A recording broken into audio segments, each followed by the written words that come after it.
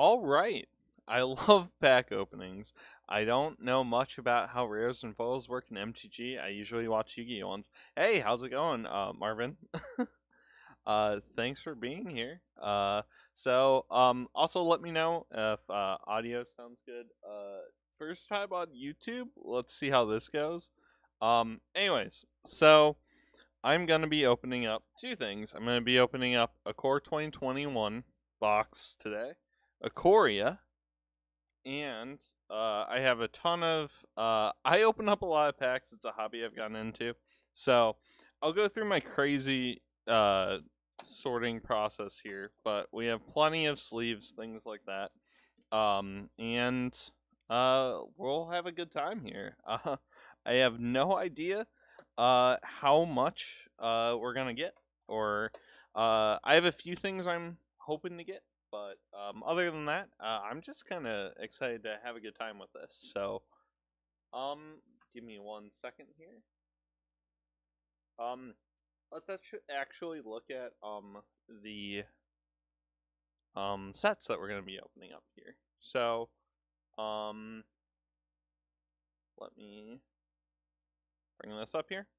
So, we're gonna be opening up Core 2021, and then Ikoria. I think we'll do it in that order. So let's look at what we have here. So this is just Onglair. It's a decent site to kind of look through the cards that'll have value. So in 2021, Terror of the Peaks and Ugin are like the top. Honestly, though, the card I really want is Elder Gargaroth, Gargaroth, whatever, is the card that I'm really hoping to get. We'll see if we pull it. And then there's just a ton of good stuff here. Fabled Passage is always a great card. Massacre Worm is a cool one too. And then there's, I think, 4 uncommons that are worth more than $1 that we'll have to keep our eye out for. Miscast at 3, Garrick's Uprising, and Conclave Mentor, and one more I think is like $1. Yep, Indulging Partisan. I'm reading that wrong. So Indulging Partisan is the other card we're gonna be on the lookout for. That's uncommon. So that's Core 2021. And then in Ikoria, this set is really interesting because if we look at Core 2021, basically the rarity are the symbols here, and mythics are like the top dogs in value in like a standard set. Those are the ones that cost the most. Ikoria is a weird set.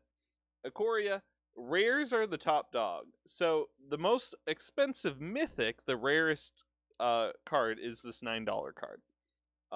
And there are 6 rares that are worth more than it. So there's these things called triomes. They're lands, and they're worth a lot. So that's the cool part about the set. The rares are actually really exciting. So I wanted to get one of these. I was only planning on doing the Core 2021 booster box, but I did a draft of Ikoria, and I really enjoyed it.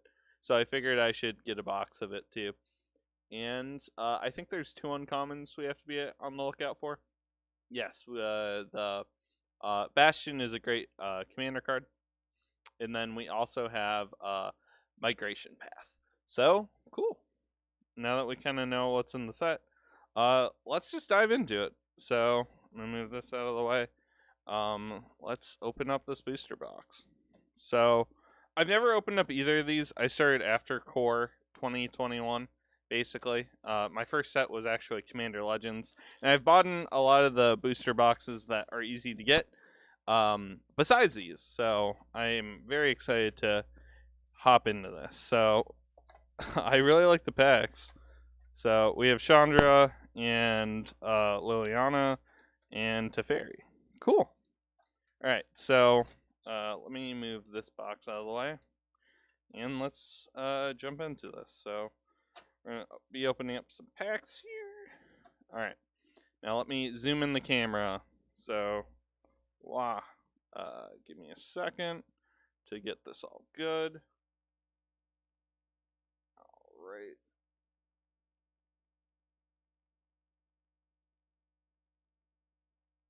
Alrighty.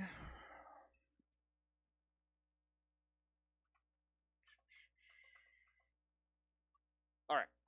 So, Core 2021. I'm really excited, actually. I'm glad I'm streaming it. If anyone does watch this, and thank you, Marvin, for being here right at the start. I really appreciate it. It's just something that I have really been enjoying, so I figured I might as well. So, add card in the back. Alright, so what do we got here? So, let me place this down. I'm going to kind of fiddle with the camera and make sure we get the best kind of shot we can of this. That seems pretty good to me. So, I'm going to go through all the cards. I don't know if this is going to be boring. I'm going to read them all, and if we see a double, I'll, like, skip over it, but I don't know. That's how I open them. I go super slow, so we'll see. So, we have Wishcoin Crab. It's a 2/5 common crab creature, and it costs 3 and a blue, and it just has some flavor text. What wishes do they grant? Mostly pinching related ones. It's just a crab. It's just a little crab. He's a 2/5 for 4. Like, that's not great, but I don't know. As our first card, that's not that bad. I just love how he's just a crab. That's awesome. Alright. Then we have Walking Corpse. It's a 2/2 common zombie creature. It costs 1 and a black and also just some flavor text. So, feeding a normal army is a problem of logistics. With zombies, it isn't a test. Feeding is why they fight. Feeding is why they are feared. That's super cool. I actually like that flavor text a lot. So, just a 2/2 zombie. I mean, that's not bad. So, reading it all sounds fine. Nice. Oh, then we have the Parcoleus Vine. It's a 0/3 common plant wall creature, and it costs a green. And it reads Defender. It has the activated ability that costs 2 and tap. Sacrifice a creature with Defender, draw a card. That's actually pretty interesting. 0/3 Defender for 1 is, like, you know, not that good, but it's something. But in the late game, it might be able to do something. I don't think this is good in draft or any format, really, but for a Defender card, that's not bad. I have a Defender commander deck, so I don't know. I like Defender. I think it's interesting. And then the flavor text is Nature's way of saving. Take the long way home. So if you run into some vines, it's nature saying fuck off for a bit. Alright. We have Sure Strike. Sure Strike is a common instant that costs 1 and a red. It reads target creature gets +3/+0 and gains first strike until end of turn. That's actually not bad. I'm pretty sure this is in the... It's in, like, the latest set of Innistrad. I don't know which one. But Sure Strike is just, like, a decent, like, draft card, right? Like, +3/+0 and gains first strike. Great combat trick for a reasonable cost. Good in draft, maybe in Pauper. But besides that, I don't know. And then the flavor text is to survive imminent doom, it sometimes takes a foolhardy soul who acts first and fears later. That's cool, but look at that art. That art is sick. It is literally a dude going up against a crazy beast. Alright, so then we have Legion's Judgment. It's a common sorcery for 2 and a white, and it reads destroy target creature with 4 power or greater. There's another one of these that I saw recently that's 4 toughness, and I think it's 1 cheaper. But power is generally more scary, so I get that. But look at that! It's just a dude flying over a horse. No, it's not even a Pegasus. It's a horse. There is a guy and a horse who feared nothing in this painting. That's awesome. I love it. My lance once wielded by Venerable Tauren. In his name and by his might, I cast you down. This dude is going to be cooler than I will ever be. That's awesome. Capture Sphere. I'm pretty sure this got reprinted a lot. Oh, by the way, Core 2021 is going to have a lot of reprints. So, First Strike does damage before the other creature, I assume? Yes, exactly. So, First Strike is You can play it on a creature, and as combat resolves, they're going to deal the damage first. So being able to kind of trick that in during the combat is pretty powerful, actually. I'll watch chat a little bit more. Sorry. I'm like in my own world at the same time. So anyways, we have Capture Sphere, a common or enchantment that costs 3 and a blue. It reads flash, so you can play it at any time. An enchant creature. When Capture Sphere enters the battlefield, tap enchanted creature. Enchanted creature doesn't untap during its controller's untap step. So it's basically its own form of removal. Blue has a lot of effects like this, right? Instead of removing the creature by destroying it or exiling it, a lot of times they bounce it to the hand, or they just basically tap it and prevent it from really doing anything. And it's I don't know, it's not as good as removal, but in blue you need effects like this. Don't worry about it. Have you found something you love? Yeah, I'm really into this. I'm having a good time. So Capture Sphere. A decent reprint. Not going to be great in any formats, but then we have Scorching Dragonfire. It's a common instant that costs 1 and a red. Scorching Dragonfire deals 3 damage to target creature or planeswalker. If that creature or planeswalker would die this turn, exile instead. So we have a lot of effects like this in red, right? But the fact that it exiles it is kind of the whole point of it. Not a Twitch stream, I know. It's crazy. I'm sorry, but I want to do some pack openings, and it's not really gameplay, so I figured to do this over here. In the flavor text, as the blaze raced down towards her, Sire Amiri closed her eyes and pinched Castle Ardenvale, so her last thoughts would be of home. Aww. Dragon just killed someone, and instead of making it cool, they made it sad. Why they gotta be like that? And then we have Garruk's Gorehorn. It's a 7/3 common beast creature that costs 4 and a green. So just a 7/3. That's pretty bad. 3 defense is not that good. So, you know, I don't really like it that much, but it certainly takes after its master. Big and brutish, and you can smell it from a mile away. Whoa, we're taking shots at Garruk here. And then we have Makeshift Battalion. It's a 3/2 common human soldier creature. It costs 2 and a white, and it reads, whenever Makeshift Battalion and at least 2 other creatures attack, put a +1/+1 counter on Makeshift Battalion. Man, yeah, 7/3 with first strike can do a lot, right? But yeah, I don't know. Any board wipe might kill it though, or like direct damage. Maybe you can make it work, but yeah. This one definitely I don't see working very well because you need to attack with at least 2 creatures, which is already a condition. And it just gets a +1 counter on it. We have plenty of like self-buffing white cards that should just kind of outclass this one. In the flavor text, their ranks are thin, their formation is improvised, their weapons are borrowed, and you'd best get out of their way. Okay, so that's a Makeshift Battalion. They have nothing going for them, basically. Defiant Strike. Defiant Strike is a pretty common reprint, too, I'm pretty sure. It's a common instant that costs a white. Target creature gets +1/+0 until end of turn, and you draw a card. So it's like a combat trick that cycles itself. You draw a card, it replaces. So, I don't know.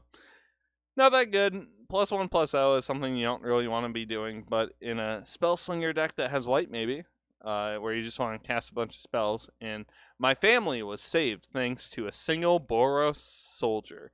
It's why I joined the Legion. I will be the protector now. I really like the art, though. That art is sick. Just smashing another weapon with a sword. That's sick. I like that a lot. And then we have the Carrion Crub. So we're on to the uncommons now. The packs are going to be, I believe, 11 commons or something like that. And then 3 uncommons and a rare or mythic most of the time. So the Carrion Grub is a 0/5 uncommon insect creature that costs 3 and a black. Carrion Grub gets +X/+0, where X is the greatest power among creatures in your graveyard. When Carrion Crab enters the battlefield, mill 4 cards. So you're basically taking cards off your library, putting them in the graveyard, and he's going to get powerful. That's not that bad. There are plenty of decks where you just want to mill yourself and get a good graveyard going, and this guy can get huge. I don't think that that's a bad card at all. I love this card, actually. So, Selfless Savior is a 1/1 uncommon dog creature. Look at this good boy.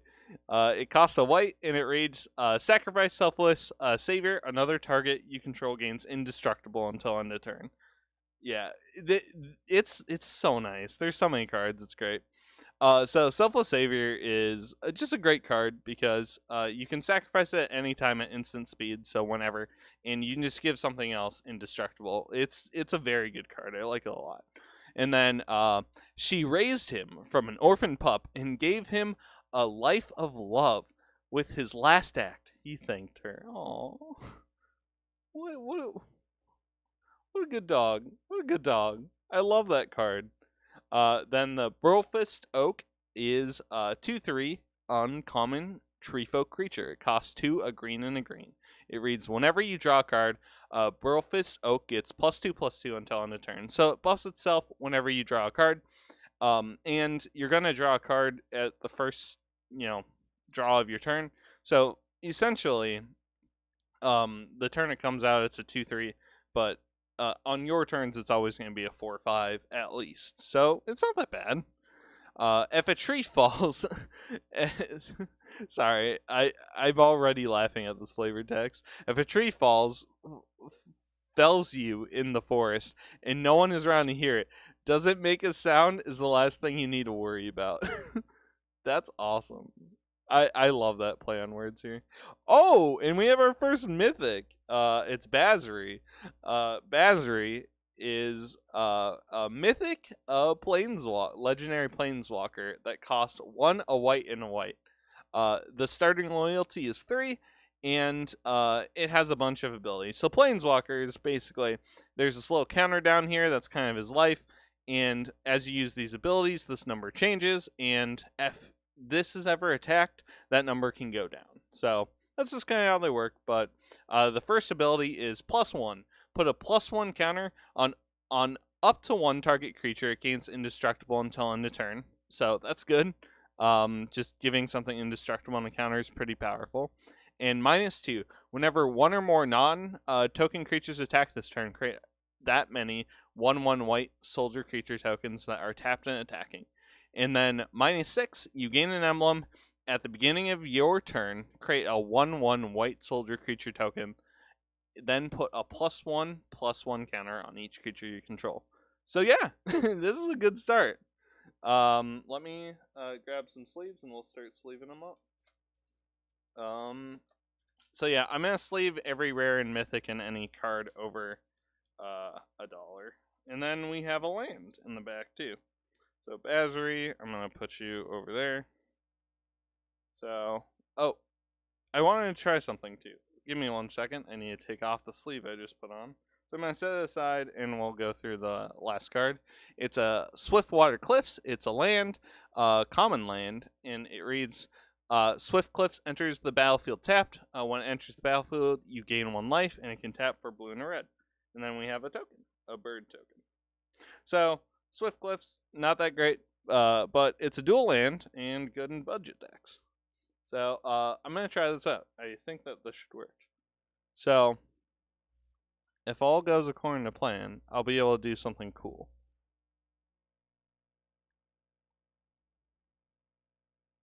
Yeah, okay.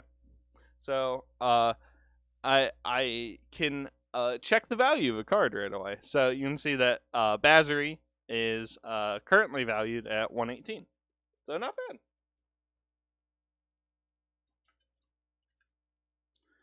So, that's our first card in first pack. So, yeah, that's doing pretty well. Alright, on to the next pack. Alrighty. So, Core 2021 is already starting off pretty strong.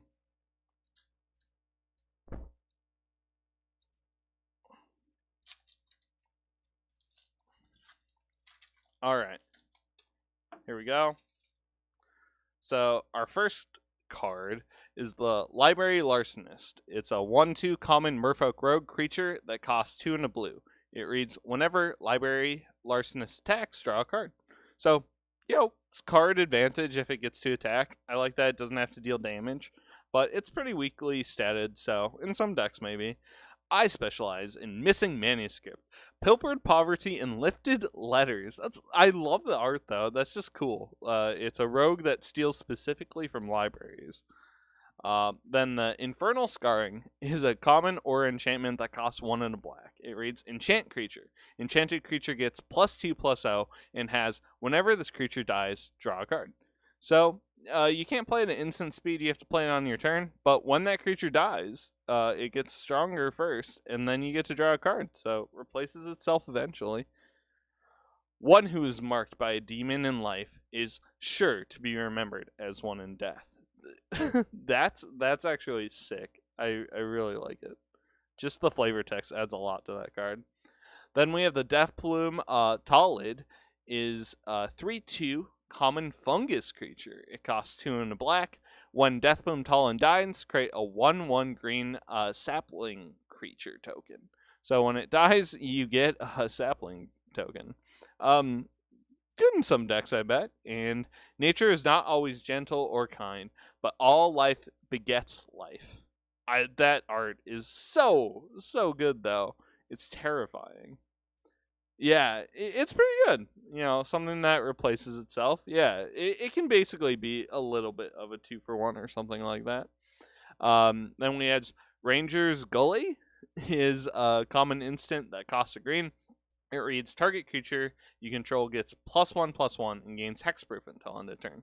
So that's pretty good because that's kind of like Snakeskin Vial is a card you'll see in some decks. Basically, this can be a combat trick because if someone tries to target something to remove it, you can play this for 1, and not only does it get a little bit bigger, it is going to gain hexproof. So it can be pretty good. And then, excuse me, then the flavor text is, you don't survive in the wild by standing in plain sight. So, not bad. I like it. Snakeskin Vial's a little bit better, probably, but it's fine. Then we have another Sure Strike.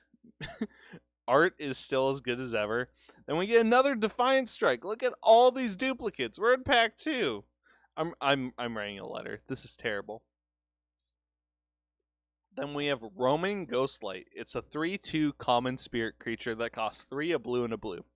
It reads, Flying. When Roaming Ghostlight enters the battlefield, return up to 1 target non-spirit creature creature to its owner's hand. So this is what I was saying before. Blue has a ton of bounce stuff, so this is a creature that can bounce something to their owner's hand. So a decent card, probably a little expensive. You'd rather have a bounce effect on a bigger creature, even if it doesn't have something like flying. And the flavor text is, some who die senseless deaths return as formless spirits, seeking answers when there are none. So, ooh. Then we have Scorching Flame again, a card that makes me sad after reading the flavor text. Then we have Gale Swooper. It's a 3/2 common griffin creature. It costs 3 and a white, and then it reads Flying. When Gale Swooper enters the battlefield, target creature gains flying until end of turn.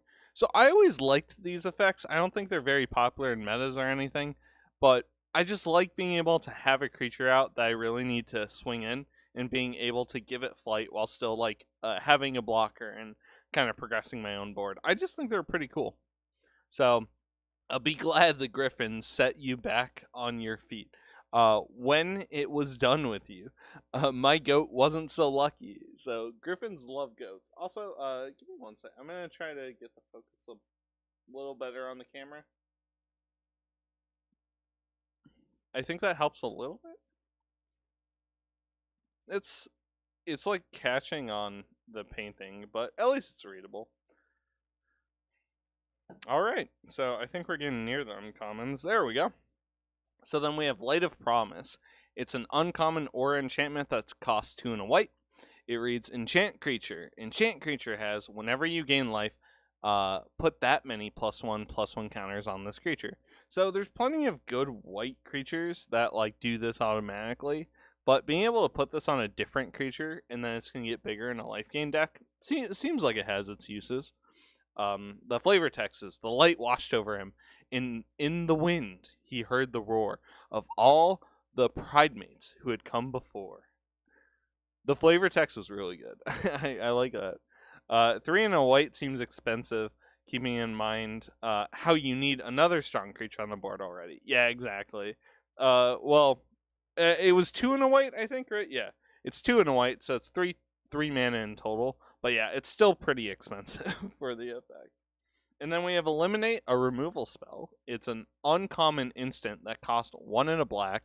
It reads destroy target creature or planeswalker with converted mana cost 3 or less. Cruelty, no. This is necessity. Amazing art, and like a situational removal spell isn't that great in a lot of formats, but in draft this was probably a really good card. Because a lot of the things you want to remove can often be like 3 mana or less. So, and it hits a planeswalker, so not bad. And then we have Warden of the Woods. It's a 5/7 uncommon tree folk creature. It costs 4, a green and a green. It reads Vigilance. Whenever Warden of the Woods becomes the target of a spell or ability an opponent controls, you may draw 2 cards. You'll see it like draw a card with that kind of text, but this one's 2 cards. So, weak and strong alike seek shelter beneath its branches. So this would be a cool card to put some buffs on, because if someone wants to kill it, it'll at least replace itself and the buff. So I don't hate it. Definitely in a tree folk deck could do some work. And then we have a rare, is the Ghostly Pilferer. It's a 2/1 rare spirit rogue creature that costs 1 and a blue. It reads, whenever Ghostly Pilferer becomes untapped, you may pay 2. If you do, draw a card. Whenever an opponent casts a spell from anywhere other than their hand, draw a card. And it also has the activated ability, discard a card, then Ghostly Pilferer cannot be blocked this turn. That's actually like a pretty versatile card. So, sometimes you don't really need Graveyard Hate, but this can interact with an opponent if they have a graveyard deck, because if they cast a spell from anywhere other than their hand, they draw a card. Also, notably, in Commander, if someone casts their Commander, you get to draw a card. So, I kind of like this. I will probably wind up trying to find a spot for this in some sort of deck somewhere. And we'll check the value in a moment. We got a foil! Angelic Ascension. It's a uncommon instant. It costs 1 and a white. And it reads, exile target creature or planeswalker. Its controller creates a 4/4 white angel token with flying. And then the flavor text. Within her battalion, she was known as the Angel of Archfail. Until now, that was only a metaphor. So, it's really interesting because I think Beast Within something gift, the one that creates an elephant, is all 3 costed. That has like the same effect, but it targets a permanent and it creates a 3/3 without flying. So this is just outclassed by a bit of cards, but it's not that bad.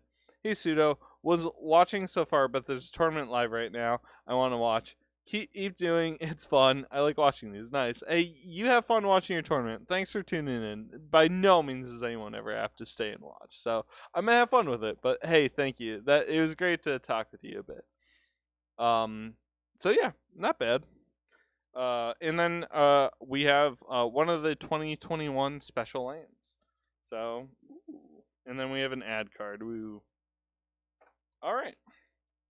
So let me put lands there, I guess. And then let's price check this.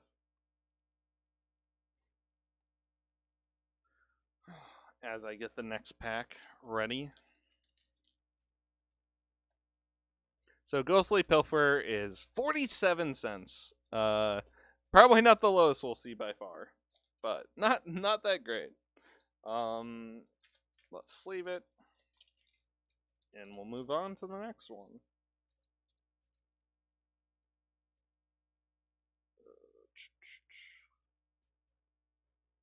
All right. Oh yeah. Also, like I said, I don't think I described how I handle all my cards. So cards over $1, I will sleeve, and then I will also put a copper sleeve on it. So this card was over $1, so we're going to sleeve it like that. And then the Ghostly Pilferer, since it's a rare, gets a sleeve no matter what. And we'll see how crazy this gets. So yeah, I double sleeve for my collection every single card, every single rare at least. So what do we got here? Life Goes On. Life Goes On is a common instant that costs a green and reads, you gain 4 life. If a creature died this turn, you gain 8 life instead. So, you know, I like that it at least does something if you don't meet the condition, but you can basically double the effect. So I think that's not that bad. I wish instead of it being conditional like this, it recasted itself, like you could copy it. But I guess that's not something green does a lot. And then the flavor is, if you believe the God Pharaoh tests you, charge with me to prove yourself. If you believe he betrays us all, join with me to fight for tomorrow. I mean, that's pretty inspirational. They just killed a god. That's awesome. Goblin Arsonist is a 1/1 common goblin shaman creature that costs a red. It reads, when Goblin Arsonist dies, you may have it deal 1 damage to any target. The flavor is, with great power comes great risk of getting yourself killed.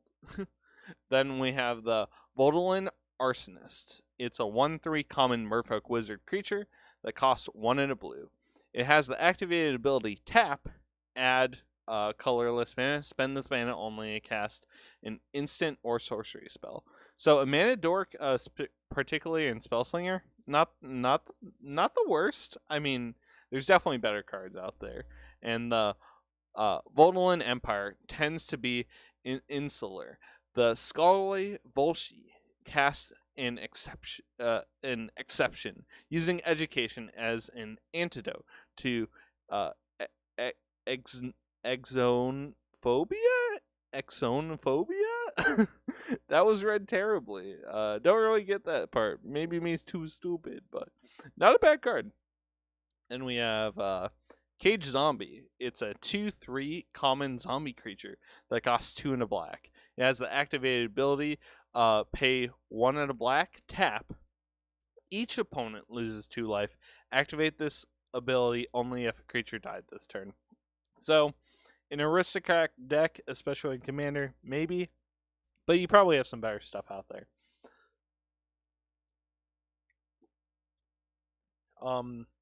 The flavor text, though, is... Excuse me, sorry. I guess I'm not used to talking this much anymore. But 6 consecutive life sentences take on a new meaning when necromancy is involved. That's a cool flavor text, though. Not bad. I think you could definitely use this in like a popper deck or something. So the Setsin Training is a common aura enchantment that costs 1 and a green. It reads, enchant creature you control. When Setsin Training enters the battlefield, draw a card. Enchanted creature gets +1/+0 and has trample. So trample buff that draws another card. Obviously not the best, but you know, it replaces itself in an Aura's deck. It can probably do some work.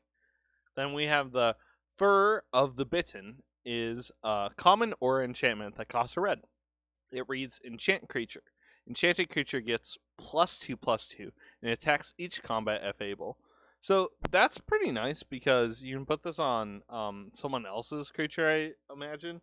And then it's basically goading it. It's going to have to attack. But it can attack you. So in Commander, it's probably not worth it. You probably want one of the ones where the vows and all that, where they can't attack you after you enchant a creature. And the flavor is, those who only believe themselves infected with lycanthropy. Oh, that's the werewolf stuff, I think. Lycanthropy can be as dangerous as those who really are. I'm showing my lack of knowledge in all sorts of fantasy world. Okay, and then we have Secure the Scene, is a common sorcery that costs 4 and a white, so pretty expensive. Exile target non-land permanent. Its controller creates a 1/1 white soldier creature token. So this effect is already in white for 2 less. It's like Generous Gift, I think. and they get a 3/3 instead of a 1/1. So that's pretty bad. You know it's a great show when the Azorius arrest the props too. What? Cool. Then we have a Prismite, is a common golem artifact creature. It's a 2/1 and costs 2, and then it has the activated ability, pay 2, then add 1 mana of any color. So some mana filtering on a creature, even its shadow, is a dazzling rainbow. I mean, great art, but not really worth it, I don't think. I don't think you run that in a 5 color of any sort. So Frost Breath is a common instant that costs 2 and a blue. It reads, tap up to 2 target creatures. Those controllers don't untap during their controller's next untap step. So, pretty common, like, frost effect in blue, you know. It's not the best, but, I'll make ice chimes out of your bones. I mean, at least you can cast it and say something cool like that. So then we have the Anointed Cloister, is a 1/1 common human cleric creature. It costs a white. It reads Lifelink and has the activated ability for 4 and a white. Anointed Cloister gets +3/+3 until end of turn. So a 1/1 lifelinker that you can do more with later doesn't seem that bad in a cheap sort of life gain deck. I could totally see this being ran, but there's a lot of cards in this space, so you probably don't see it much. I sing of benevolence and mercy, of golden wings, bringing comfort to the meek and the downtrodden. Ooh, a lot of fancy words here.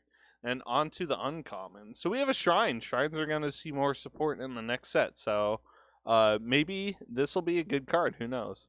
So Sanctum of Calm Waters is a uncommon shrine legendary enchantment that costs 3 and a blue. It reads, at the beginning of your pre-combat phase, you may draw X cards, where X is the number of shrines you control. If you do, discard a card. So shrines didn't have too much support, but like I said, they're coming back in the latest set. So I'm actually kind of glad to see us pulling one of these. And then Truth lurks in the depths, invisible from the shore. Knowledge innuates. That's cool. I like it. Then we have the Lifekin Avenger. It's a 4/3 uncommon elemental druid creature that costs 2, a red, and a green. It has 2 activated abilities. The first is tap, add green for each creature you control with power 4 or greater. And then the second is 7 and a red. Leafkin Avenger deals damage equal to its power to target player or planeswalker. I don't think this is very good. If it gave the green for each creature you control, I think that would still be fine, because we already have that on a card in AFR. We already have that. But this came out before it, so who knows. I don't know, it doesn't seem that good. My roots are ash, my heart a soldering ember. What I could not protect, I will avenge. Flavor's awesome, though. So the Avon Gaddlemaster is a 4/3 uncommon bird warrior creature. It costs 3, a white, and a white. It reads Flying. When Avon Gaddlemaster enters the battlefield, you gain 2 life for each creature you control with flying. So birds life gain. Love it. Probably not going to be played much, but and Avon's gear is enchanted to avoid weighing them down during aerial maneuvers. So these guys are dodging, dipping, diving, and barrel rolling all over the place. And then we have a rare is a Scryland. Woo!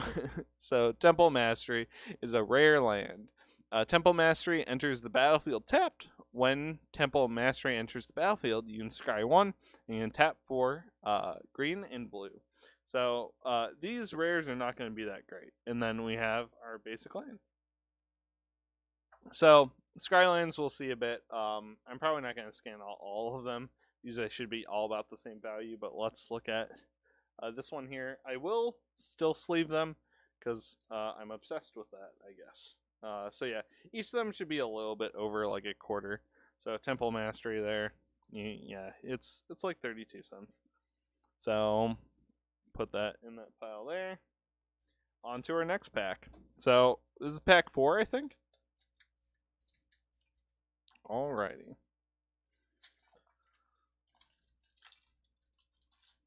All right, Opt. Opt is a great card, actually. So our first card is Opt. It's a common instance. It costs a blue, and it reads Scry 1. And then you get to draw a card. So a little bit of card selection, and then you get to draw. It's a pretty good card, especially in Spellslinger. So the Crystal Pulsed, with the power of Teferi's Planeswalker Spark, had Thoria given him a blessing or a curse. So I wish I knew more about the lore, because that would probably be cooler. So we have the Gloomsworn, is an 8/6 common horror creature that costs 5 a black and a black, so super expensive. Whenever Gloomsworn becomes blocked by a creature, that creature's controller loses 2 life and you gain 2 life. That's just way too expensive. Like, it's okay, I guess, but I mean, there are effects that win you the game basically for this much mana. First, the darkness fell. Terror came next. After that, only despair remained. The tragedy of Morin. I mean, yeah, we'll just move on. And then Radiant Fountain is a common land. Radiant Fountain enters the battlefield, you gain 2 life, and then it can tap for colorless. I've actually seen this in a few decks here and there where they just care about the life gain, so pretty good. All people's treasure of place where the weary traveler may drink in peace. That's just a cute little card. I like it. Then we have the Snare Spinner, is a 1/3 common spider creature that costs 1 and a green. It reads Reach. Whenever Snare Spinner blocks a creature with flying, Snare Spinner gets +2/+0 until end of turn. So, like, great, it has Reach. It gets stronger if it blocks something, but that's just way too edge case, I think, to really ever matter. So let's lure the drakes to the webs over the Sokoma stand. Keep the spiders content. I love that, though. The flavor of, we're going to bring drakes there just so the spiders can get them. Basically, it becomes someone else's problem. Then we have Goblin Wizardry. It's a common instant that costs 3 and a red. And these guys are starting shit. Oh, these guys, they're doing some stuff. I'm pretty sure they're not supposed to be doing that there. It reads, create 2/1/1 Goblin Wizard creature tokens with prowess. So they'll get stronger every single time you cast a non-creature spell. If this costed any less, like even 1 more, I think it'd actually be pretty good. Seems a little bit expensive. And in a deck like this, you want to be casting cheaper spells. So, Quiet in the Library soon gave way to larger concerns. Those are getting very large. These guys are freaking awesome. I love them. And then we have the Library Larcenist again. And then we have Grasp of Darkness. It's a common instant that costs a black and a black. It reads, target creature gets -4/-4 until end of turn. Was probably decent in draft, but is not going to see play in really anything else. There's just better removals. And I wish it costed 1 and a black, just so it could be ran in a little bit more decks. But I don't see this ever seeing play. I welcome the use of even the foulest magic. It will rid us of monstrosities that plague our world. Oh, wow, another makeshift battalion. So we already have 3 of those. Another Frost Breath. Amazing, amazing art still. Ooh, a special treatment of the card we saw before. The special treatment doesn't have the flavor text, which is weird. The one about Garrick, spelling really bad. So that should really be here. Everyone should know Garrick does not smell good, basically. And we have the Bolt Hound is our uncommon. Whoops. Bolt Hound. Stay where you are. Alright. Bolt Hound is a 2/2 uncommon elemental dog creature that costs 2 and a red. It reads Haste. Whenever Bolt Hound attacks or other creatures you control. Whenever Bolt Hound attacks, other creatures you control get +1/+0 until end of turn. So, yeah, it'll pump your other stuff. I definitely could see this being ran, especially because I know there's a few more dogs out there. So a dog that gives you an effect you like is probably going to make it in a dog tribal deck. Its Spark is worse than its Bite. It's worth it for that flavor text alone. So then we have Invigorating Surge is an uncommon instant that costs 2 and a green. It reads, put a +1 counter on target creature you control, then double the number of +1 counters on that creature. So that's actually not the worst. Like in Hydras, yeah, that's what the art is even telling you. In Hydras, that could definitely do a lot. For Hydras, most problems can be solved with the addition of a few extra heads. That's awesome. I love that lore. Wow. And then we have Watcher of the Spheres is a 2/2 uncommon bird wizard creature that costs a white and a blue. It reads flying. Creature spells with flying you cast cost 1 less to cast. Whenever another creature with flying enters the battlefield under your control, Watcher of Spheres gets +1/+1 until end of turn. That's not bad. I would definitely run that in a white bluebird tribal deck. And then we have another Scryland. So this one's Temple of Triumph. It's a rare land. It enters the battlefield tap. You get to scry, and this one taps for white and red. And then we have another tap land that's also Boros color, white and red. So enters the battlefield tapped, except this time you gain a life. So much worse than scrying in most decks, but it's fine. It's fine. And then our token is a little griffin. Cool. So these will go much slower at the start, and then I'll start speeding up as we've seen most of the cards. All right. Here we go. We got our token. I'm probably just going to start grabbing. Was a beast. But we have Titanic Growth. It's a common instant that costs 1 in green. It reads, target creature gets +4/+4 until end of turn. That's quite a bit, but other colors can do a little bit more. Like, I'd rather have First Strike most of the time. And in green, there's a lot of pump spells. So, not the worst, but I think there's some better options in most of the decks. So, the Massive Dominant through Might. Oh, the Massive Dominate through Might. The teeny survivor with Gully. Beware the tiny who become massive. That's awesome. The art's sick on that one, though. And then we have Destructive Tampering is a common sorcery that costs 2 and a red. It reads, choose one. Destroy target artifact, or creatures without flying can't block this turn. I kind of like that module. They're very different, but I could definitely see that in a deck where I want to attack through. And having the choice of artifact removal is pretty decent. I don't think they'll appreciate my adjustments. Yeah, I'm not going to love that. And we have another Capture Sphere. We have a Crypt Lurker. Crypt Lurker is a 3/4 common horror creature that costs 3 and a black. It reads, when Crypt Lurker enters the battlefield, you may sacrifice a creature. Or discard a creature card. That's actually pretty nice, if you do draw a card. So this can basically help you cycle a card. That's not bad, and you can also sacrifice if you have sacrifice fodder. So even the rats even the rats refuse to set foot inside. I fear to think what might be waiting in there. I actually like this card. This might be one of the better commons we've opened, I think. Then we have the Colossal Dreadmaw. Is a 6/6 common dinosaur creature that costs 4 green and a green. And that dude is on his way to that ship. They better sail fast. And it reads trample. It's just a 6/6 trampler. But that art says so much more. I like it. If you feel the ground quake, run. If you hear its bellow, flee. If you see its teeth, it's too late. That dude's coming for you. Oh, he's just having a great time. Alright. Then we have the Hobble Fiend. It's a 2/1 common devil creature. It costs 1 and a red. It reads Trample and has the activated ability, pay 1, sacrifice another creature, put a +1/+1 counter on Hobble Fiend.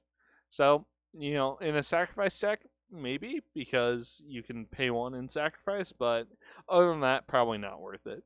Bed bugs aren't the only thing you need to worry about biting you at night. Whoa, that's cool though. I like it. Then Llanowar Visionary is a 2/2 common elf druid creature that costs 2 and a green. When it it reads, when Landwehr Visionary enters the battlefield, draw a card, and then it can tap to add a green. So a slower mana dork that can replace itself in most decks, I don't think it's worth it. If you have a really slow deck and you know you're going to live, I guess, but not great. So the Elves of Landwehr look to their past to determine the shape of their future. I see you not being ran a lot, but that's okay. Then we have the Celestial Enforcer. It's a 2/3 common human cleric creature that costs 2 and a white, and it has the activated ability, pay 1 and a white, tap. Then tap target creature, activate this ability only if you control a creature with flying. I mean, we have better, like, pay to tap another creature, and this one's conditional. I don't think that's very good. Because in the off case you really need to tap something, right? And you're going to pay the mana to tap this. This goes on the stack. Someone can even just remove your creature with flying, and then you're basically 2 for 1ing yourself because you don't get the tap ability. Or actually you do, because you activate it. Never mind, I'm wrong. But it's just not that great. You can still activate it. It's on the stack, so whatever. But there's just better pay to tap target creatures out there. Then the flavor, I look to the heavens for hope, but you will kneel. Wow, that is some intense energy they're giving off. Oh, we have Daybreak Charger. This art is amazing. 3/1 common unicorn creature. It costs 1 and a white, and the art is great. And it reads, whenever Daybreak Charger enters the battlefield, target creature gets +2/+out until end of turn. This is actually pretty decent. 3/1 in an aggressive white deck, and it pumps something. That's good value. I like it, actually. It's often mistaken for Coming Dawn for the Coming Dawn as it gallops across the horizon. And then we have Finishing Blow is a common instant that costs 4 and a black, and it just reads, destroy target creature Planeswalker. The art is way better than the card. That is so cool. This dude killing a demon, but unfortunately it's too overcosted for the effect. And then in this world, it's kill or be killed. I'd rather not be the latter. Me too, buddy. Me too.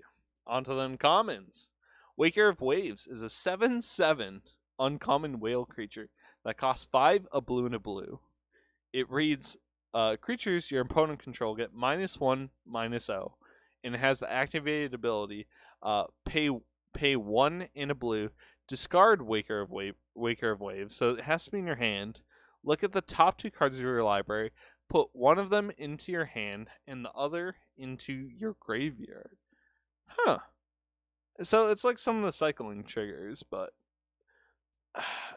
I don't like it much. It doesn't seem like it would make it into almost any deck, because you're never going to pay it for its cost, I don't think. The -1/-0 doesn't do a lot, and it's basically pay 2 to look at the top and all that. So, I mean, there's just better stuff, but some impulse kind of draw sort of things in blue might be helpful, but they have the best card draw, so So on the open slate, there's nowhere to hide. Very true. Not that great of a card. Hey, we got Cultivate. Cultivate isn't very valuable because it's been reprinted a lot, but it's a great card. So Cultivate is an uncommon sorcery that costs 2 and a green, and it just reads, search your library for up to 2 basic land cards. Reveal those cards and put them on the battlefield tapped, and the other in your hand. Then shuffle your library. So you get to search your land for 1 basic, put it into play tapped, and add the other to your hand. Great card, especially in Commander, but not worth a lot. All seeds share a common bond, calling to each other across infinity.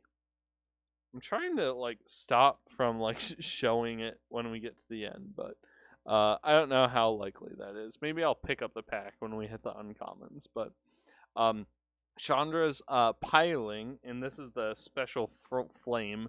So, sorry, the special frame with the flame at the bottom. So that's pretty cool.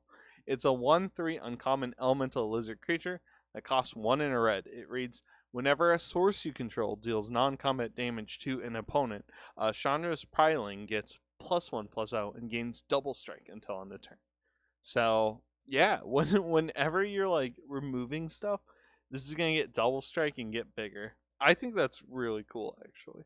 Not super strong, but I could definitely see it seeing some play. So, and then our rare is Pack Leader. He's a dog. I love it. It's a 2/2 rare dog creature that costs 1 and a white.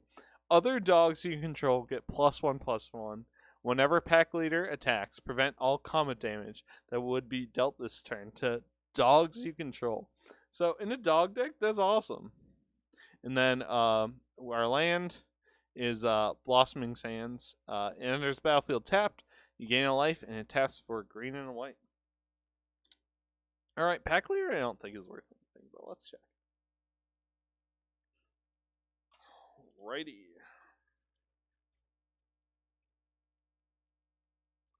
Yep. He is 19 cents, but he's great. He's a good boy. That's all that matters. All right, on to next pack. There were a lot of cards that we haven't seen before in that pack, so it's interesting. All right, we have Mind Rot. Mind Rot is a common sorcery that costs 2 and a black. It reads, target player discards 2 cards. So, you know, not that bad, right? And then the flavor, many an investor has collapsed under the pressure to create a flawless design. You know, not bad. We have another Titanic Growth. Thrill of Possibility is a card that's been reprinted a lot. It's a good card. Thrill of Possibility is a common instant that costs 1 and a red. It reads, as an additional cost of spell, discard a card, then you draw 2. So, good card draw in red, honestly. And then right now, in these moments of creation, it is simultaneously nothing and everything. The art, this is probably my favorite Thrill of Possibility art, though. Then we have Rookie Mistake! It's a common instant that costs a blue, and it reads, until end of turn, target creature gets +0/+2, and another creature gets -2/-0. That's a pretty good combat trick, actually. I just love the art. Oh, he's gonna fall. Oh, I love it. Stop blocking your knees as you strike. Now stand up and try again. This dude looks like he's fighting really high. I don't know if he's gonna be okay to stand up and strike again. Then we have the Fetid Imp. It's a 1/2 common imp creature that costs 1 and a black. It reads flying, has the activated ability pay black. Fetid Imp gains Death Touch until end of turn. So a Death Toucher that you can turn on for a black isn't the best, but it could stop someone from attacking. And then we have the Pride Malkin. It's a 2/1 common cat creature that costs 2 and a green. And this little dude, oh, he's so proud. He's so proud. When Pride Malkin enters the battlefield, put a +1 counter on target creature you control. Each creature with a +1/+1 counter on it has trample. That's pretty good. I thought of actually running this in one of my decks, actually, because it's some fractals and tokens, but I run some other stuff, so it didn't make the cut. Then we have the Valorous Steed.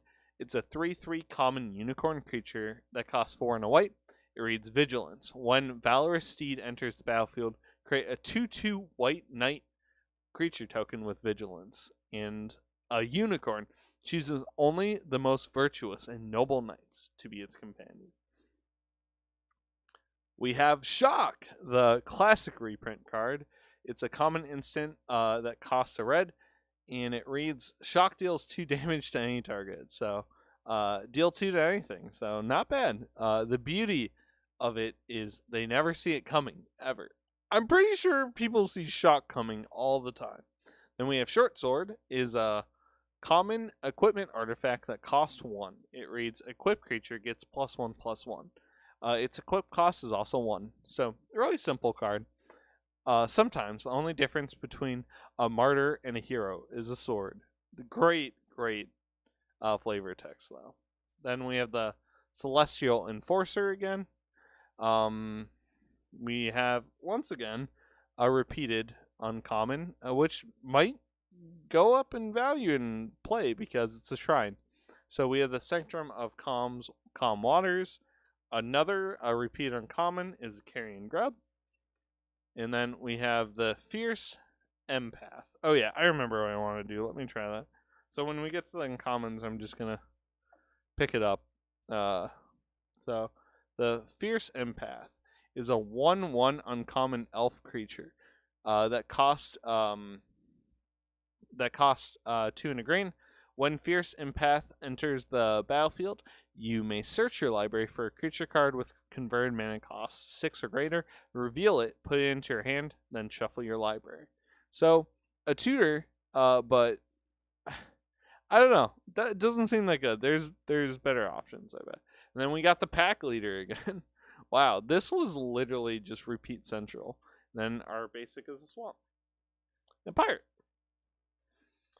Another Pack Leader. I mean, I'll take it. I'll take it. You want to see how much a Pack Leader's worth? I still have it pulled up. So, 2 Pack Leaders back to back. They're duking it out. All right.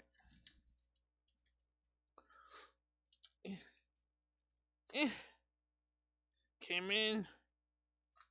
The pack. It's fighting me. All right. Oh, yay. We have one of these. Treasure. Yay. All right. All right. So we're going to be getting into Repeat Central probably now, but we got the Crypt Lurker. We got the Ranger's Goalie again. We have the Hobble Fiend again.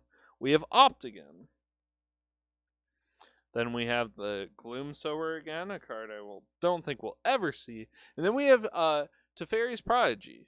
It's a 2/3 common human wizard creature that costs 2 and a blue.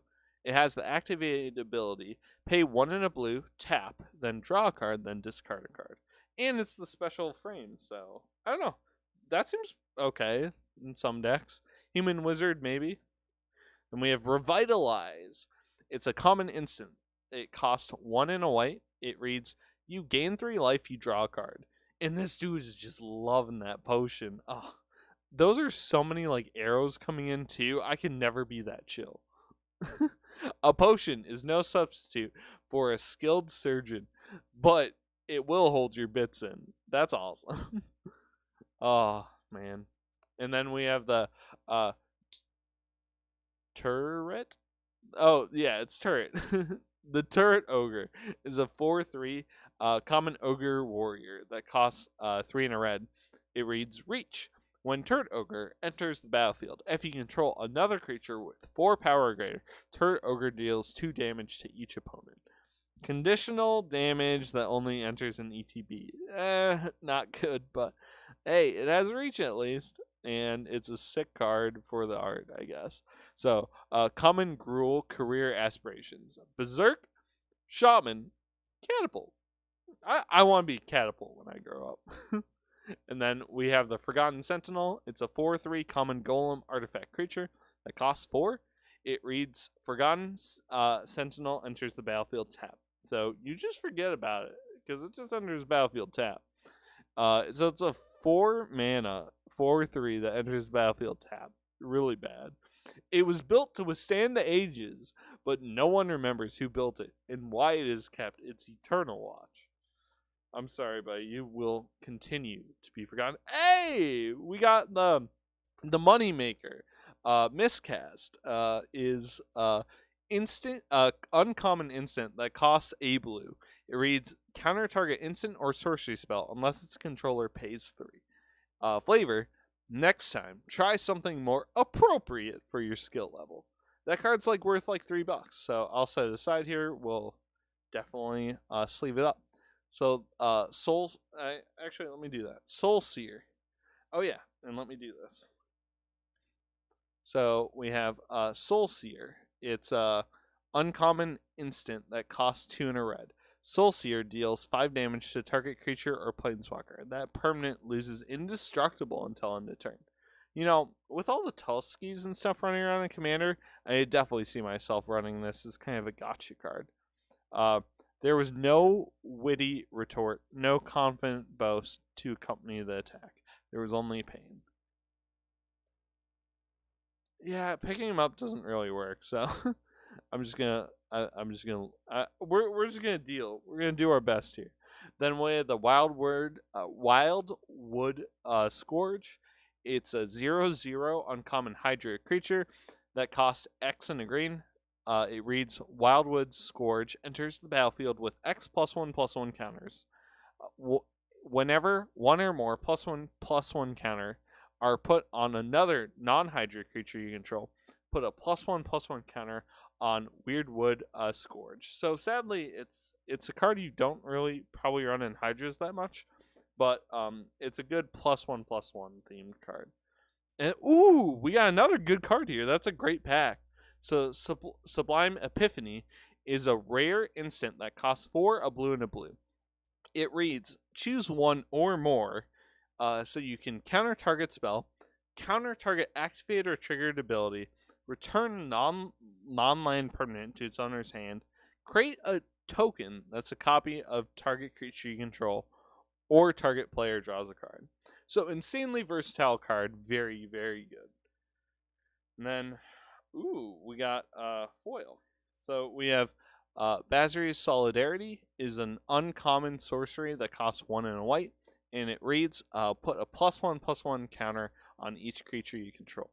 The foil is pretty cool. Let me see if I can show that off a little bit. So yeah, we got like 2 foil uncommons. Yeah, and then we got one of the. I actually like the black ones the best. We got one of the specialty lands. So yeah, let's look at the value of both of these. So there's Miscast, and then Sublime Epiphany. So Miscast, as you can see, is almost $3, and then Sublime Epiphany is cheaper, but still a good card. Also about $3. So nice.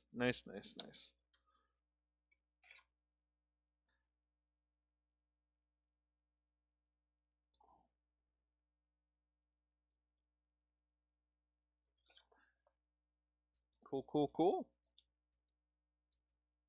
All right, we have plenty of packs left, and we've been doing this for over an hour. But like I said, it'll start going a little faster.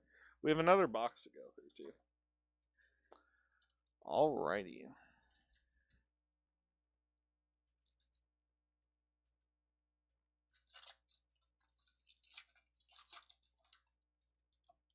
Oh, the Ultra Pro stuff. Nice. All right. Token. We have Lofty Denial. Is a common instant that costs 1 and a blue. Reads counter target spell unless its controller pays 1. If you counter a creature with flying, counter that spell unless its controller pays 4 instead. The mage scowled as yet another bolt splashed harmlessly against seemingly empty air. That is such a weird card. So we have Sanguine Indulgence. It's a common sorcery that costs 3 and a black. It reads, this spell costs 3 less to cast if you've gained 3 or more life this turn. Return up to 2 target creature cards from your graveyard to your hand. Drink from the vein? How provincial? How provincial? I'm probably mispronouncing words. We have the Pride Vulcan. Love this card. The Anoki Ogre.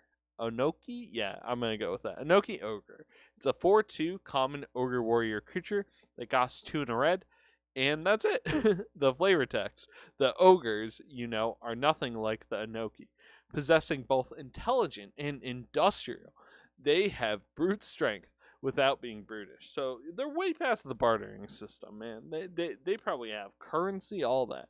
Then we have Wall of Runes. It's a 0/4 common wall creature that costs a blue. Defender. When Wall of Runes enters the battlefield, scry 1.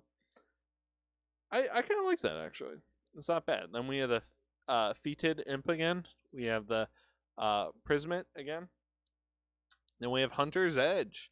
It is a common sorcery that costs 3 and a green. Put a +1/+1 counter on target creature you control.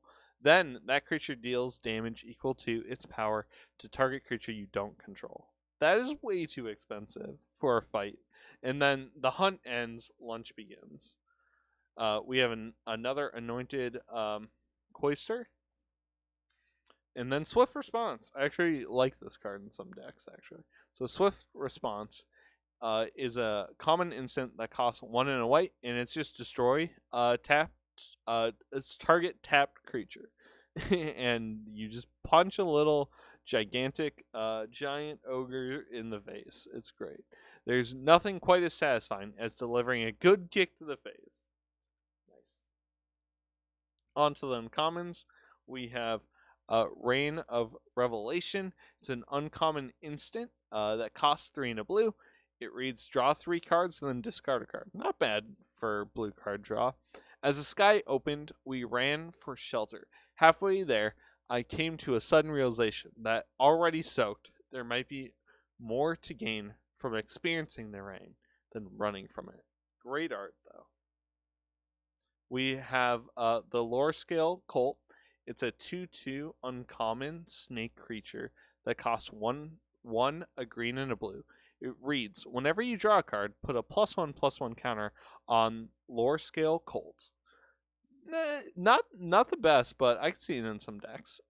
The Enlightenment I never found in Ethereal. I have found traced in the Colt's scales. Wow. And you be careful pulling off the bottom cards. Liliana's Devotee is a 2/3 uncommon human warlock creature that costs 2 and a black. It reads, zombies you control get +1/+0 at the beginning of your end step. If a creature died this turn, you may pay 1 and a black. If you do, create a 2/2 black zombie creature token.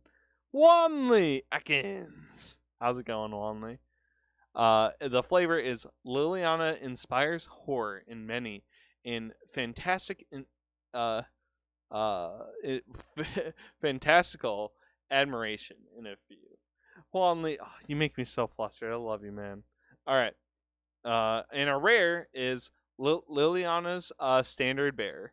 It's a 3/1 rare zombie knight creature that costs 2 and a black. It reads Flash. When Liliana's Standard Bearer enters the battlefield, draw X cards, where X is the number of creatures that died under your control this turn. I am actually excited about seeing this card. It could definitely draw a lot of cards. I feel like it's one of those undervalued ones. So the purple banner of the Hero of Vest is a symbol of death wherever it's flung. And then our land is a Swiftflyer's Cliff. So tap land and you gain a life. And it's blue and red. Let's see how much this is worth.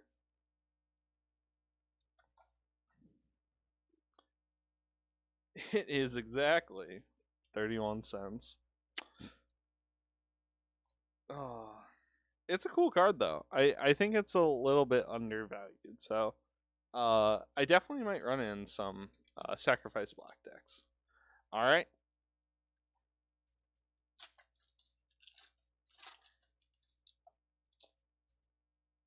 Token? Not even a token. All right. We have the Ignis Cur is a 1/2 common elemental dog creature that costs 1 and a red. It has the activated ability, pay 1 and a red, Ignis Cur gets +2/+0 until end of turn.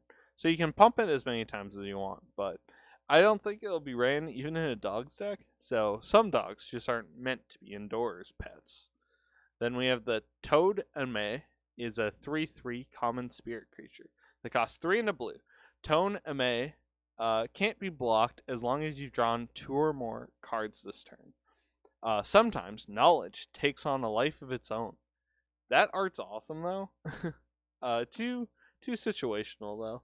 We have Rise Again, is a common sorcery that costs 4 and a black. It reads return target creature card from your graveyard to the battlefield. So it's a way more expensive reanimate, but maybe if you really need those effects, I love those who are eager to serve. And then we have the Dowsing Tyrodon? Yeah, Tyrodon. The Dowsing Tyrodon is a 3/3 common dinosaur creature that costs 1 and a green, Defender. As long as you control a creature with power 4 or greater, Dowsing Tyrodon can attack as though if it didn't have Defender. I actually need this for one of my decks, actually. Excuse me. So, the flavor is what the Rangers thought were Warning growls turned out to be nothing more than monstrous snorings. I actually need that card, so I'm happy about that. Then we have Dub. It's a common or enchantment that costs 2 and a white. It reads Enchant creature. Enchant creature gets +2/+2, has first strike, and is a knight in addition to its other types. Oh, hi Zamber. Oh, poor doggo. First striker, in +2/+2 is actually not bad. So Rise Knight of the new Millennia. And then Roaming Ghostlight, we already had. I don't think we had this one. Liliana's Steward is a 1/2 common zombie creature that costs a black. It has the activated ability tap, sacrifice Liliana's Steward. Target opponent discards a card. Activate this ability only anytime you can cast a sorcery. So basically, tap it, sack it to make an opponent discard a card. Not the worst. And servants at Vess Manor are chosen for their strong work ethic and respectful demeanor. Being alive is not required. Oh, the Alpine Watchdog. He's a little pissed boy, man. He's angry.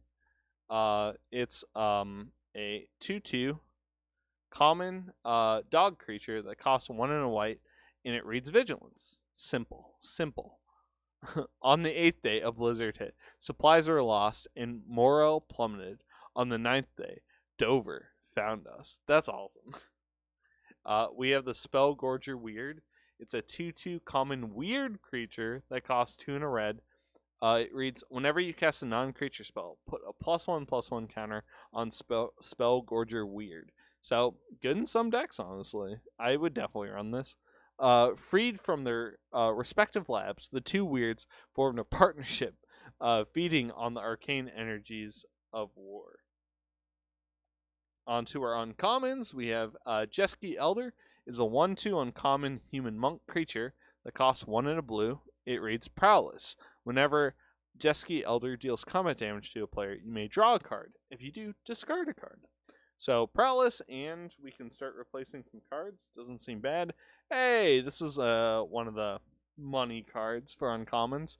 So we have Indulging Partisan is a 1/4 uncommon vampire noble creature. It costs 1 a white and a black.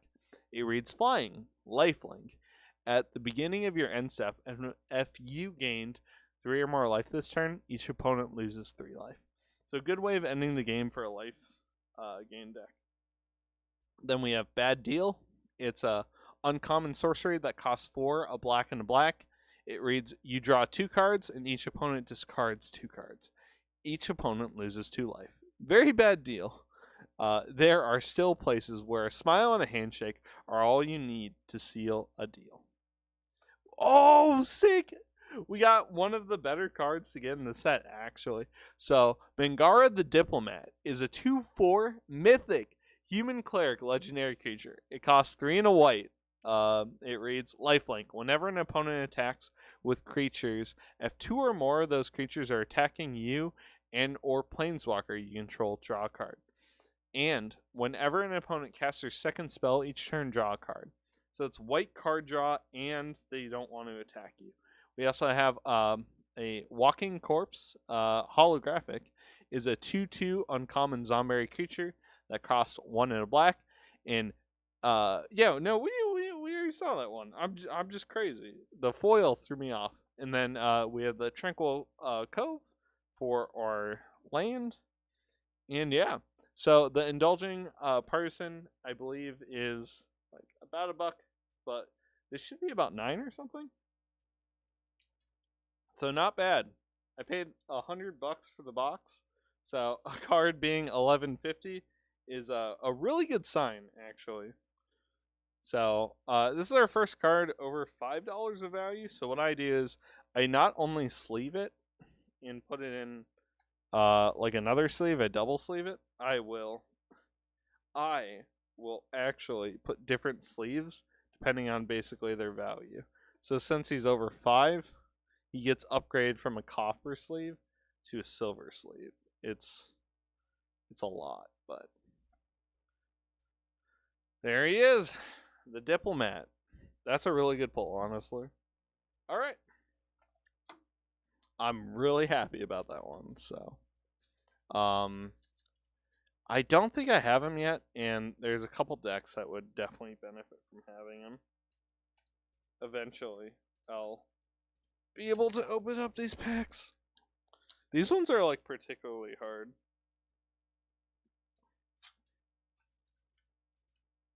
All right. Friday Night Magic. That's why I went to on Friday, actually. All right. Our first card is Turn to Slag. It's a common sorcery that costs 3, a red and a red. It reads, Turn to Slag deals 5 damage to target creature. Destroy all equipment attached to that creature. Very situational, way too expensive. If it wasn't a blackened, stinking, melted down abomination before, it certainly is now. All right. We have the Spend Megalodon is a 5/7 common shark creature that costs 5, a blue and a blue. It reads Hexproof. Whenever Spin Megalodon attacks, scry 1.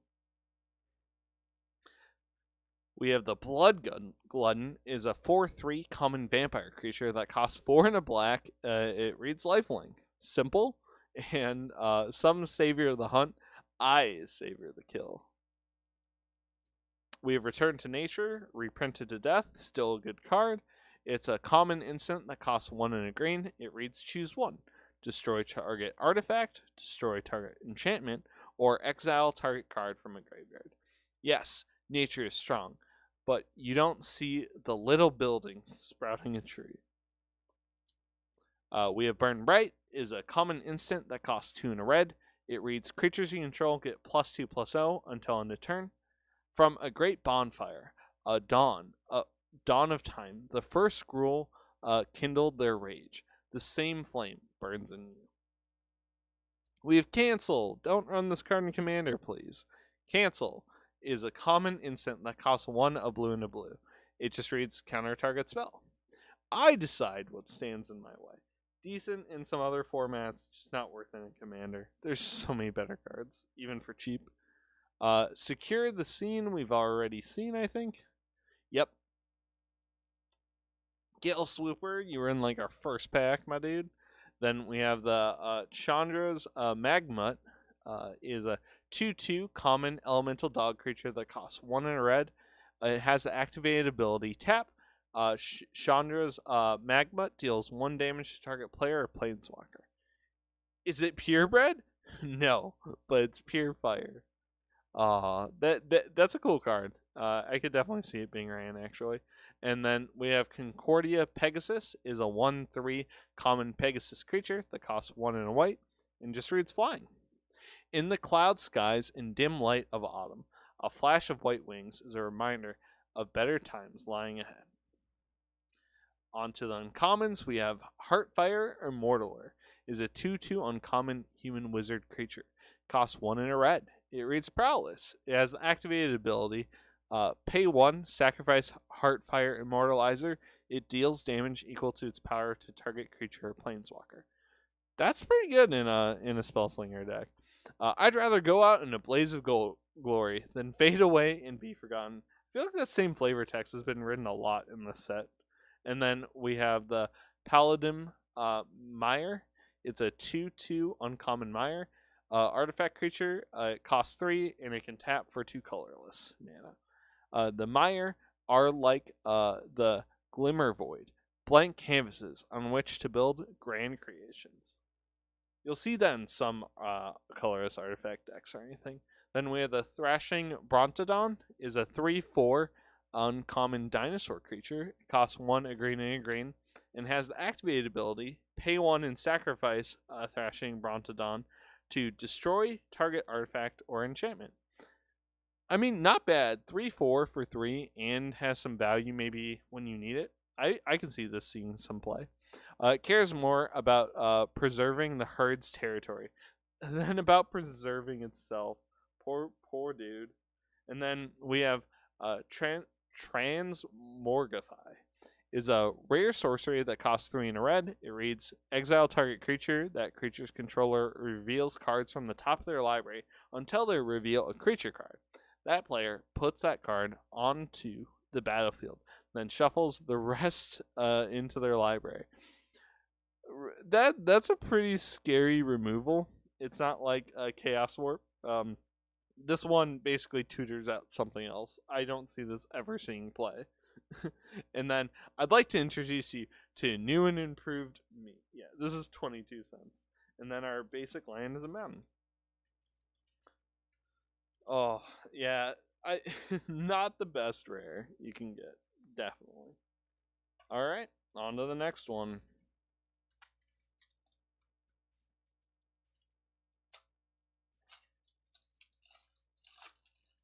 Alright, Friday Night Magic again. Token. Okay, so we have the Radiant Fountain again. We have the Snare Spinner again. We have Goblin Wizardry again. We have Library Arsonist again. We have Mind Rot. We have the Titanic Growth.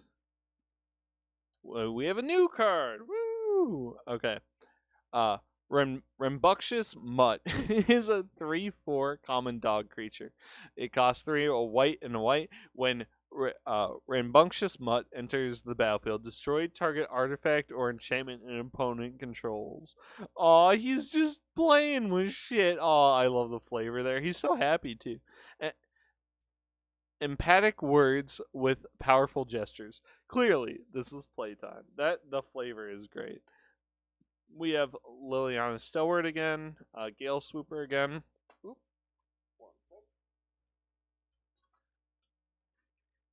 Revitalize again.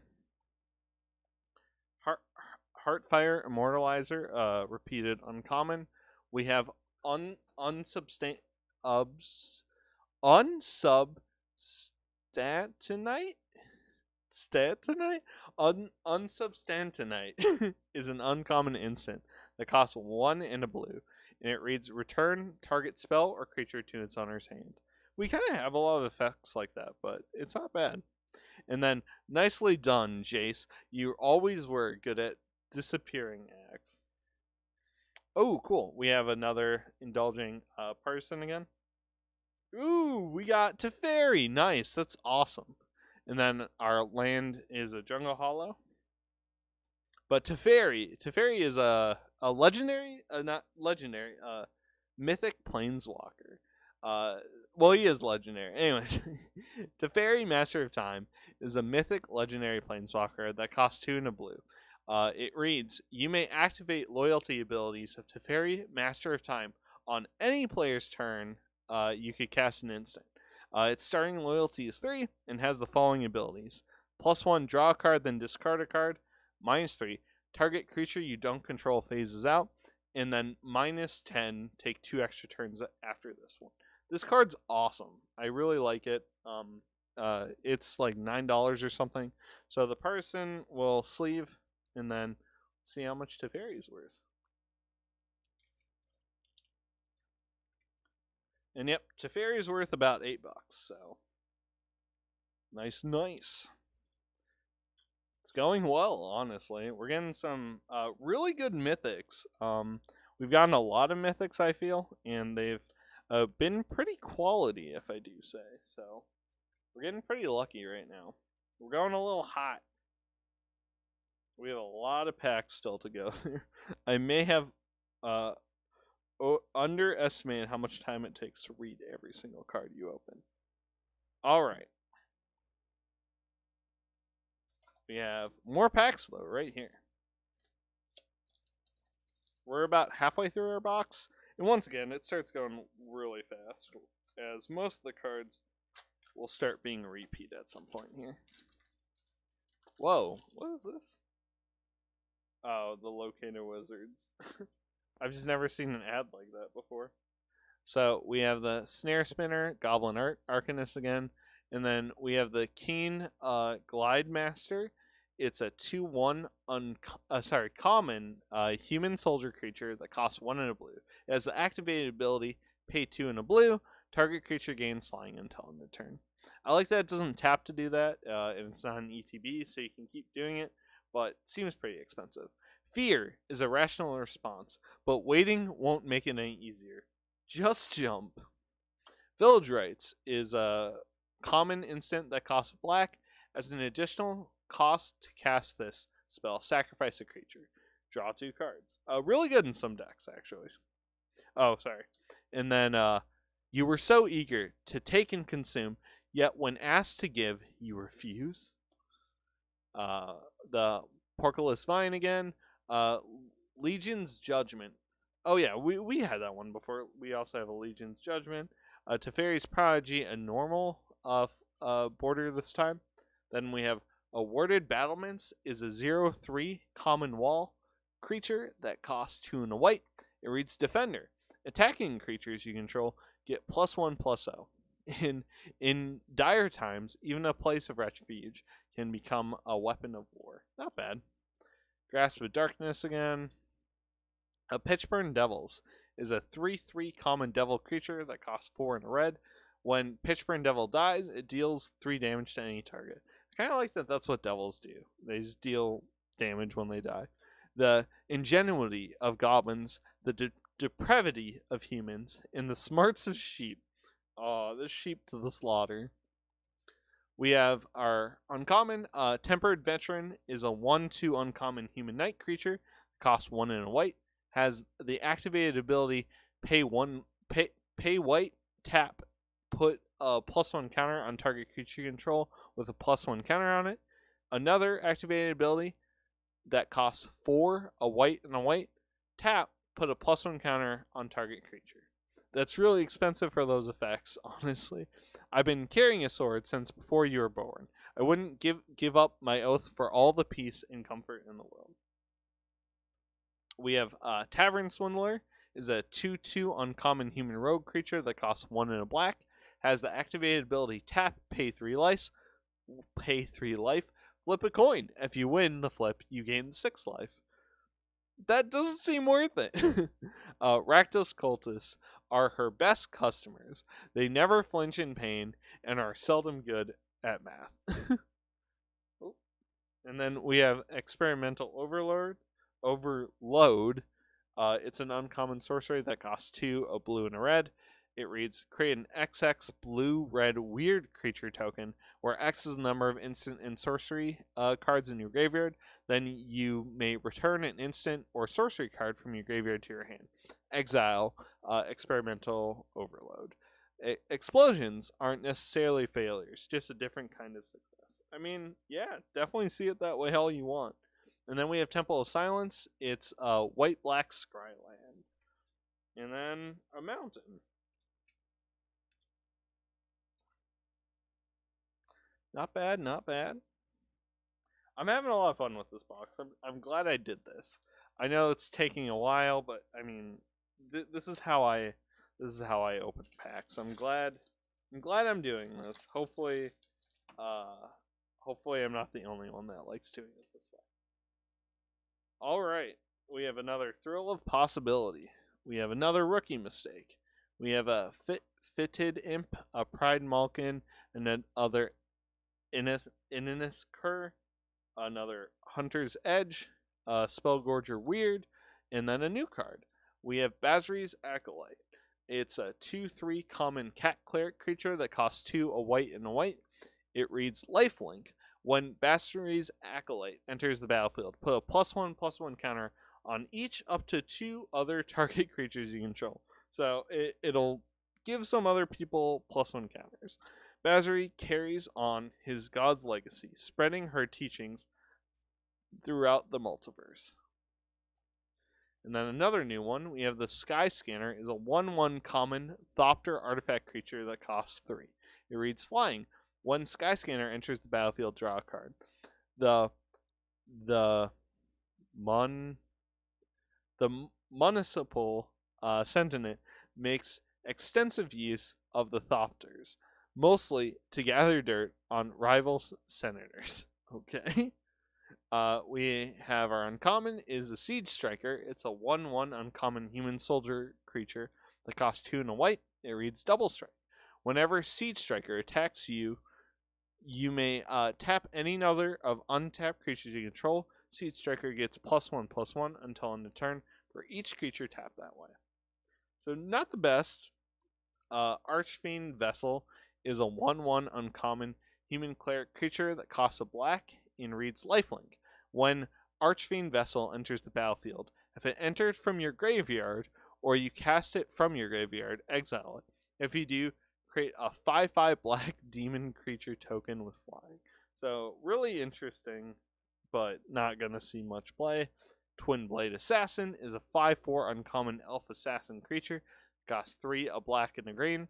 It reads, at the beginning of your end step, if a creature died this turn, draw a card. So, pretty expensive to draw, but rumors swirl of a pair of deadly Golgari assassins, known as the left and the right hands of the Orcren. Interesting. Then we have a cat. We have the Feline Sovereign. It's a 2/3 rare cat creature that costs 2 and a green. Other cats you control get +1/+1 and have protection from dogs. Whenever one or more cats you control deal combat damage to a player, destroy up to one target artifact or enchantment that player controls. Dogs beg, cats lay claim. That's interesting. And then we have a holographic Mistal Singer is a 2/2 common siren creature that costs 2 and a blue. It reads flying and prowess. I sang of storms. There came a squall. I sang of waves. The sea grew tall. I sang of love, but no voice called. Still a better love story than Twilight. And then our common land. And let's see. I have no idea, honestly. 46 cents. So not great. Not great.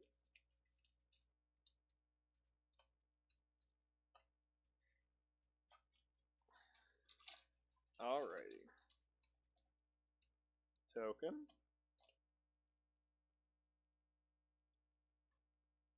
Alright, what do we got? What do we got? Ready? Ready? We have the Bone Pit Brute. Is a 4/5 common Cyclops creature that costs 4, a red and a red. It reads Menace. When Bone Pit Brute enters the battlefield, target creature gets +4/+0 until end of turn. Welcome to the club. Oh, I can't believe I just read that. Oh, no. Bone Pit Brute. No. Yep, the Volcanic Arsonist we've seen before. Cage Zombie we've seen. Track Down. Track Down is a common sorcery that costs 1 and a green. It reads Scry 3, then reveal the top card of your library. If it's a creature card or land card, draw a card. That's not bad. It's there's a card like this. I forget. It's like draw a creature or a land. I think that's better, but this is kind of the same. Sense fade and footprints wash away, but some trails can never be erased. Another Thrill of Possibility, Lofty Denial, Valorous Steed again. Oop. We have a Short Sword again.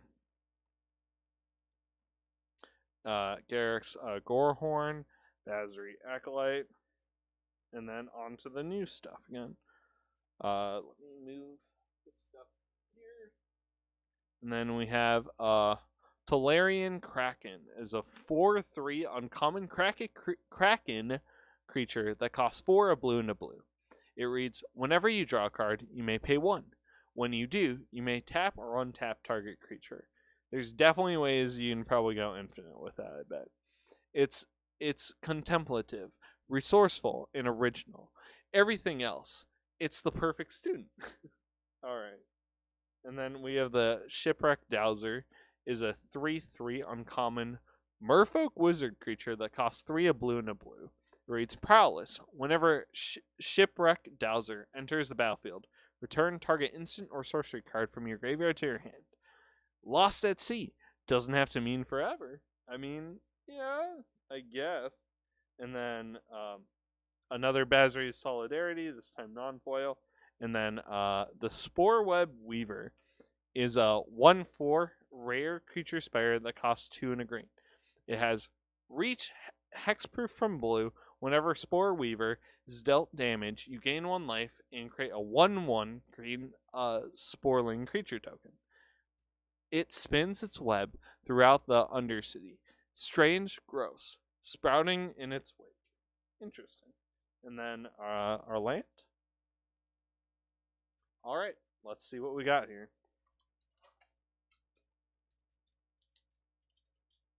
It is worth 17 cents. So not that amazing of a pack, but tis fine.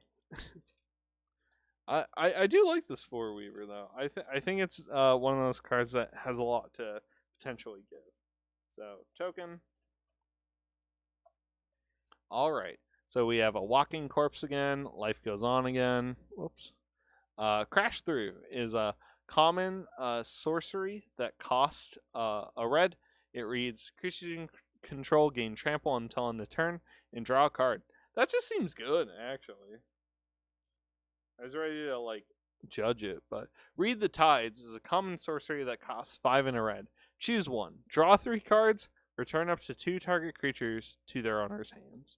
And then charts and instruments work fine, but the best navigators are above a spell or two to nudge the tides in a more favorable direction. The Masked Blackguard is a 2/1 common Hugin Rogue creature that costs 1 and a black, has flash, has the activated ability, pay 2 and a black. Masked Blackguard gets +1/+1 until end of turn. That's a pretty cool card, actually. Her footsteps are whispers. Her passage, last breath. Great in draft, I bet. Another finishing blow. Another Alpine Watchdog. Spellgorger Weird. Hunter's Edge. And on to our uncommons. We have Pestilent Haze. It's a uncommon sorcery that costs 1, a black and a black. It reads, choose one. All creatures get -2/-2 until end of turn, or remove 2 loyalty counters from each planeswalker. Your crops will rot. The air itself will turn against you. You will suffer, as I have suffered. That's not bad. Alright. And then we have Teferi's Tutelage. Is an uncommon enchantment that costs 2 and a blue. When Teferi's Tutelage enters the battlefield, draw a card, then discard a card. Whenever you draw a card, target opponent mills 2 cards. So, mill, woo! Terrell's 6th law of temporary recursion is easy to understand, as long as you know the first 7. A recursion joke in Magic, I love it. Alchemist Houndmaster is a 2/2 uncommon human warrior creature that costs a red and a white. When Alchemist Houndmaster enters the battlefield, you may search your library for a card named Alchemist Watchdog and or a card named Innocence Cur. Reveal them, put them in their hand, then shuffle your library. Whenever Alchemist Houndmaster attacks, it gets +X/+0 until end of turn, where X is the number of other attacking creatures. So it'll tutor up the 2 other cards we saw. And we have another Basri, except this one is the fancy foil. Not fancy foil, the fancy a border. So I like it a lot, actually. Then we have a Foil Rewind, an uncommon instant that costs 2, a blue and a blue. Counter target spell, untap up to 4 lands. The best analysis are simply that, a beginning and an end unchanged. A dream with no memory. That's actually pretty good. And then the Basri, we're going to sleeve up again. Because I think it's like $1 or something. This frame probably is worth like no more, if anything. Alright. So 2 Basri is an interesting pull.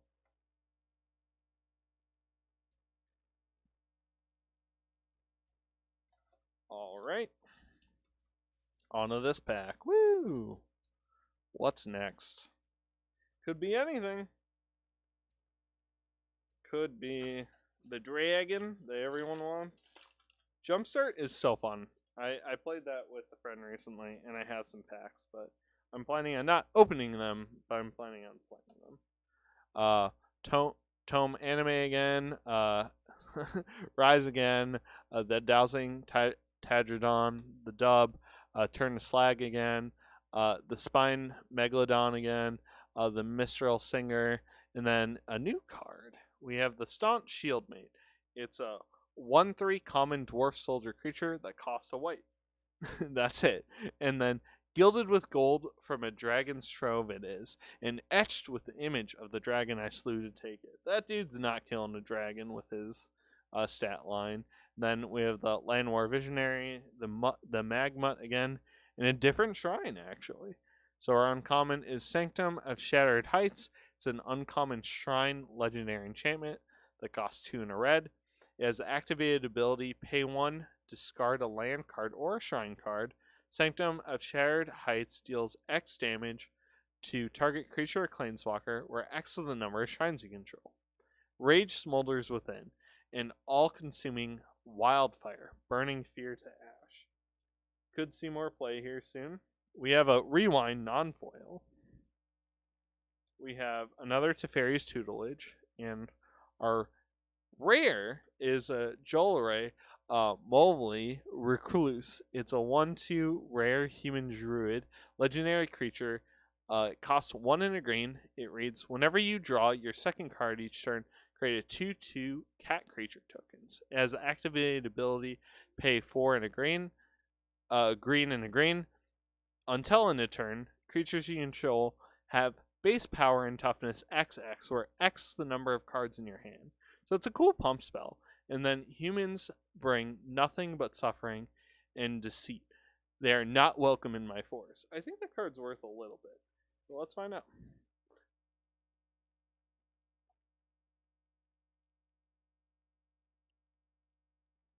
Nope, it's worth 33 cents.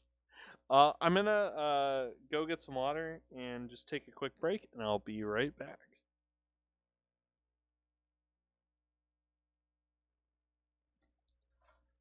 Ooh, let me just put some packs out. And then I'll play some music while...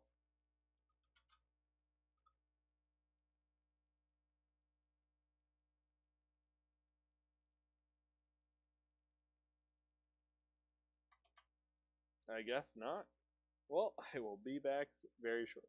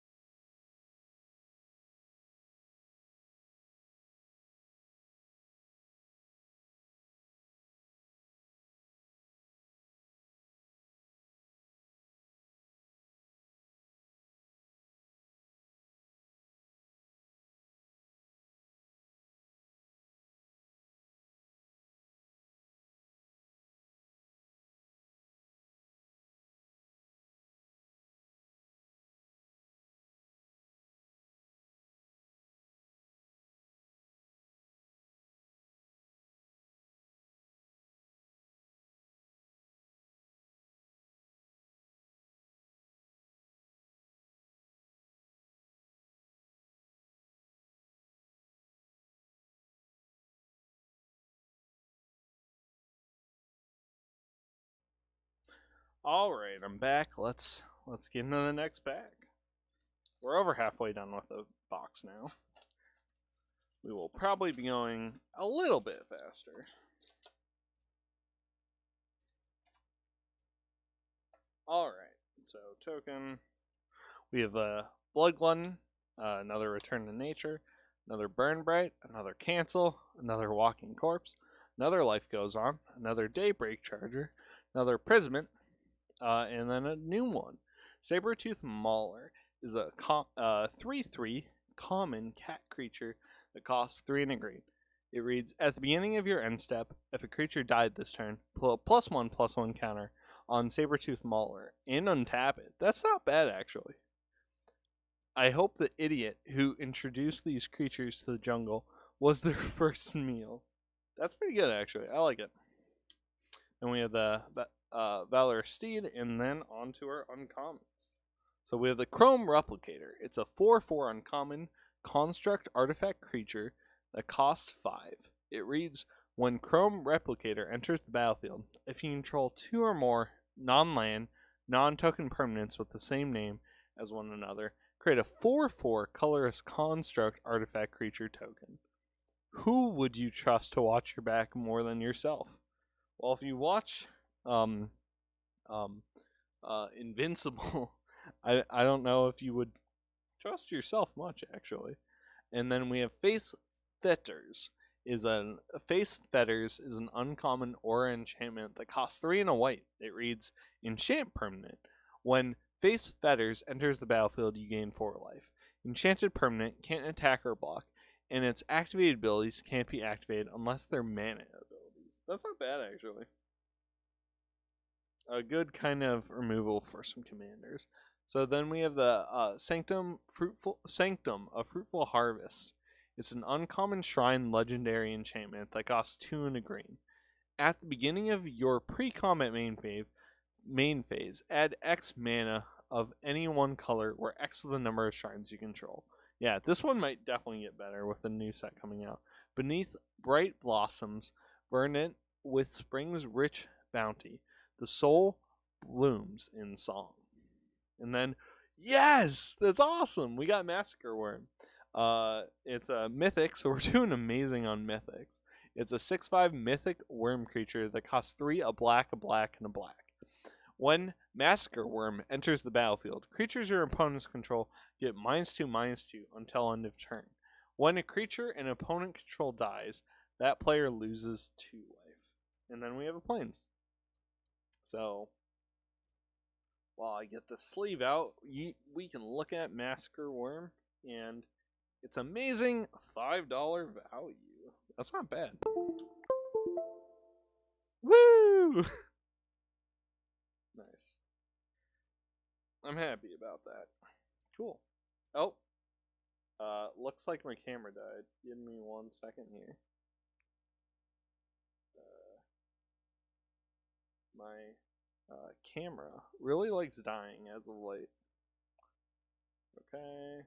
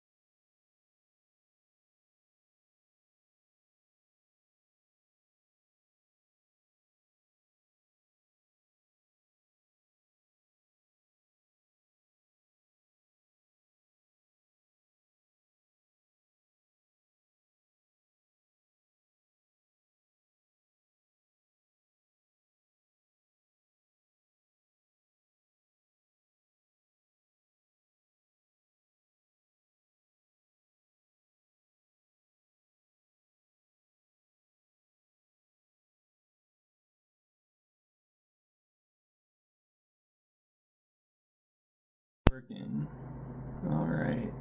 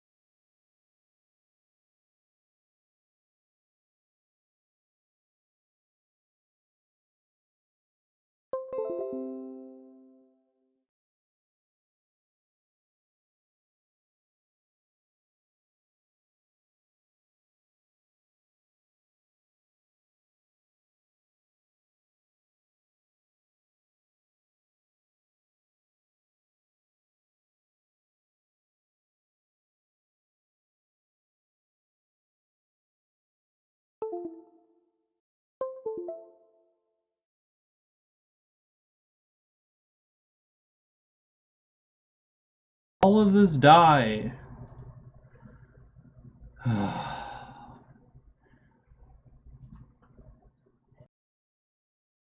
Alright, that's not the right mic.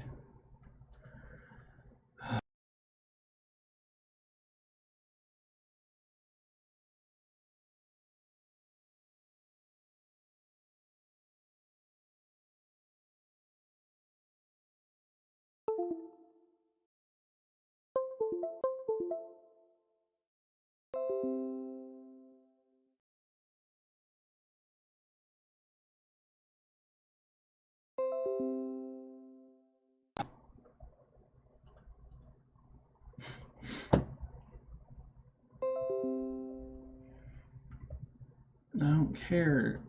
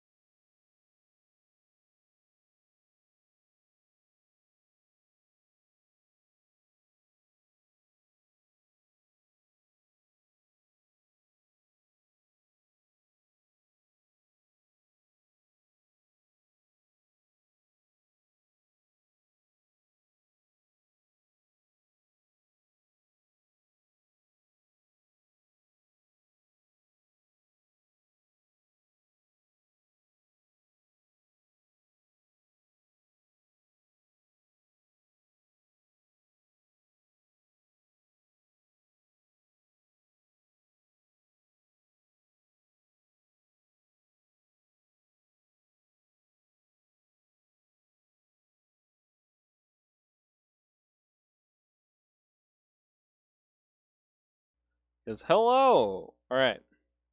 So we should actually be live. You should be able to hear me now. So my computer had a meltdown. We ended with this. I'm gonna keep going. I'm gonna finish this and we'll just see how it goes. I have no idea. My bad. My camera just stopped. Got that unplugged. And my mic stopped. And everything stopped. So I'll probably have to look at all that here again. Alright. So we have Jumpstart. Ooh, Human Soldier. Cool. Alright. So, a lot of repeats now, I bet. Also, I need to relook at, like, and this is going to be, like, very annoying now. I'm going to be having to deal a little bit more with the camera moving. Hopefully that won't be too big of a deal. But give me a second here. Okay.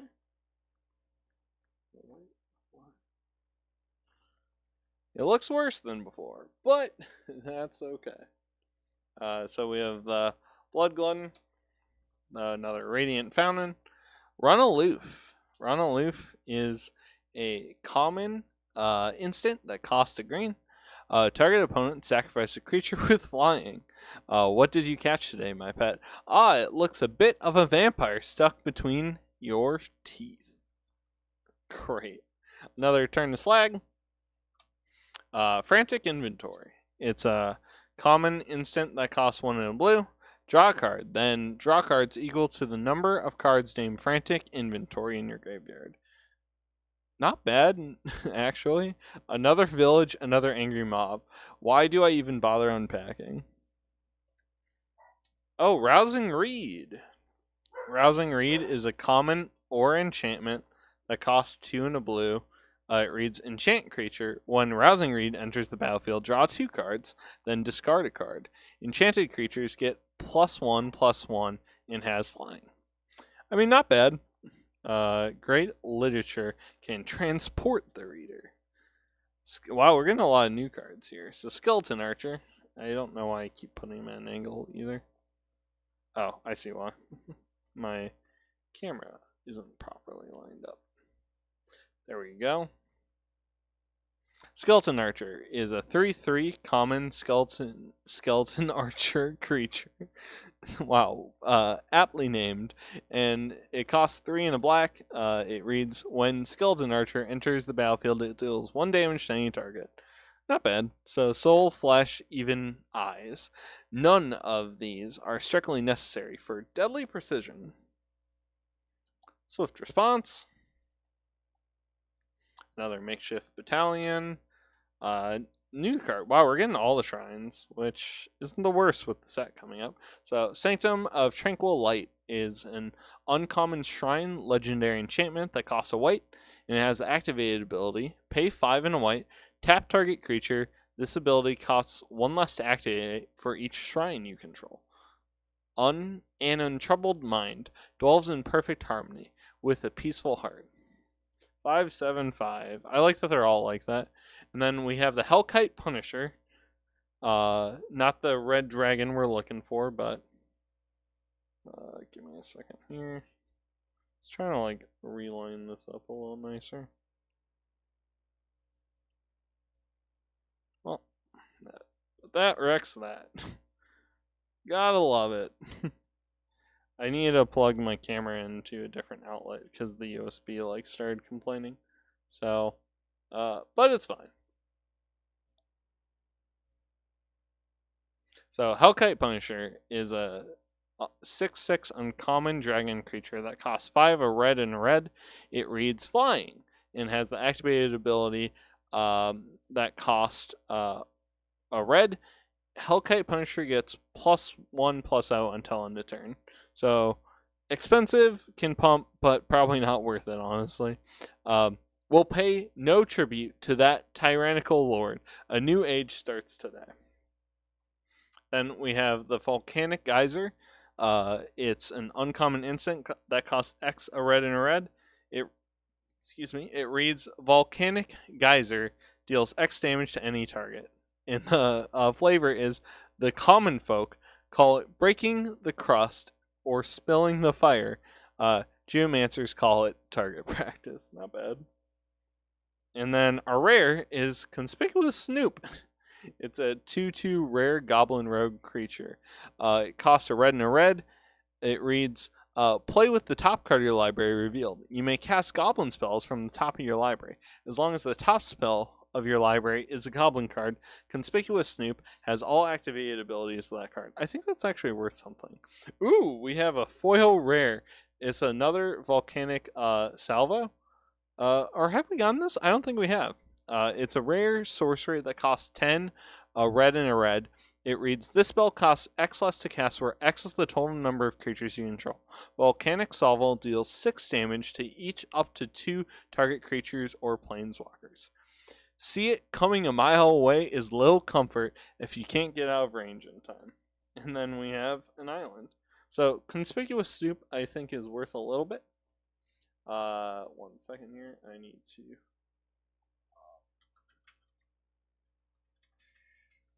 this one.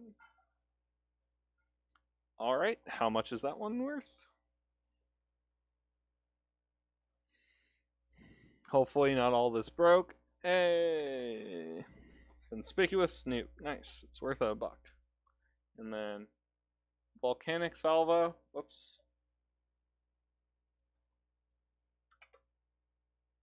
That one costs 17 cents, and even in foil, it's probably not going to be worth that much. But, cool. So, on to our next set of packs. It's a cool foil, though. I do like it. Oops. And this is why this is going to be very annoying to deal with. Alrighty.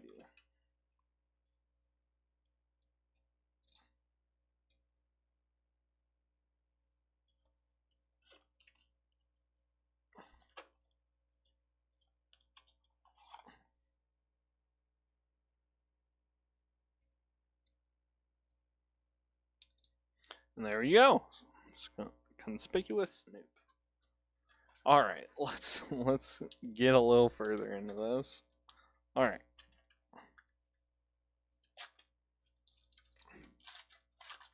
What we got here? We got Jumpstart. Or Jumpstart. Alright. A Sporling. Alright. Ooh, Truffle Snout. This is a cool card.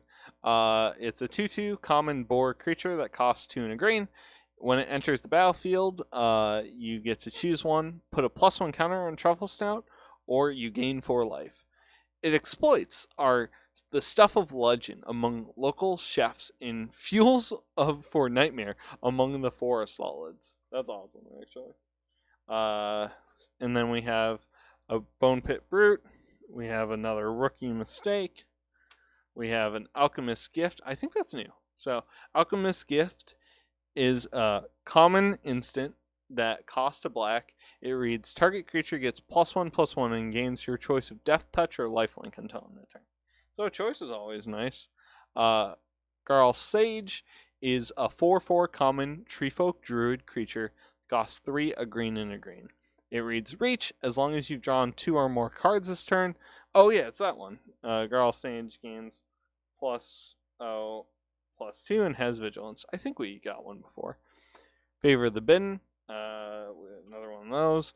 Bazari Acolyte. A fancy frame one. And then another Pinch Burden Devil. Rousing Reed again. Feat of Resistance is a common instant that costs 1 and a white. Put a +1 counter on target creature you control. It gains protection from the color of your choice until end of turn. Not a bad one, actually. Then we have Traitorous Greed. It's an uncommon sorcery that costs 3 and a red. Gain control of target creature until end of turn.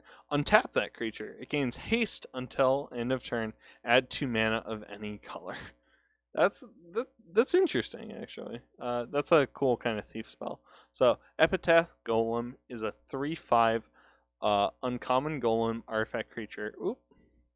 That costs 5. It has the activated ability, pay 2, put target creature from your graveyard on the bottom of your library. Many names and many memories bound together in grim purpose. Alright, and then we have the Kitesail Freebooter is a 1/2 uncommon human pirate creature that costs 1 and a black. It reads flying. When Kitesail Freebooter enters the battlefield, target opponent reveals their hand. You choose a non-creature, non-land card from it.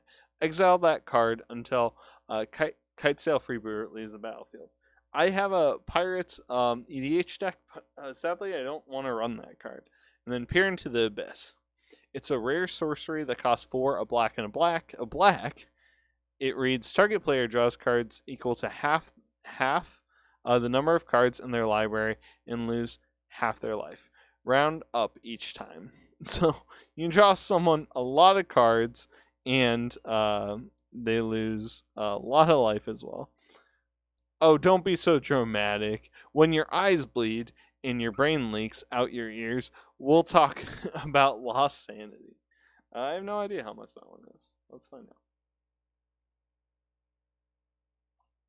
And then that's our land. I think it saw the card underneath it, so. Yep. 58 cents, so not a lot there, but.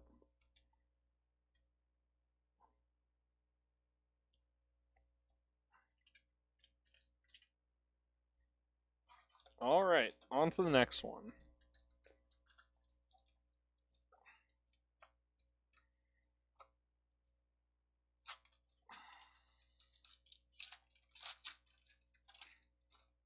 How to cast spells.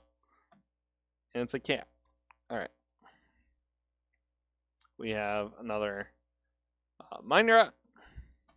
Return to Nature. Destructive Tamperer again. Cancel. Rise again. Garled Sage. I don't know why I want to pronounce the G. Another Pitfern Devils. And then another Rambunctious Mutt. Another Landwehr Visionary. A Mistral Singer. And then on to our uncommons. Sanctum of the Stone Fangs. At the beginning of your combat phase, each opponent loses X life and you gain X life, where X is the number of shrines you control. I don't remember if we've seen this shrine, but I'll read it again. And then Renounce all limits, false chains, binding potential, power knows no bounds. Fungal Rebirth. It's an uncommon instant that costs 2 and a green. It reads, return target permanent from your graveyard to the hand. If a creature died this turn, create 2 1/1 green Sporling creature tokens.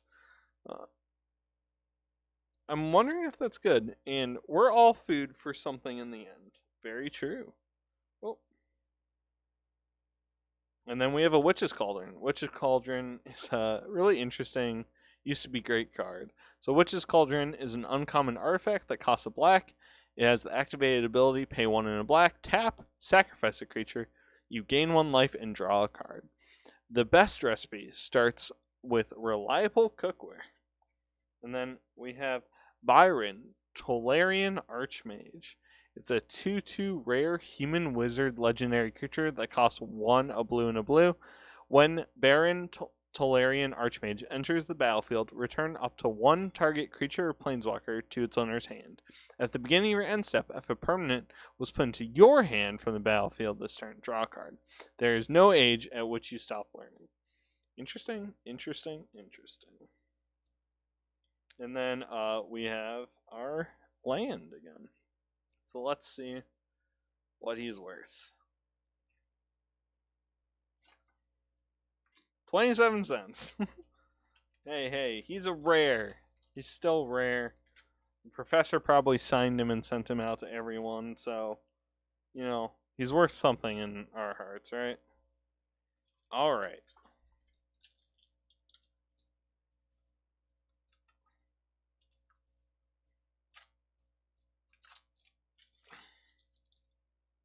On to the next one. Token. Run afoul again. Opt again. Sanguine Indulgence again. Ornery Delosifer. I don't think we've had this one, actually. Ornery Delosifer is a 2/2 common dinosaur creature that costs 3 and a green. It reads Death Touch. When Ornery Delosifer attacks, if you control a creature with 4 power or greater, Ornery Delosifer gets +2/+2 until end of turn. Interesting. An Inigus Cur again, and then a Wishcoin Crab. Yeah, we had him. I think he was the first card we had. Another Rambunctious Mutt, a Sabretooth Mauler again, and then another Secure the Scene, Prismet, and then another Rewind, and Enthralling Hold is an uncommon aura that costs 3 and a blue. It reads enchant creature. You can't choose an untapped creature as the spell's targets as you cast it. You control enchanted creature. Okay, so it has to be a tapped creature, but then you get to steal it. That's interesting. I offered to pay him to do the job, but he refused. So I took manners into my own hands. Alright, not bad. And then we have Obsessive Stitcher. It's an uncommon human wizard creature that costs 1, a blue, and a black, and is a 0/3. It has 2 activated abilities. The first, tap, draw a card, then discard a card. And the second is pay 2, a blue and a black, tap, sacrifice Obsessive Stitcher, return target creature card from your graveyard to the battlefield.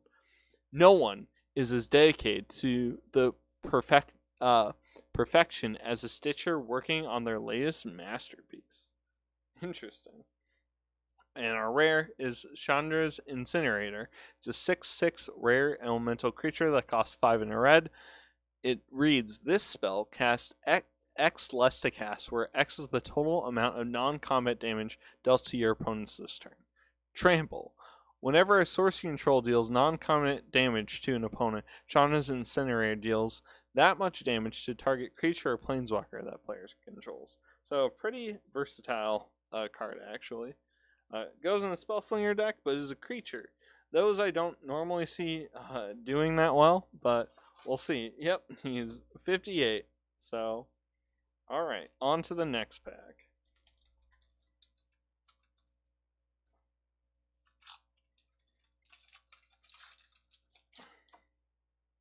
Token. And I should always just grab the back, because it's always a land, too. Well, one of those pack tricks, probably. So our land was a water land. Alrighty. So, Crash Through. Read the Tides. Yep. Masked Blackguard, Truffle Snout. Pwnbit Brute. Rookie Mistake. Anointed Chorister. Mistress Singer. And Warded Battlements again. Another Shock. And then Angelic Ascension. Yep, we had that one before. Tide Skimmer. Tide Skimmer is a 2/3 uncommon Drake creature that costs 3 and a blue. It reads Flying. Whenever you attack with 2 or more creatures with flying, draw a card. Fishing boats often follow hunting drakes to find the largest schools of fish. Not bad. And then another Conclave Mentor. Is this our first one? This one's worth a little bit, I know. Conclave Mentor is a 2/2 uncommon Centaur Cleric creature that costs a green and a white. It reads, if 1 or more +1 counters would be put on a creature you control, that many +1/+1 counters are put on that creature instead. When Conclave Mentor dies, you gain life equal to its power. I have faith in your potential. I think that's like $1. And then Solemn Simulacrum, Sad Robot. Solemn Simulacrum is a 2/2 rare golem artifact creature that costs 4. When Solemn Simulacrum enters the battlefield, you may search your library for a basic land card, put that card on the battlefield tapped, then shuffle your library. When Solemn Simulacrum dies, you may draw a card. I don't know if this has been reprinted in a ton of precons for Commander. So, yeah, he's like 91 cents, so. But Conclave Mentor, forget how much that's worth. I know it's like, yeah, it's basically $1, so. I'll sleeve both of these.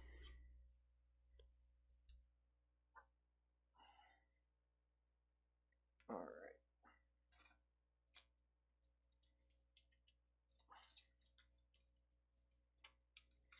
We have a few more packs to get through. What do we got here? Literally not even a token. It's just an ad. And then we have Burn Bright, Wall of Runes, Mass Blackguard, Ornery Delasar again, and then Onaki Orc, Celestial Enforcer. Yep, we've seen all of these. Finishing Blow again. Turret Ogre, Concordia Pegasus again, Byron Wingmare. This is our uncommon. Okay, so Byron Wingmare is a 2/1 uncommon Pegasus creature that costs 2 and a white. It reads flying, non-creature spells cast 1 more to cast. So that text is on a couple cards, and it's not that bad. Its flavor text is it's the favored mount of military commanders, as well as anyone with a flair for the dramatic. Interesting. I do love this card. I know it's not worth much, but it's just a good card. Silvermote Ghoul is a 3/1 uncommon zombie vampire creature. It costs 2 and a black. At the beginning of your end step, if you gain 3 or more life this turn, return Silvermote Ghoul from your graveyard to the battlefield tapped. And has the activated ability, pay 1 and a black, sacrifice Silvermote Ghoul, draw a card. Being trapped between 2 forms of unlife is a fate worse than mere death. Such a cool card. And then Skyway Sniper is a 1/2 uncommon elf archer creature that costs a green. It reads Reach and has the activated ability, pay 2 and a green. Skyway Sniper deals 1 damage to target creature with flying. No sight is more beautiful than a clear shot. And then we have a Scryland, Temple of Milady. Milady is a rare land, and it's a scry. Ooh, we have a foil Life Goes On. Ooh, and then we have a special 21 land. Plains. Woo! I do like those lands. I know some people aren't keen on them, but I think they look cool.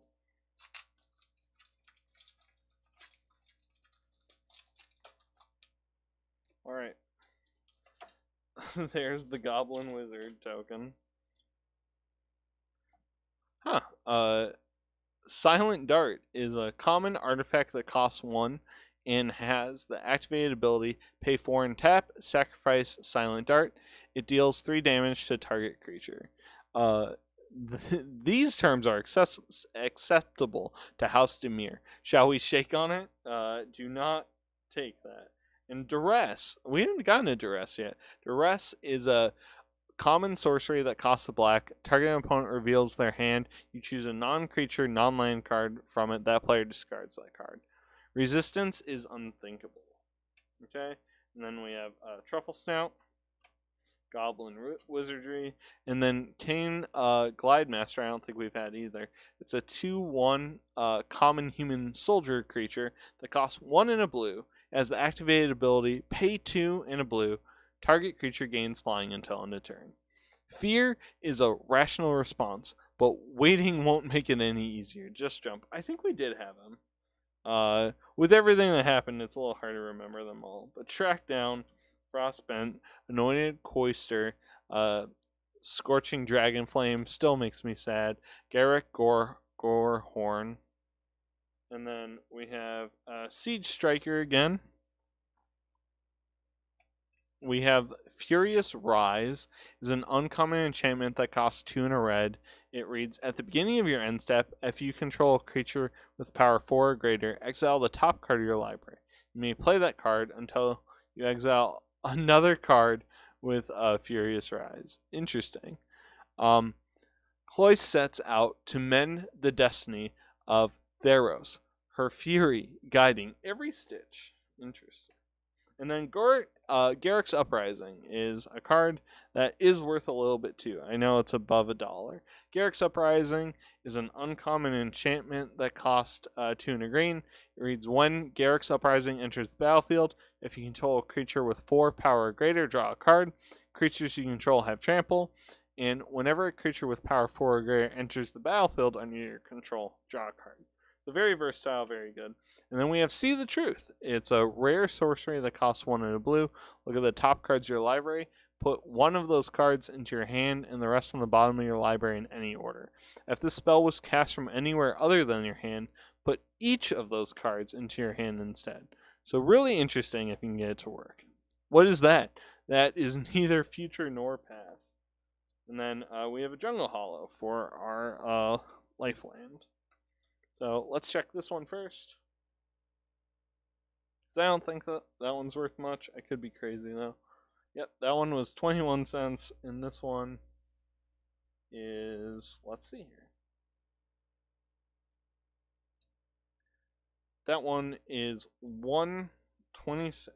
So it's something. It's definitely something. I think we've gotten all the uncommons that are worth something. So loving that. Loving that. Alrighty.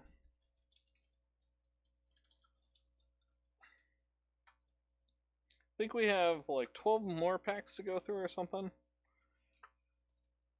I can't get the pack. It's fighting me. No. I'll be here for hours. We were so close. Alrighty. Also, I should grab the land in the back. Alright, so we got a treasure token.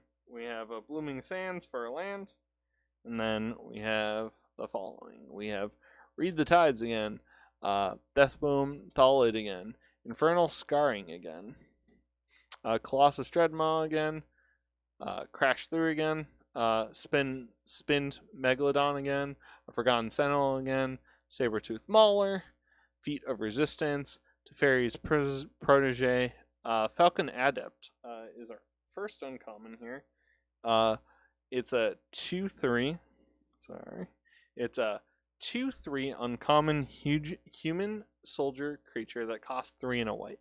When Falcon Adept attacks, create a 1/1 white bird creature token with flying that's tapped and attacking. My Falcons are family as much as any other member of my clan. I mean, not bad. I would definitely run in a birds deck.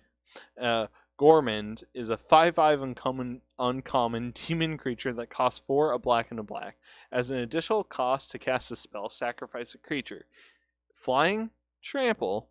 When Gormand enters the battlefield, each opponent sacrifices a creature. Definitely an interesting card in some decks. And then Avon Gaggle Master.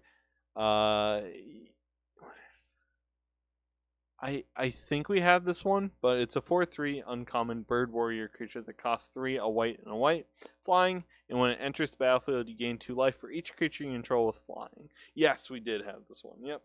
And then we have Teferi's Ageless Insight as our rare. It's a legendary enchantment that costs 2, a blue and a blue. It reads, if you would draw a card, except the first one you draw in each of your draw steps, draw 2 cards instead. So doubles all card draw. So it's interesting. Fine, you know more than me. But do you have to be such a show off about it? Nice. All right. So that one there is worth 164. I knew it was worth just a tiny bit, a little bit more. All right. On to our next pack. Let's do it.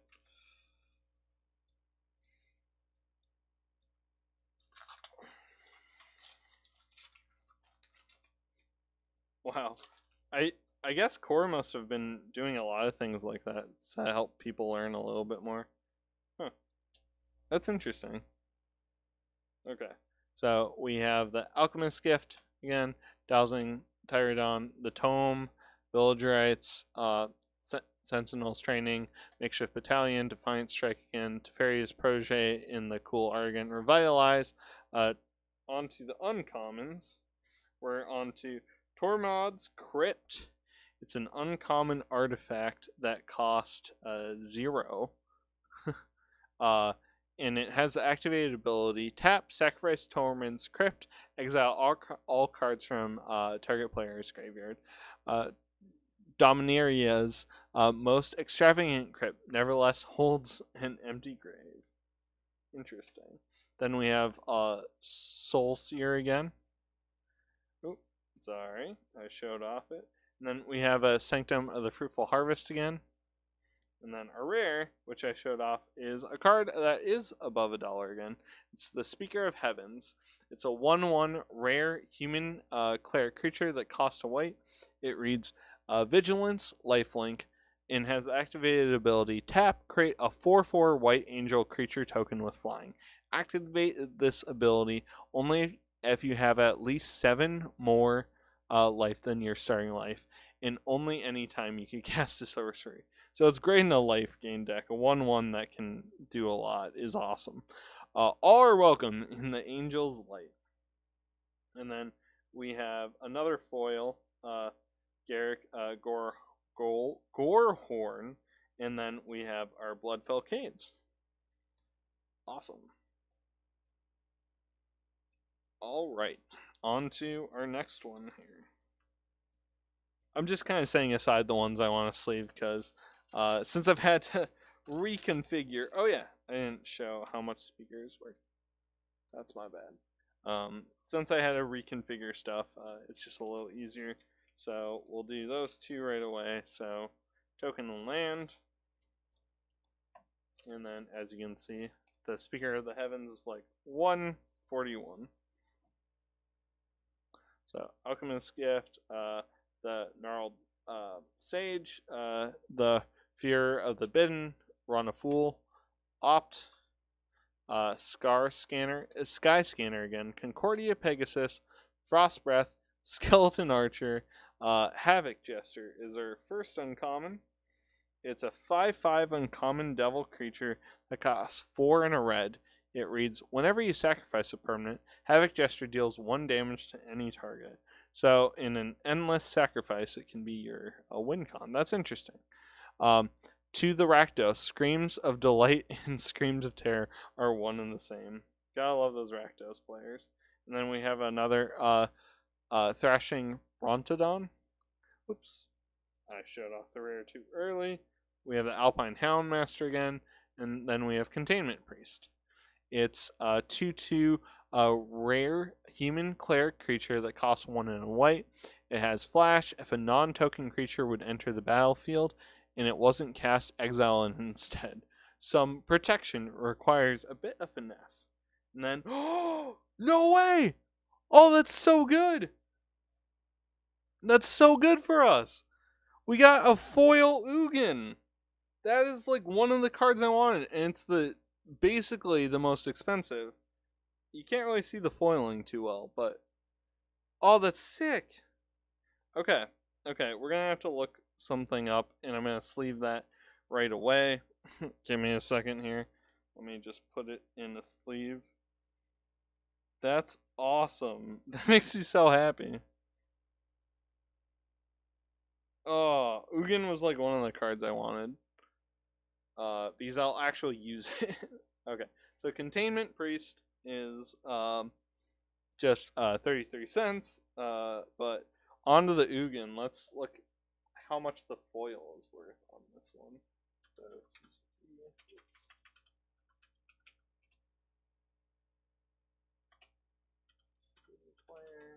we go.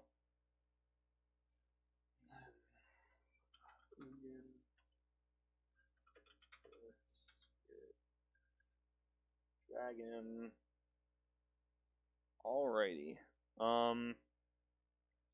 And then TCG player. Oh, this is the wrong one here. Give me a second. I need 2021. This one. Core Sweat 2021. And then,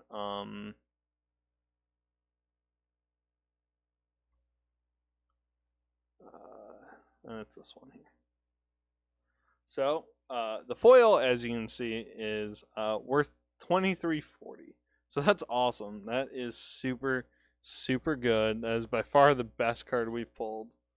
That makes it kind of all worth the hassle. Just getting a foil Ugin. Dang. I'm just super happy about that. And it's not even curled. That's amazing. It's not even curled. It's like flat. So that's awesome. That is just so sick. I'm very happy about that. Okay. All the hassle worth it.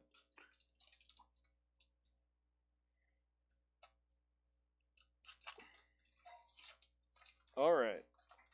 On to the next stuff. Token and land. Alright, so we have the Sanguine Indulgence, the Ornery the Ignis Cur, the Wish Coin Crab, the Silent Dart, Duress again, Revitalize, Ward Battlements, the Dragonfire, Secure the Scene, and then on to our uncommons that we haven't seen yet. Pestilent Haze is an uncommon sorcery that costs 1 a black and a black. It reads choose one. Oh wait, no, we did get this one before. Never mind, I'm a liar. And this one we haven't seen. Griffin Airy is a uncommon enchantment, and it costs 1 and a white and reads at the beginning of your end step. If you gain 3 or more life this turn, create a 2/2 white griffin creature token with flying. When griffins started nesting atop the northern tower, the Celestial worried they'd be a nuisance. Instead, they took the entire castle under their protection. A really good card. Then the Quarian Dryad is a 1/1 uncommon Dryad creature that costs 1 and a green. It reads, whenever you cast a spell that's white, blue, black, or red, put a +1 counter on Quarian Dryad. Never underestimate the ability of natural forces to adapt to unnatural influences. And then our rare is a Spark Hunter Massacre. It's a 3/4 rare Massacre artifact creature that costs 3.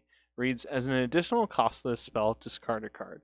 Protection from Planeswalkers. It has 2 activated abilities. One is pay 1. Spark Hunter Massacre deals 1 damage to target Planeswalker, and the other is pay 3. Spark Hunter Massacre gains indestructible until end of turn. That's like such a specific card. I'm actually a little bit surprised that it just exists. And then let's see how much that one's worth. 10 cents. Who knew protection from a Planeswalker is not that sought after in Magic the Gathering? We got it. Open the pack. Alright.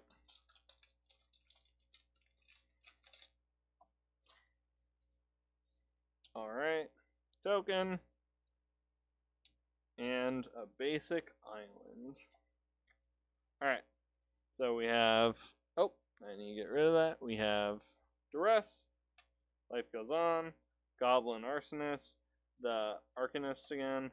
The Cage Zombie. Skeleton Archer. Daybreak Charger. The Magmut. Silent Dart. Trying to make sure I don't move everything too much. We have a... I believe this is a repeat, but I'll read it again. Sanctum of the Shattered Heights is an uncommon shrine legendary enchantment. It costs 2 and a red. It has the activated ability, pay 1, discard a land or a shrine card. Sanctum of the Shattered Heights deals X damage to target creature or planeswalker, where X is the number of shrines you control. Rage smolders within, and all-consuming wildfire. Burn fear to ash. Yeah, burning fear to ash. Ooh, Miscast. That's a great card. So we'll set that one aside. And Canopy Stalker. Canopy Stalker is a 4/2 uncommon cat creature. That costs 3 and a green. It reads, Canopy Stalker must be blocked if able. When Canopy Stalker dies, you gain 1 life for each creature that died this turn.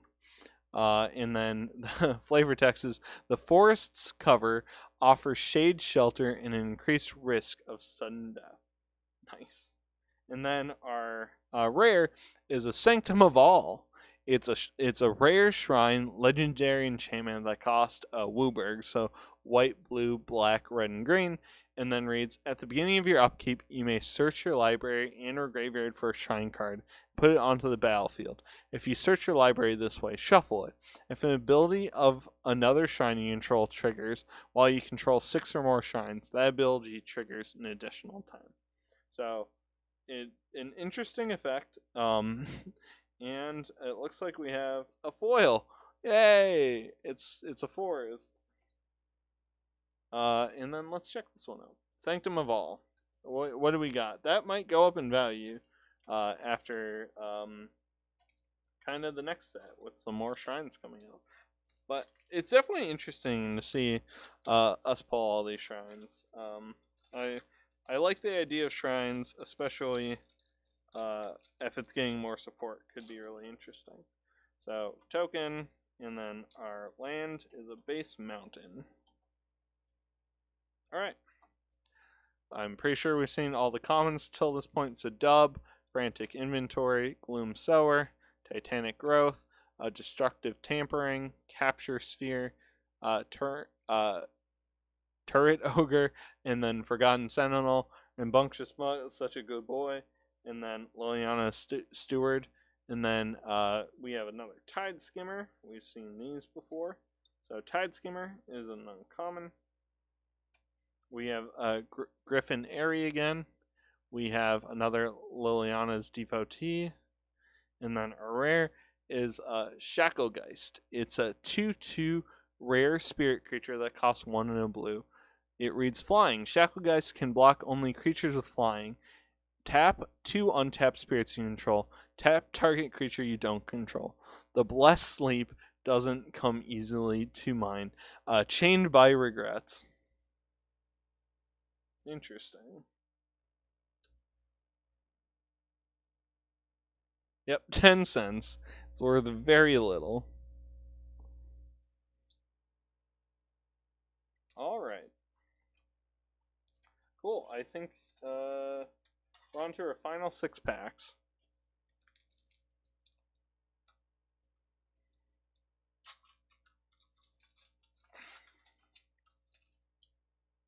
Alright, so we have a token, and our land is Thornwood Falls.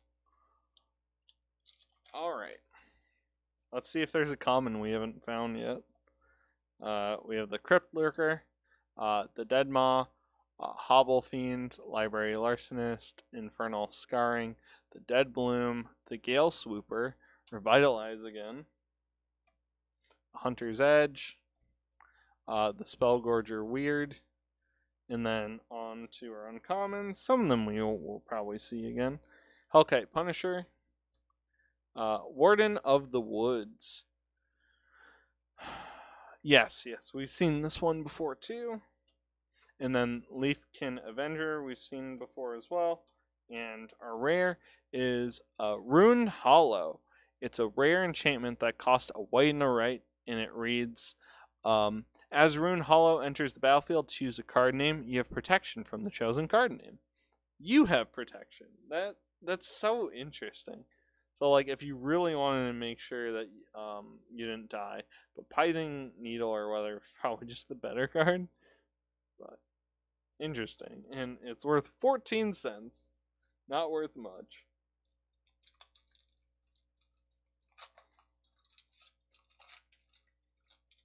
All right. So token and our land. All right. Setsun's Training, Fury of the Bend again, another Wishcoin Crab, Walking Corpse, Parcoleus Vine, the Watchdog, the Roaming Ghostlight, Swift Response. Yeah, the Shield Mate we did find, and then looked so nice. So another Selfless Savior, love that card, and then Archfiend Vessel. Is a 1/1 uncommon human cleric creature that costs a black and reads Life Gain. Oh yeah, we saw this one before. It's the one that if you bring it back from the graveyard, you get something better, basically. And then we have Direfleet Warmonger, is a 3/3 uncommon orc pirate creature that costs 1, a black, and a red. It reads, at the beginning of combat on your turn, you may sacrifice another creature. If you do, Direfleet Warmog gets +2/+2 and trample until end of turn. Interesting. And then we have the Hooded Blightfang. It is a 1/4 rare snake creature that costs 2 and a black. It reads, Death Touch. When a creature you control with Death Touch attacks, each opponent loses 1 life and you gain 1 life. Whenever a creature you control with Death Touch deals damage to a Planeswalker, destroy that Planeswalker. Interesting. And then, oh, that's so cool. We have a full art Solely Simulacrum Sad Robot. Oh, that's awesome. We had this card before, but getting a full art is really cool. I'll have to look at the value of that, but let's look at this one. Hooded Blightfang. Hooded Blightfang is only worth 70 cents. Solid Simulacrum should maybe be worth a little bit more. Let's see here.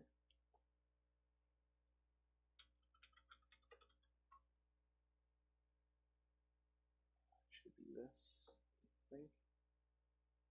Yep. So if we look here, you can see that just a normal one of the alternate art is worth about $2.50. So nice. I just love the I love that card, and getting alternate art, full art version of it is so good. I'm very, very excited about that one actually. Okay, so we have our token, which is just an ad, and then we have normal island, truffle snout, goblin wizardry, keen guild mage, track down, alchemist gift, the Tyrodon in Forgotten Sentinel, Rousing Reed,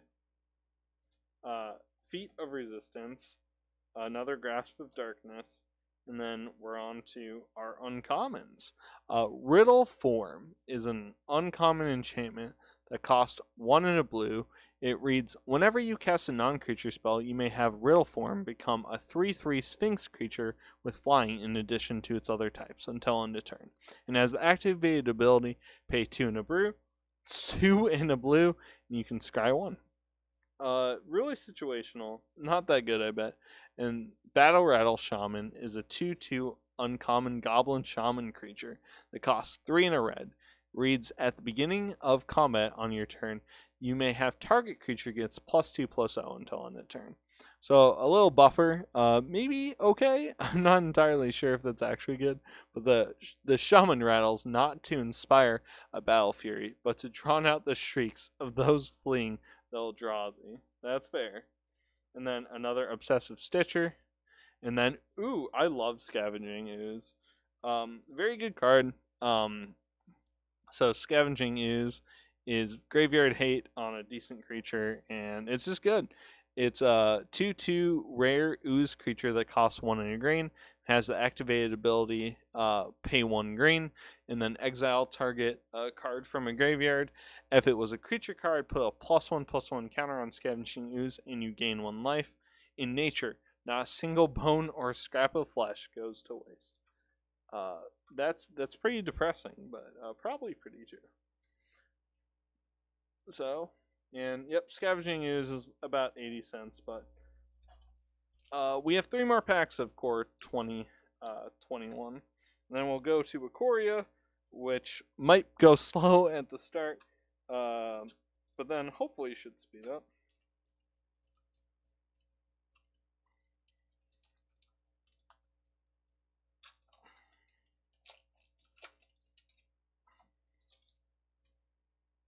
Alright, what do we got here?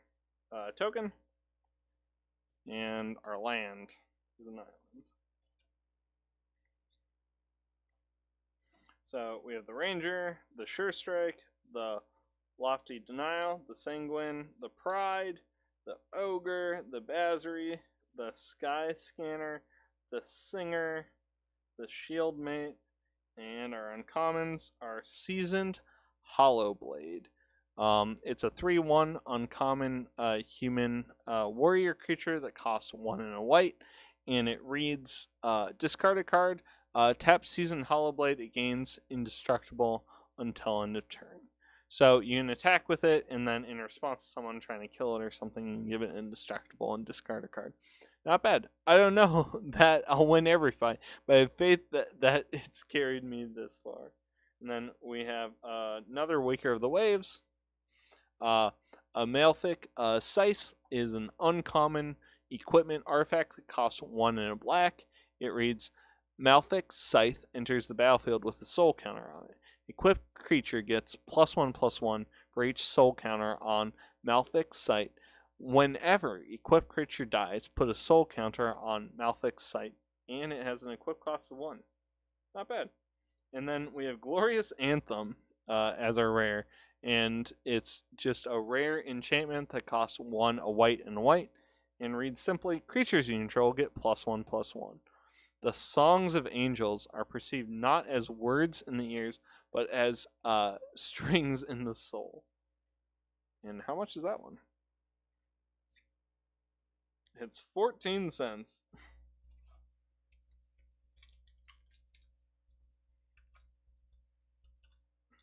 I'm very happy with this box though overall, because we got the Ugin, and we just got some good cards, and it was a super fun time minus the technical issue. So, token, and hey, at least we got another one of the 2021 lands, because I like them. I think they're nice. I think they're neat.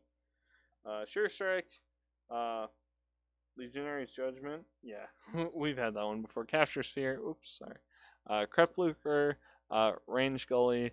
Hobble Fiend, whoa, the alt frame, Liliana's Steward, Turret Ogre, Defiant Strike, Sky Scanner, and then onto our uncommons. Meteorite is an uncommon artifact that costs 5. It reads, when Meteorite enters the battlefield, it deals 2 damage to any source, and then becomes a mana rock, because it can tap for 1 mana of any color. And if I'm lying, he began... Oh, because the meteorite hit him. That's fun flavor. And then another unsustainable, or whatever it's called. Teferi's Tutelage in the alternate frame. That's nice. I like that card. And then Stormwing Entity is our rare. It's a 3/3 rare elemental creature. And it costs 3 a blue and a blue. It reads, the spell costs 2 and a blue less to cast if you've cast an instant or sorcery spell this turn. Flying, Prowess, when Stormwing Entity enters the battlefield, scry 2. So there's a lot there, but the annoying thing is to cost less, you miss a Prowess trigger on it. So it's probably still a decent card, but that is quite annoying, actually. Yep, and this one is 127, so there's definitely some play going on for it, but not the best card.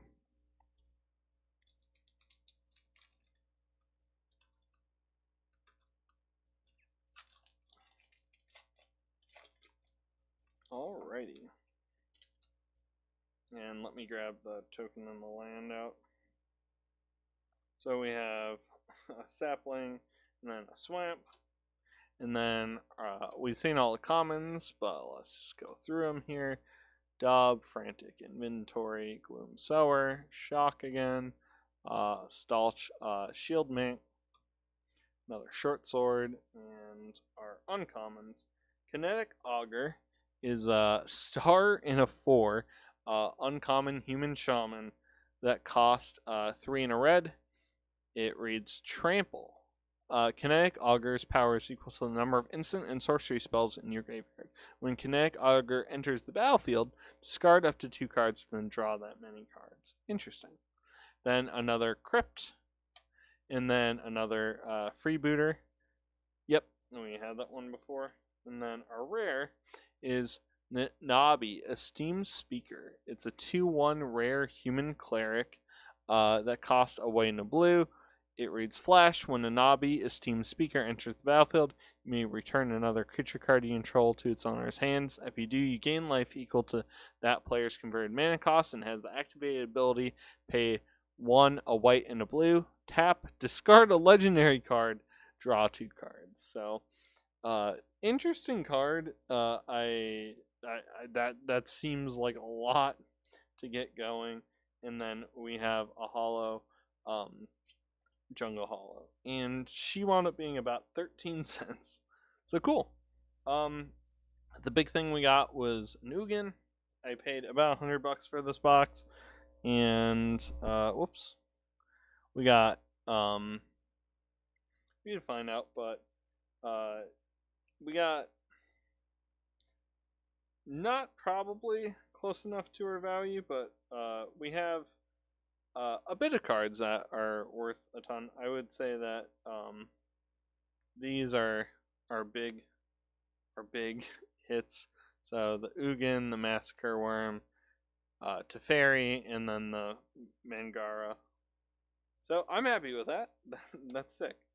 So we have one more box. So I'm gonna just quick kind of try to clean up a little bit.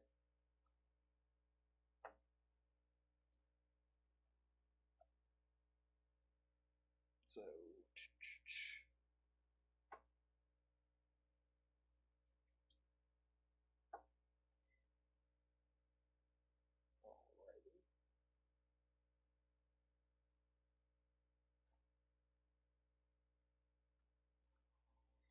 alrighty.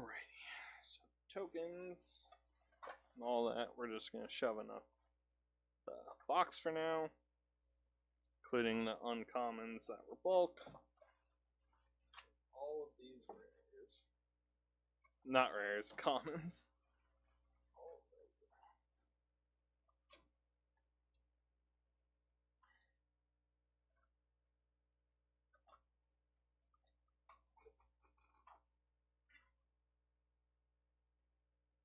Then, let's do our next box. So we got Ikoria here. I'll probably try to go a little bit faster on this. I did want to do this. The technical issues have made me want to just get through it a little faster. So we have Ikoria here. There is a box topper in Ikoria too. So we'll save that for last and feel that it's already like hella bent. So that's unfortunate. But we'll do that last. Alrighty. Let me put the camera back in.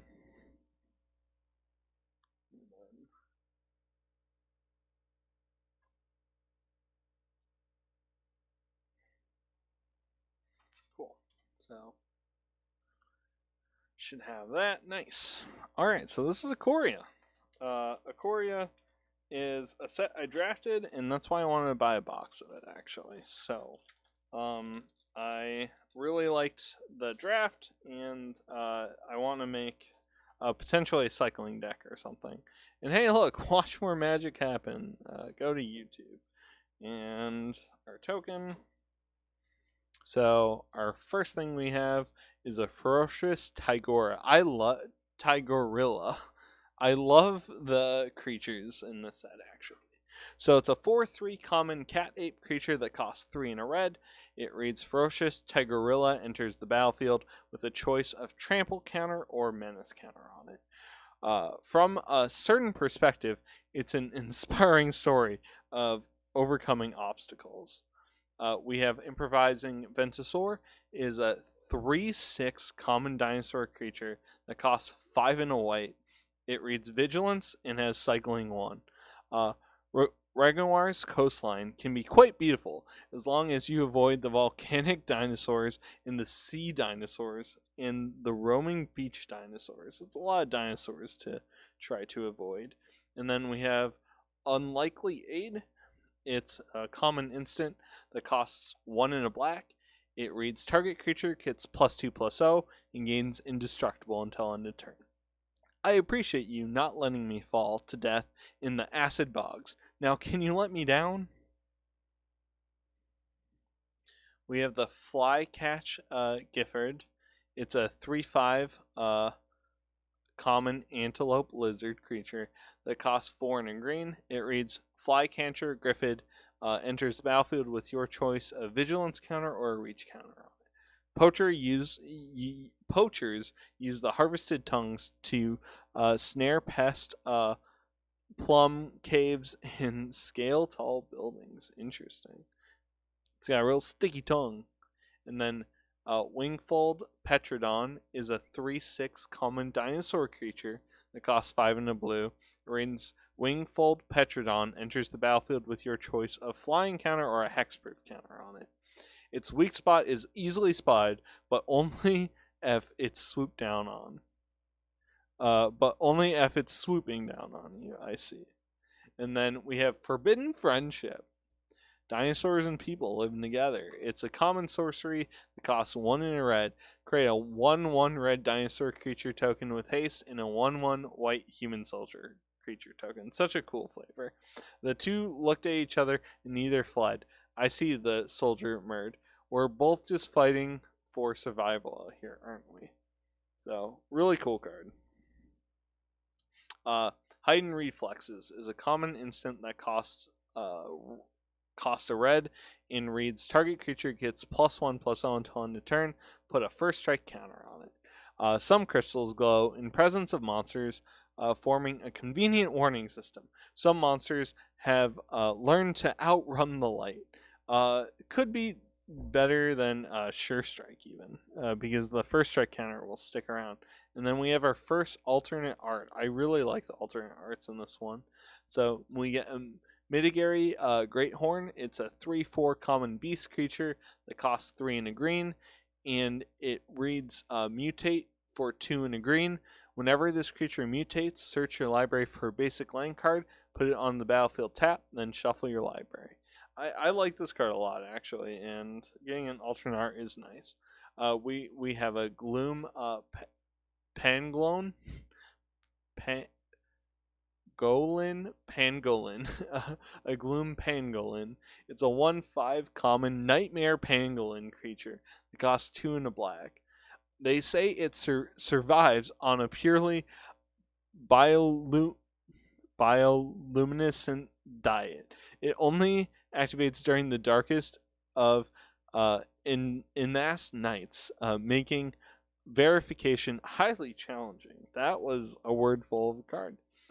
Mysterious Egg is a 0/2 common egg creature that costs 1. Whenever a creature mutates, put a +1 counter on it.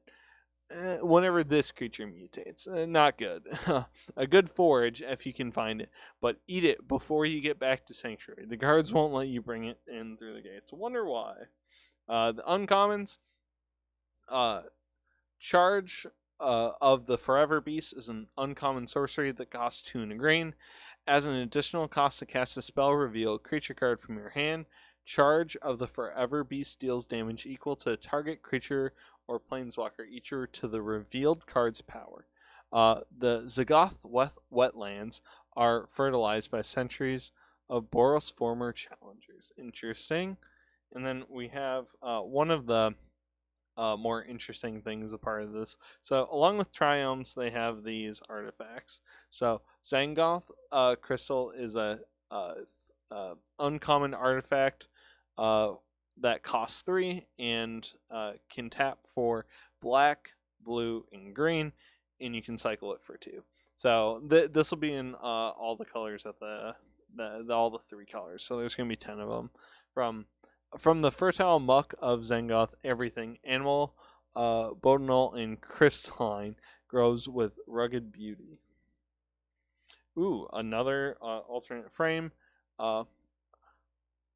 Archipelagor is a 7/7 uncommon Leviathan creature that costs 5 a blue and a blue.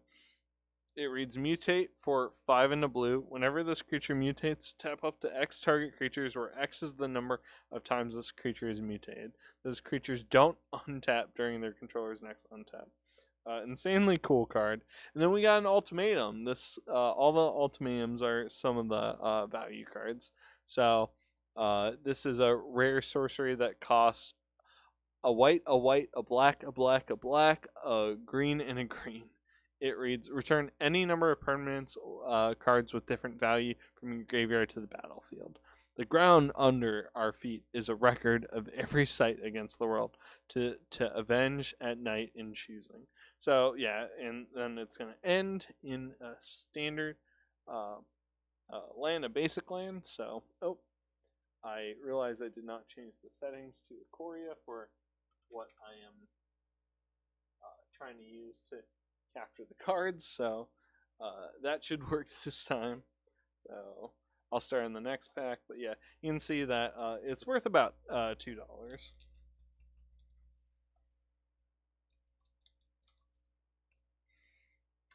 All right, on to pack number 2.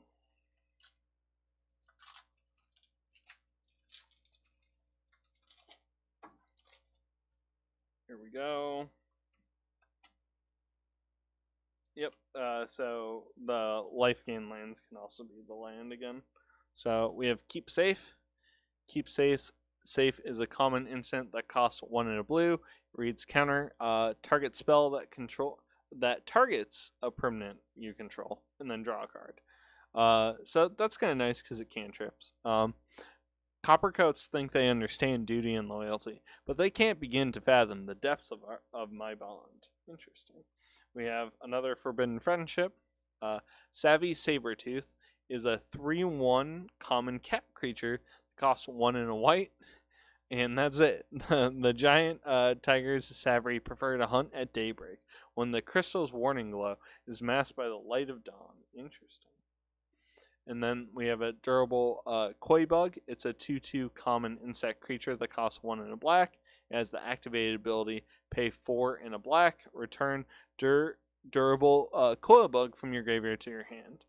I've seen them survive lava, trampling, and a molt digestive system. They roll out and get on with their lives. Wow, that is a coil bug and a half. We have another Flycatcher. We have a Phase Dolphin.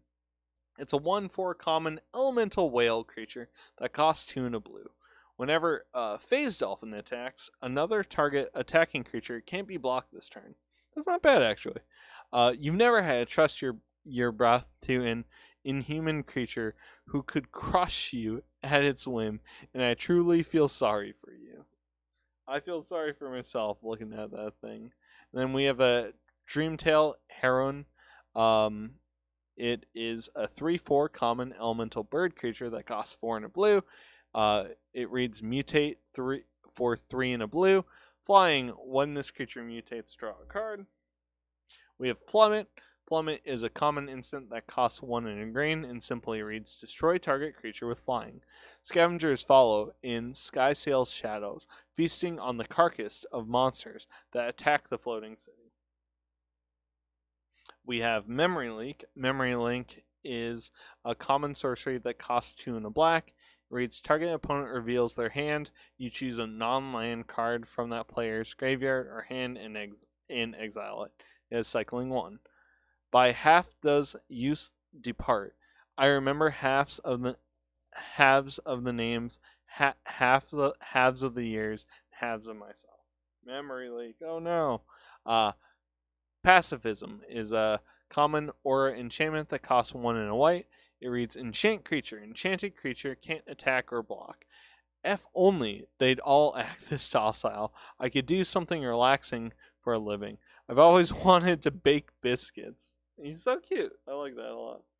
And then our first uncommon, an exuberant wolf bear, is a 4/4 uncommon wolf bear creature that costs 3 and a green. It reads, whenever exuberant wolf bear attacks, you may change the base power and toughness of target human you control to exuberant wolf bear's power and toughness until end of turn. Sometimes the Alua is a sacred harmony of souls. Sometimes the bonder grabs some fur and holds on tight. That's awesome. We have another one of the crystals. This one taps for green, blue, and red. We have Foothaul Crater. It's uncommon or enchantment that costs a red. It reads Enchant Land. Enchanted Land has target creature gains trample and haste until end of turn, and you can cycle it for 1. Actually, really like that card. And we got a full art Triome. That's awesome. The Triomes are like the money cards, and getting a full art one is wonderful. That makes me very happy. So there's going to be a ton of them, but the more Triomes we can get, the better. Like that card itself costs $11. So I paid about $100 for the box.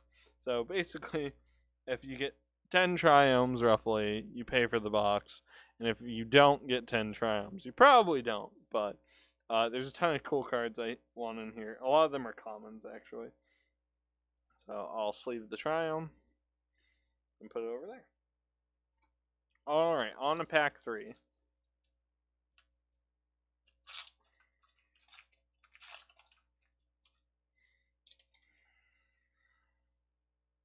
So we have a human, and then our land is a life land for red and blue. Oh, sorry, red and green. And then we have the following. we have Spontaneous Light is a common instant that costs 2 and a white. It reads, target creature gets +2/+2 until end of turn. Put a flying counter on it. Amazing! And I was only trying to teach her to sit. Gotta do more, man. Night Squad Commando is a 2/3 common human soldier creature that costs 2 and a black. Reads, when Night Squad Commando enters the battlefield, if you attack this turn, create a +1/+1 white human soldier creature token. This big fella sounds hungry. Let's send him to bed without his supper. Oh yeah, I love Brushwag. The Almighty Brushwag is a 1/1 common Brushwag creature that costs a green. It reads Trample and has the activated ability pay 3 and a green. Almighty Brushwag gets +3/+3 until end of turn. The art's just amazing for this card. Laughed at the Brushwag hunter's expression, meaning died unexpectedly. That's just so awesome. And then we have the Thieving Otter. Great card. It's a 2/2 common otter creature that costs 2 and a blue. Whenever Thieving Otter deals damage to an opponent, draw a card. Pretty good, and it's an otter. It's cute. You're telling me we spent a year securing the sanctuary against pterosaurs, ram beasts, and night fangs, and we were robbed by a what? That's awesome. We have a Tentative Connection is a common sorcery that costs 3 and a red. It reads, this spell costs 3 less to cast if you control a creature with menace. Gain control of target creature until end of turn. Untap that creature, it gains haste until end of turn. Luca was ordered to kill a threat. He chose to make a threat. Nice. I need a ton of cycle cards too. So Danrith Healer is one of the cards I'm looking for. So any of the good cycle cards I really want. So Danrith Healer is a 2/2 common human cleric creature that costs 1 and a right. It reads, whenever you cycle another card, you gain 1 life, and has cycling 1. The Glowstone Shrine and Dinosaurs Roar to the south. Business will be brisk tonight. So I'm going to set this one aside because I know I need it for a deck. Rumbling Rockslide is a common sorcery that costs 3 and a red. Rumbling Rockslide deals damage to target creature equal to the number of lands you control. When monsters walk, the earth knows its place and yields. Nice. Sleeper Dart. Art's amazing. So Sleeper Dart is a common artifact that costs 2. It reads, when Sleeper Dart enters the battlefield, draw a card. Has the activated ability tap, sacrifice Sleeper Dart. Target creature doesn't untap during its controller's next untap slot. Sleep now, you big brute. Nice. Another Memory Leak. And then an Essence Symbiote is a 2/2 common beast creature that costs 1 and a green. Reads, whenever a creature you control mutates, put a +1/+1 counter on that creature, and you gain 2 life. So the Oothless appearance spawned a new era of wild mutation on Ikoria. Some creatures haunted different play, lived in new habitats, and thrived on mutation itself. Our uncommon, our first one is Wingspan Mentor. Is a 1/3 uncommon human wizard creature that costs 2 and a blue. When Wingspan Mentor enters the battlefield, put a flying counter on target non-human creature you control. It has the activated ability pay 2 and a blue and tap. Put a +1/+1 counter on each creature you control with flying. Nice. Their bond grew over time, so did the heights of their jump. The Snorus Howlbonder is a 2/2 uncommon human warrior creature that costs 1, a black or red, and a black or a red, and reads Menace. Each creature you control with Menace cannot be blocked except by 3 or more creatures. So upgrading Menace. The Call of the Wild is rarely a solo. Fair enough. We have the Huntsman Liger is a 3/4 uncommon cat creature that costs 3 and a white. It reads Mutate for 2 and white. Whenever this creature mutates, other creatures you control get +X/+X until end of turn, where X is the number of times this creature mutated. And then we have a Fiend Artisan. That one's actually a really good card. Fiend Artisan is a 1/1 mythic nightmare creature that costs a black or a green and a black or a green. It reads, Fiend Artisan gets +1/+1 for each creature card in your graveyard. As the activated ability, pay X a black or a green, tap, sacrifice another creature to search your library for a creature card with converted mana cost X or less, put it on the battlefield, then shuffle your library. Activate this ability only anytime you can cast a sorcery. So yeah, that card's really good. Let's see how much it's worth. Should be like, yeah, $7 or something. That's a pretty good card. So yeah, this box is going really well right now, actually. So there we go, Fiend Artisan.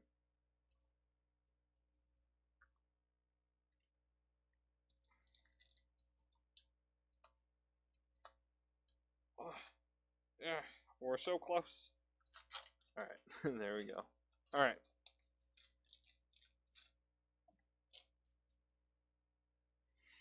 Token, and our land is a basic. All right. So we have another Night Squad Commando. I believe we've gotten this one. Yes, I'm fairly certain. So Night Squad Commando. And Greater Sandworm is a 7/7 common worm creature that costs 5 a green and a green. It reads, Greater Sandworm can't be blocked by creatures with power 2 or less, and it can cycle for 2. On Ikoria, sandworms never lie dormant for too long. In some regions, no activity is the greater sign of danger. We also have the Startling Development. It's a common instant that costs 1 in a blue. It reads, until end of turn, target creature becomes a blue serpent with base power and toughness 4/4 and a cycling run. Remarkable. Dinner continued with no further interruption. Nice. Then we have Cathartic Reunion. Is a common sorcery that costs 1 in red. It reads, as an additional cost to cast a spell, discard 2 cards, then draw 3 cards. So interesting. It's there's a lot of cards in red that are like this. And then the soldier had given up his wealth, his title, even his home, but he had no room for regret. At last, he had saved his friend. Aww. That's a callback to one of the previous cards, I'm pretty sure. So, the Spring Draw Trap is a common artifact that costs 1 and it reads Flash. And then has the activated ability, pay 4 and tap, sacrifice Spring Draw Trap. It deals 3 damage to any target. Stop trying to pierce the hide. Hit where it's softest. Ankle, sole, hamstring. Oof. The Permanent Sergeant, Perimeter, the Perimeter. Oh my god, I can't read. The Perimeter Sergeant is a 3/2 common human soldier creature that costs 2 and a white. It reads, whenever Perimeter Sergeant attacks other humans in control, get +1/+0 until end of turn. Get in there, soldier. I want a pelt on my wall before lunch. And then we have Fully Grown. It is a common instant that costs 2 and a green. And it reads, target creature gets +3/+3 until end of turn. Put a trample counter on it. One day I woke up and knew I had nothing left to teach her. So now I ride on her soldiers and follow where she leads me. That's awesome. I love that. I love the art of this. So it's the Dream Teller heroine, but it's the cool art. So nice. And then we got Boot Nipper. Boot Nipper is a 2/1 common beast creature that costs 1 in black. It reads, Boot Nipper enters the battlefield with your choice of Death Touch counter or Lifelink counter. It was really popular in Standard. I have a number of hyper-specific phobias, and this somehow hits all of them. We have Convolute. It's a common instant that costs 2 and a blue. It reads, counter target spell unless its controller pays 4. And just no thank you. We have Escape Protocol. It's an uncommon enchantment that costs 1 and a blue. It reads, whenever you cycle a card, you may pay 1. When you do, exile target artifact or creature you control, then return to the battlefield under its owner's control. That's pretty cool, actually. So, Sanctuaries harnessed the glowstone's natural reaction to monsters to create a warning system. Yeah, that was brought up in some of the other cards we've seen. Blitz of the Thunder Raptor is an uncommon instant that costs 1 in a red. Blitz of the Thunder Raptor deals damage to target creature or planeswalker equal to the number of instant and sorcery cards in the graveyard. If that creature or planeswalker would die this turn, exile instead. The sound of Vakror's giant wings is ominous, but the true terror is when they fall silent. And then we have Sanctuary Smasher. It is a 6/4 uncommon Rhino Beast creature that costs 4, a red and a red. It reads First Strike, cycling for 2 and a red. When you cycle Sanctuary Smasher, put a First Strike counter on target creature you control. I like that card, actually. It's decent. And then we have a Dirge Bat, and it's the normal art. So Dirge Bat is a 3/3 rare bat creature that costs 2, a black and a black. It reads Mutate for 4, a black and a black. Flash, flying. Whenever this creature mutates, destroy target creature or planeswalker an opponent controls. I know people have the alternate art more, so it's still worth like nothing, but it was interesting to see a normal Dirge Bat. Dirge Bat, I think, is like the rare that like everyone gets a ton of for some reason. Which feels bad because this set has a lot of good rares, so you'd rather have like however many triumphs and you just get Dirge Bat all the time. So add in a foil. I guess I can't flip them. So we got a foil. We'll see it here soon. Deadweight is a common or enchantment that costs a black. It reads Enchant creature. Enchant creature gets -2/-2. You're not my quarry, little one. I'm after whatever comes to investigate your cries. That is a cool one, actually. So then we have the Honey Mammoth is a 6/6 common elephant creature that costs 4, green and a green. When Honey Mammoth enters the battlefield, you gain 4 life. And I thought I had a big sweet tooth. That's awesome. Of One Mind is a common sorcery that costs 2 and a blue. This spell costs 2 less to cast if you control a human creature and a non-human creature. Draw 2 cards. That's a cool one. I actually like that. The Eludia is total communication, total understanding. It makes regular human speech feel like garbled grunting.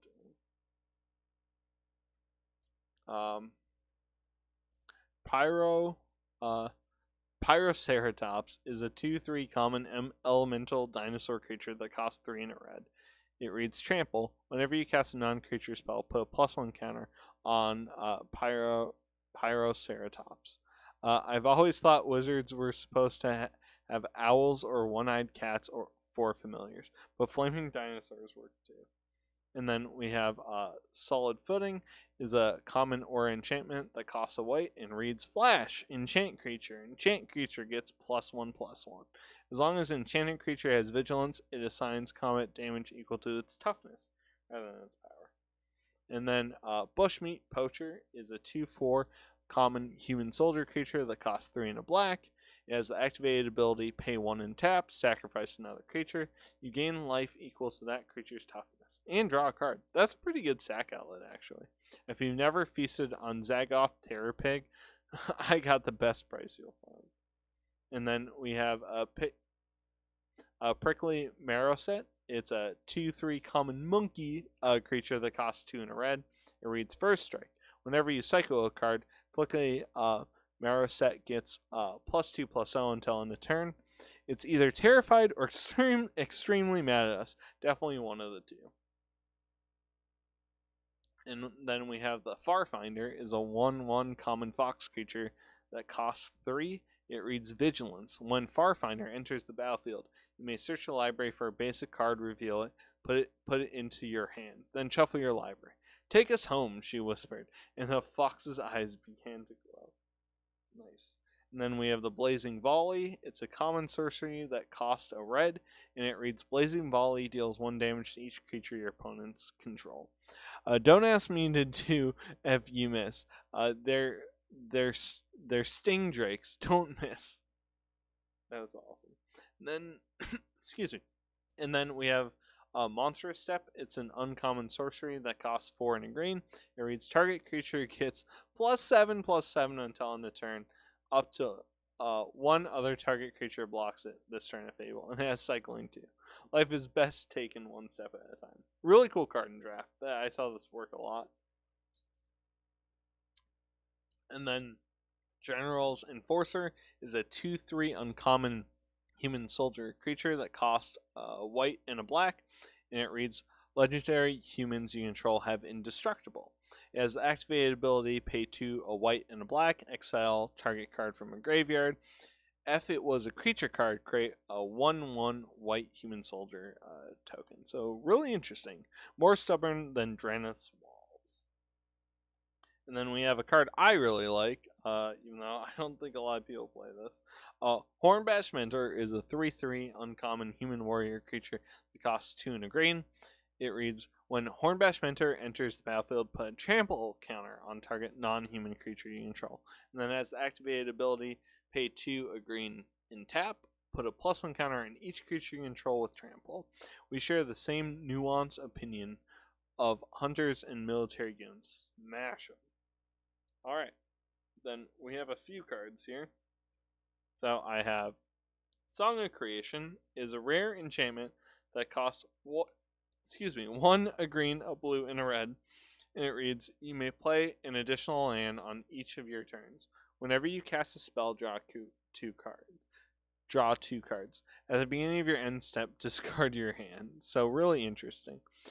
She swept not from perfect understanding, but the gratitude, blah blah blah. And here's my land, and there's the mythic I accidentally showed off, and it's foiled.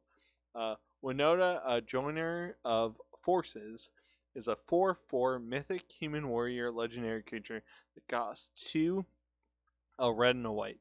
It reads, whenever a non-human creature you control attacks, look at the top 6 cards in your library. You may put a human creature card from among them on the battlefield tapped and attacking. It gains indestructible until end of turn. Put the rest of the cards at the bottom of your library in any order. That is a cool card. I have no idea if it's worth anything, so give me a second to find out. Noda, Joiner of Forces. Alright. Yeah. This one, the foil is worth a little bit. So, that's a really good pull then. And then we'll look up Song of Creation in a moment. But I want to sleeve it. It's worth something. Woo. This box has been sick, by the way. And then let's see what Song of Creation is worth. So Song of Creation. Song of Creation is worth 21 cents. So no surprise there. Alright. We have a lot of non-repeated cards there, so that pack took a while, but it's really just all dependent on the draw, I guess. So there's our token. Sorry, I hit the camera there. So we have Tentative Connection. We have a Blade Banish. It's a common instant that costs 3 and a white. Hey, this is the card I talked about before, and it reads exile target creature with power 4 or greater. The Wanderer walks many paths. Her blade travels only one. Lurking Deadeye is a 4/2 common human assassin creature that costs 3 and a black. It reads Flash. When Lurking Deadeye enters the battlefield, destroy a target creature that was dealt damage this turn. There's no roar so mighty that it can't be silenced. This card just wanted to move. Thwart the Enemy is a common instant that costs 2 and a green. It reads prevent all common damage that would be dealt this turn by creatures your opponents control. Your prey is in my custody now. Withdraw. Pretty cool combat trick. And then Facet Reader is a 1/2 a common human wizard creature that costs 1 in a blue. It has the activated ability, pay 1 and tap, draw a card, then discard a card. Every flaw in the crystal represents a moment where our strategy might go wrong. Go for Blood, great card. Go for Blood is a common sorcery that costs 1 in a red. It reads, target creature you control fights target creature you don't control in cycle 1. Luca's Blood provided not only friendship, but also the most powerful weapon in his arsenal. And then we have Anticipate. It's a common instant that costs 1 in a blue. It reads, look at the top 3 cards of your library, put one of them into your hand and the rest on the bottom of your library in any order. Bonder and Bonded move in unison, intuiting each other's move. So the humans and the monsters, it's probably the Lord, Bond and the Bonded. Suffocating Fumes is a common instant that costs 2 in a black. It reads, creatures your opponents control get -1/-1 until end of turn. That is cycling 2. Yesterday, it was Flying Tigers and Crumbling Bridges. Who knows what today will bring? We have the Excavation Mole. It's a 3/3 common mole creature that costs 2 and a green. It reads Trample. When Excavation Mole enters the battlefield, put the top 3 cards of your library into the graveyard. It makes molehills out of mountains. Nice. Light of Hope is a common instant that costs a white and reads choose one. You gain 4 life, destroy target enchantment, or put a +1/+1 counter on target creature. The uncommons are Frill Scare Mentor is a 3/2 uncommon human warrior creature that costs 2 in a red. When Frill Scare Mentor enters the battlefield, put a menace counter on target non-human creature you control, and has the activated ability pay 2 a red and tap. Put a +1/+1 counter on each creature you control with menace.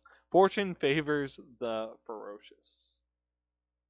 And then we have, we have Dire Tactics. Dire Tactics is an uncommon instant that costs a white and a black.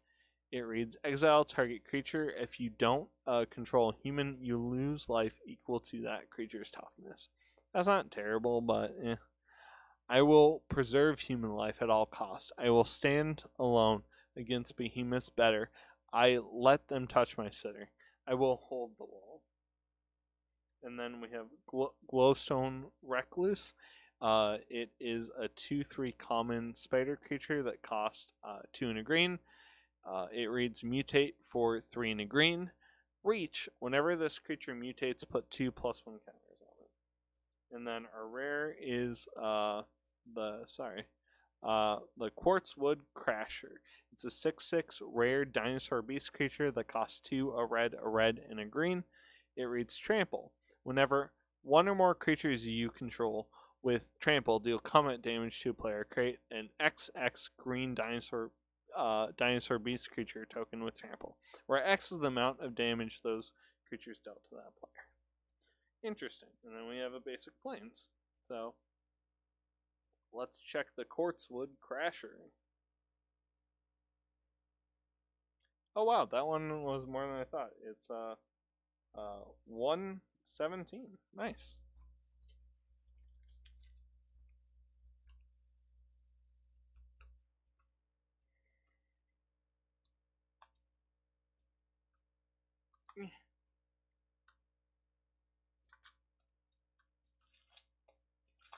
Oh yeah, punch cards, woo!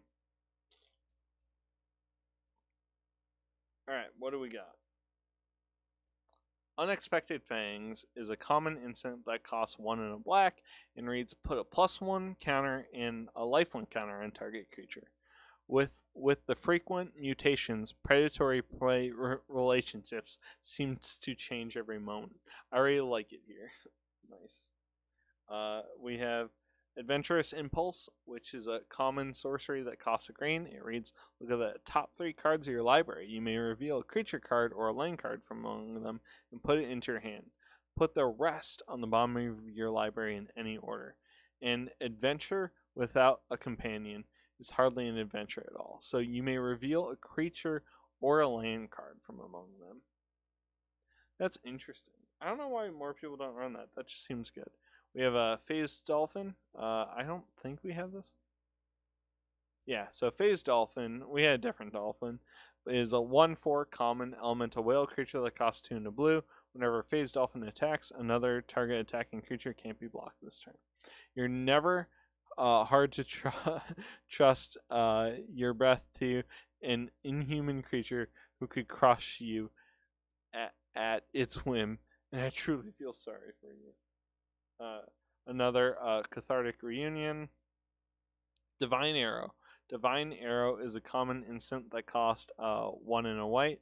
And reads, Divine Arrow deals 4 damage to target attacking or blocking creature.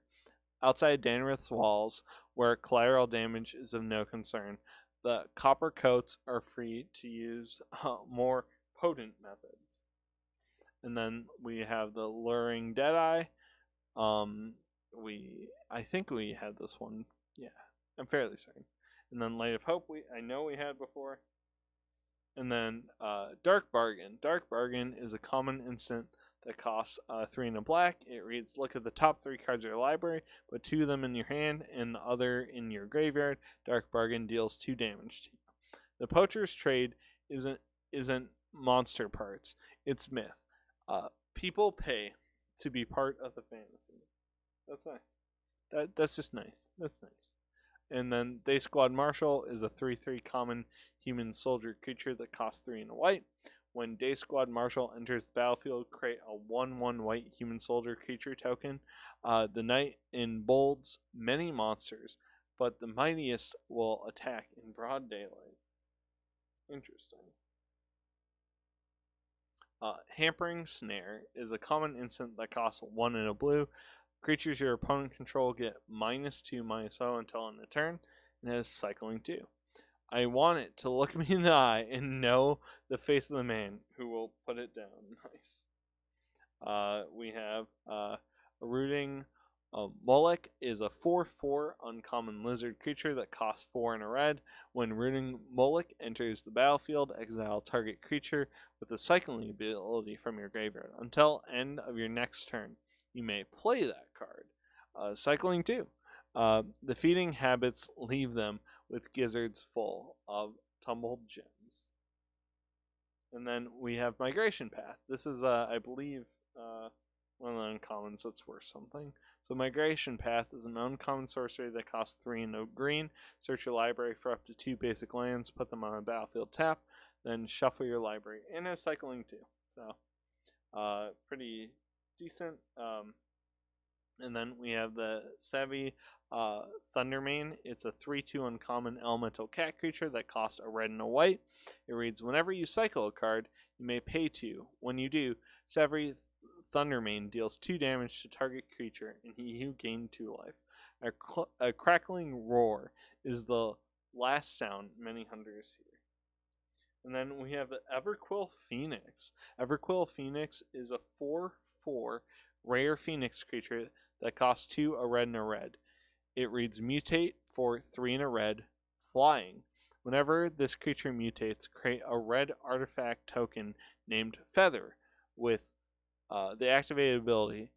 Pay 1, sacrifice Feather. Return target Phoenix card from your graveyard to the battlefield tab. So that's kind of cool. It's like a never-ending card. So first of all, let me double check. I'm fairly certain this card's like over $1, but we'll scan it quick and find out. Yep, it's worth like $121. Nice.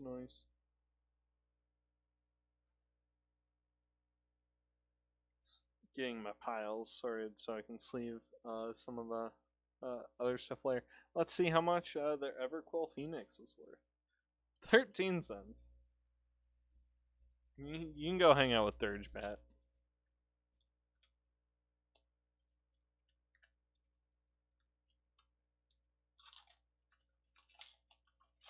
More punch cards. Woo! Woo! Alright, we have some repeats. Maybe we'll get more repeats now. Divine Arrow. Bushmeat Poacher is a 2/4 common human soldier creature that costs 3 and a black. It has the activated ability pay 1 and tap, sacrifice another creature. Oh, it's this one. Yes. That was a repeat. Honey Mammoth we've had. I love that card. It's so cool. Capture Seer. Capture Seer is was also in core, so we won't read it again. But I love the art of it. Raking Claws. Raking Claws is a common instant that costs 1 in a red. Target creature gains double strike until end of turn and has cycling 2. How many claws does a monster have? Exactly one more than you've accounted for. Garrison Cat. Garrison Cat is a 1/1 common cat creature that costs a white. When Garrison Cat dies, target dies, create a 1/1 white human soldier token. After much arguing, the soldier decided to keep it on the ground, that it killed enough mice to count as an honorary monster slayer. That's a fun card. Cloud Piercer. Cloud Piercer is a 5/4 common dinosaur creature that costs 4 and a red. It reads Mutate for 3 and a red. Reach. Whenever this card mutates, you may discard a card. If you do, draw a card. He's huge. He's the Cloud Piercer. And then here's the Great Horn, the normal version of it. And then we have the Adaptive Shimmer. It's a 0/0 common insect creature that costs 5. It reads Flash. Adaptive Shimmer enters the battlefield with 3 +1/+1 counters on it. You sure you want to see what emerges? You might not like it. It definitely won't be like you. Then we have Avian Oddity. It's a 2/4 uncommon bird creature that costs 3 and a blue. It reads Flying, cycling for 2 and a blue. When you cycle Avian Oddity, put a flying counter on target creature you control. That's interesting. And then the Zangoth Mamba is a 1/1 uncommon nightmare snake creature that costs a black. Whenever this creature mutates, target creature an opponent controls gets -2/-2 until end of turn. It's just a snake, a many-eyed snake with venom that turns your blood to smoke, but still, it's just a snake. And then we have Back for More is an uncommon instant that costs 4 for a black and a green. It reads Return target creature from your graveyard to the battlefield. When you do, it fights up to 1 target creature you don't control. How can you be sure you pierce its heart? Do you even know where its heart is? That's awesome, actually. Oh, cool. I think this is one of the more expensive ones. One of the more expensive Mythos. I don't remember if there's a lot of them. Mythos of Netheroi is a rare instant that costs 2 and a black. It reads Destroy target non-land permanent. F, it's a creature, or F, green and white was spent on it to cast this spell. So for 3, you can destroy any non-land permanent if you cast green, white, and black, or it's just destroy target creature. And then the shadows took living form, and the showers devoured the man, whole body, mind, and soul. And then our land was that, and we have a Auspicious Strix is a 6/6 uncommon elk beast creature that costs 4 and a green. It reads Mutate for 5 and a green. And whenever this creature mutates, exile cards from the top of your library until you exile X permanent cards, where X is the number of times this creature is mutated. Put those permanents on the battlefield. Interesting. That's a decent foil. And then Mythos here. Let's see how much you are worth. Mythos, nope, is worth 32 cents. Alright. Ikoria. Let's go! More Ikoria.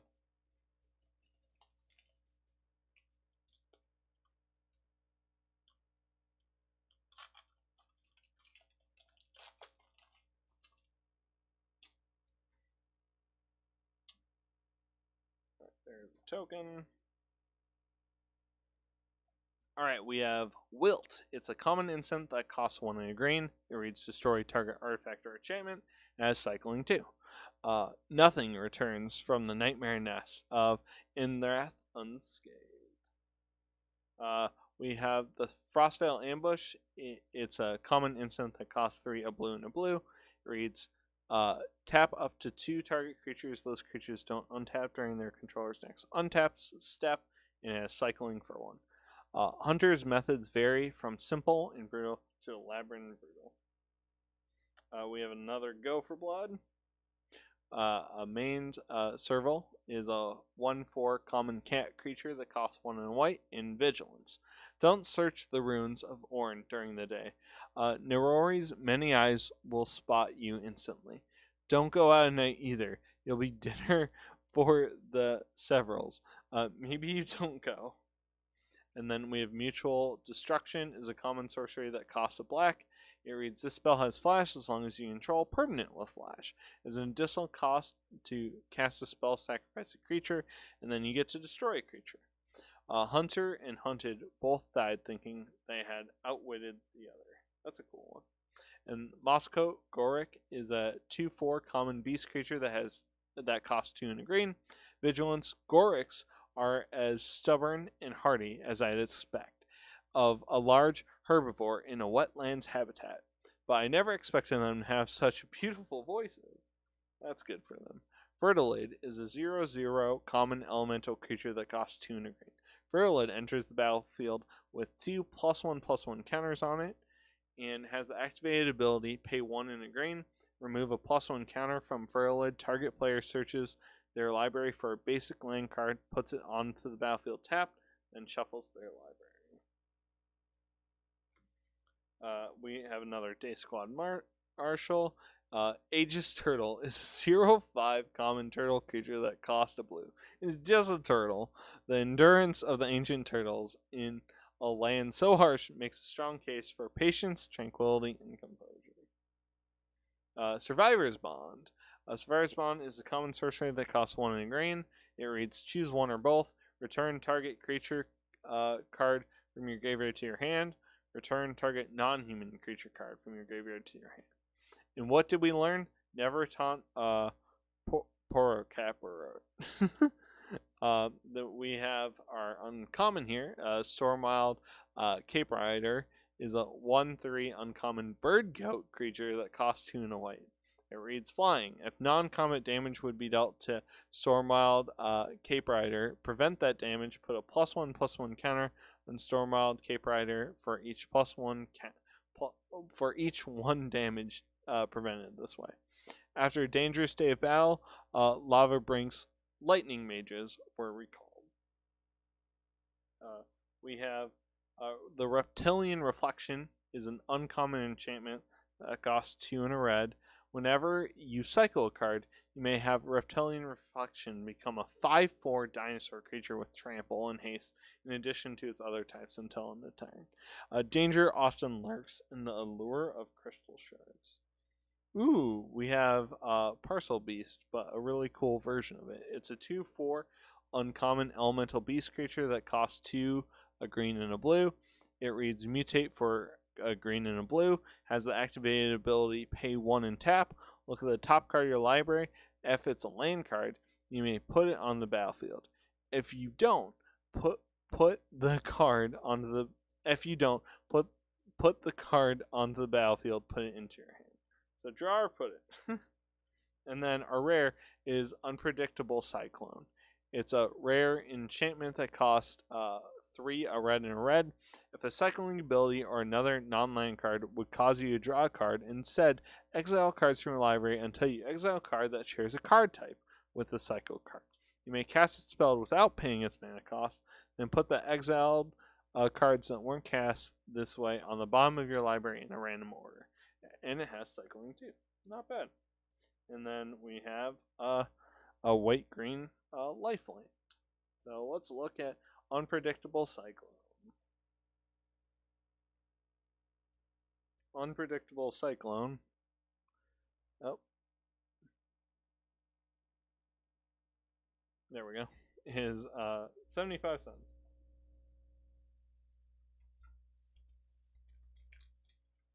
We need more triumphs in our lives. I love the triumphs. That's one reason why I wanted the set. The Triumphs are so cool. Also, I would like a little bit more of the common cycling cards. Also, some of the uncommon ones. Just, I want the cycling cards for a deck. It'd be great. Humble Naturalist is a 1/3 common human druid creature that costs 1 and a green. Has the activated ability tap, add 1 mana of any color, spend this mana only to cast a creature spell. The key to bonding with monsters, no matter their size, is knowing where they like to be scratched. Oh, cute. And Starling Development. Yep, we looked at that one before. Frenzied Raptor is a 4/2 common dinosaur creature that costs 2 and a red. The flavor text is through the road through Ragwin is lined with alarm crystals. Some monsters seem to be adapting. We've had raptors feign attacks on provision caravans, while others try to sneak through the lava curtain. That's interesting. We have another solid footing. We have the Serrated Scorpion is a 1/2 common scorpion creature that costs a black. When Serrated Scorpion dies, deals 2 damage to each opponent and you gain 2 life. That's pretty good. Each scorpion's venom is unique, thwarting Sanctuary Hero's attempt to develop an antidote. And then we have a Sun Spinnerets. It's a common instant that costs a green. It reads target creature gets +1/+3 until end of turn. Put a reach counter on it and untap it. What's natural on Ikoria continues to delight me. We have another Survivor's Bond. Volpakit is a 2/3 common foxbird creature that costs 3 and a white and reads mutate for 2 and a white. Flying, when this creature mutates, put a +1/+1 counter on it. I think we had that one, but it was a normal one, so it's hard to remember. Aegis Turtle, another Springjaw Trap, and a Crystal. This one's for white, black, and a green. We have Titanith Rex is a 11/11 uncommon dinosaur beast creature that costs 7, a green, and a green. Reads Trample, cycling for 1 and a green. When you cycle Titanith Rex, put a trample counter on target creature. That's not that bad. Whoops. Sorry. And then we have a Boneyard Lurker, a special version of it. It's a 4/4 uncommon nightmare beast creature that costs 2, a black, and a green. It reads mutate for 2, a black, a black green, black green, black or green, whatever. And then whenever this creature mutates, return target permanent from your graveyard to your hand. And then our rare is a Voracious Great Shark. It's a 5/4 rare shark creature that costs 3, a blue, and a blue. It reads Flash. When Voracious Great Shark enters the battlefield, counter target artifact or creature spell. There is no boat big enough. And then we just have a basic man. Voracious Great Shark, tell me, how much are you? You are 28 cents.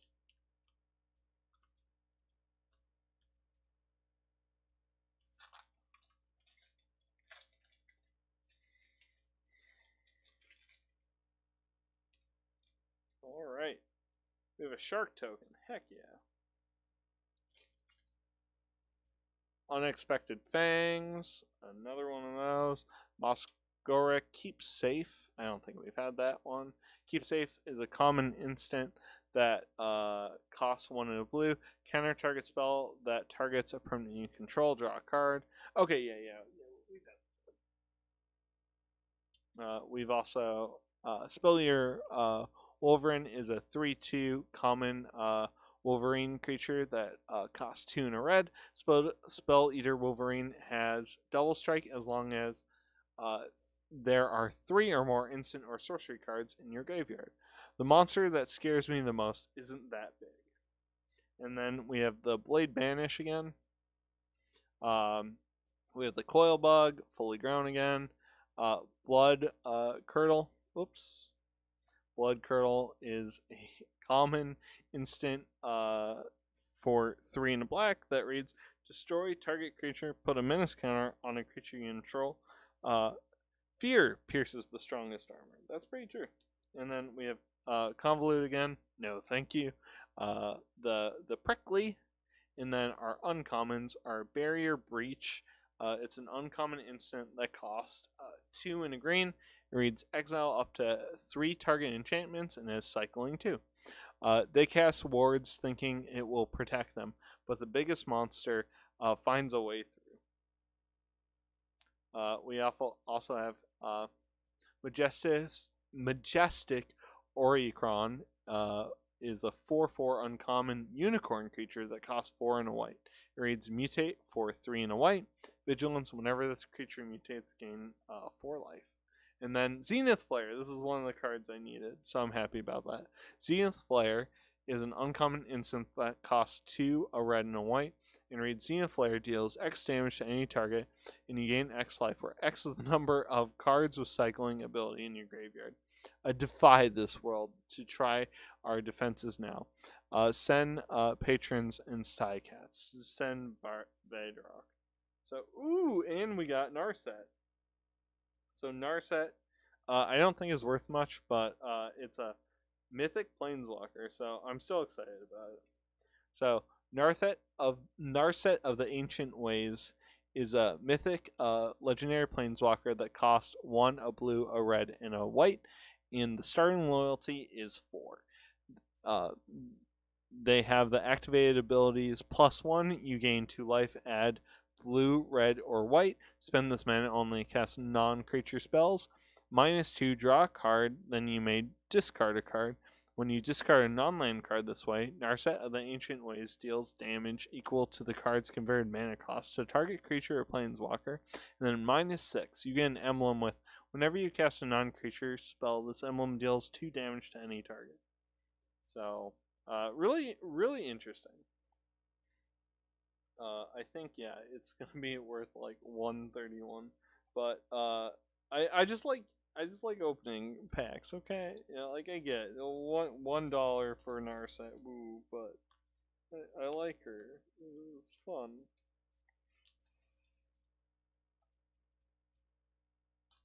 Alright.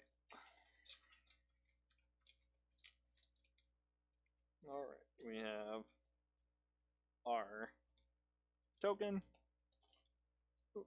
We have another Capture Sphere. We have the Ferocious Tigerilla. We have the Improvising Ventosaur. I don't think we've seen this one yet. It's a 3/6 common dinosaur creature that costs 5 and a white. It reads Vigilance, cycling 1. Ragowin's Coastline can be quite beautiful as long as you avoid the volcanic dinosaurs, the sea monster dinosaurs, and the Rona Beach dinosaurs. Yeah, we did have that one. Unlikely Aid again. The Flycatcher, a Rumbling Rockside, Anticipate again. Snare Tactician is a 2/3 common human soldier creature that costs 2 and a white. It reads, whenever you cycle a card, tap target a creature an opponent controls. Our volleys don't aim to kill. Impair them. In ground will do the rest. Nice. And then we have another Great Horn.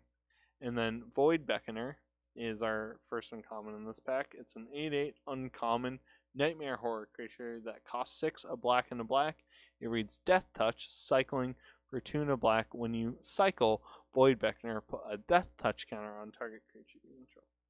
And then we have Poliwag Symbiote is a 1/3 uncommon frog creature that costs 1 and a blue. It reads each creature spell you cast costs 1 less to cast if it has mutate. Whenever you cast a creature spell, if it has mutate, draw a card, then discard a card. And then we have the alert Heed Bonder is a 2/4 uncommon human scout creature. Costs 1 green or white in green and white. It reads Vigilance. At the beginning of your end step, you gain 1 life for each creature you control with Vigilance. Considering the Zealous armies, Vile Poachers, and Titanic monsters, it's always wise to keep an eye on the horizon. And then, woo! Cool, we got another Ultimatum. This is Ruinous Ultimatum. It costs a red, a white, a white, a white, a black, and a black. It's a rare sorcery. And it reads Destroy all non-land permanents your opponents control. Strike those ambitious down. Let their names rot with their remains. And then we have Trumpeting Gnar, 3/3 uncommon beast creature that costs 1 a green, a blue, and mutates for 3 green or blue.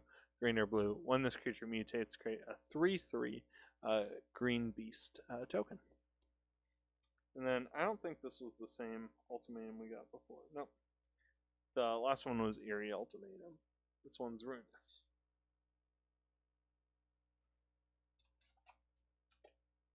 And yep, that one's about $3.50. All the ultimatums are worth a little something. A lot of times they see some play in Commander.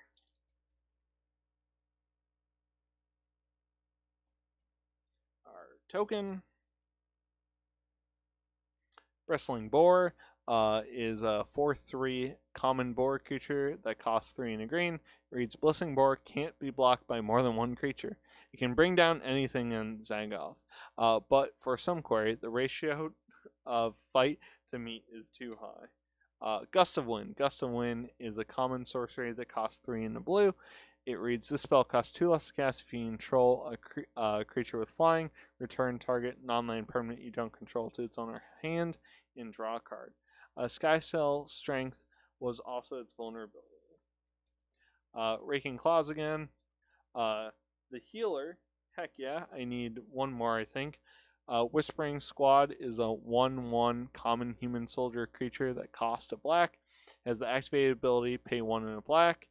Search your library for a card name, Whisper Squad, put it on the battlefield tab, then shuffle your library. Ears can't hear them, eyes see too many of them. That is not a good rate to tour up. A Humble Naturalist, Volpakit again, Sleeper Dart, another Mysterious Egg, Fire Prophecy. Fire Prophecy is a common instant that costs 1 in red. It reads, Fire Prophecy deals 3 damage to target creature. You may put a card from your hand on the bottom of your library. If you do, draw a card. Water and Bone tell many tales, but fire is fickle. It would rather consume than reveal. Sounds like some Avatar stuff, honestly. Swallow Whole is an uncommon sorcery that costs a white. It reads, as an additional cost to cast a spell, tap an untapped creature you control.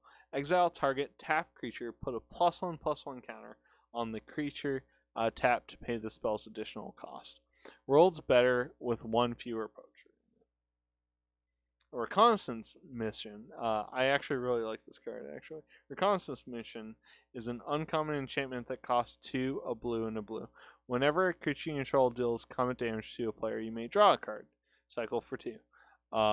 The Bonders work with creatures that fly, slink, and burrow. Assume they know everything. And then we have the Mystic Subdual. Is a an uncommon aura enchantment that costs 1 and a blue. Reads Flash. Enchant creature. Enchanted creature gets -2, -0, loses all abilities. So a good way to deal with a commander. And then we have Whirlwind of Thought. It's a rare enchantment that costs 1, a blue, a red, and a white. So basically Narset. And whenever you cast a non-creature spell, draw a card. As Narset struggled to mediate tiny draglings spiraled around her, conjuring thoughts of ancient claws. And then we have Lifeland for black and red. Whirlwind of Thought. Oh, apparently I moved it too soon. That's my bad. Whirlwind of Thought.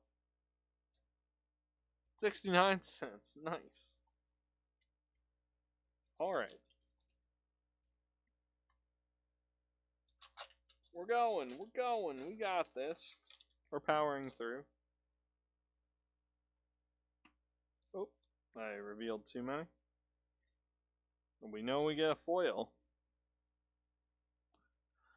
Frostlink is a 2/2 common elemental cat creature that costs 2 and a blue. It reads, when Frostlink enters the battlefield, tap target creature your opponent controls. That creature doesn't untap during their controller's next untap step. If you feel strange chill within the temperate quartz wood, look up. And then, yes, I need many more of these. The Draenus Stinger is a 2/2 common human wizard creature that costs 1 in a red. It reads, whenever you cycle another card, deal 1 damage to each opponent. It has cycling 1. The first line of defense and the last person you want to anger. These are the cards I want a lot of. Checkpoint Officer is a 1/2 common human soldier creature that costs 1 in a white. It has the activated ability, pay 1 in a white, and tap, then tap target creature. After what he viewed as Luca's shocking betrayal, General Kuros enacted stringent security measures at every point into Draenor. Deadweight again. Ram Through. Ram Through is a cool card. Ram Through is a common instant that costs 1 in a green.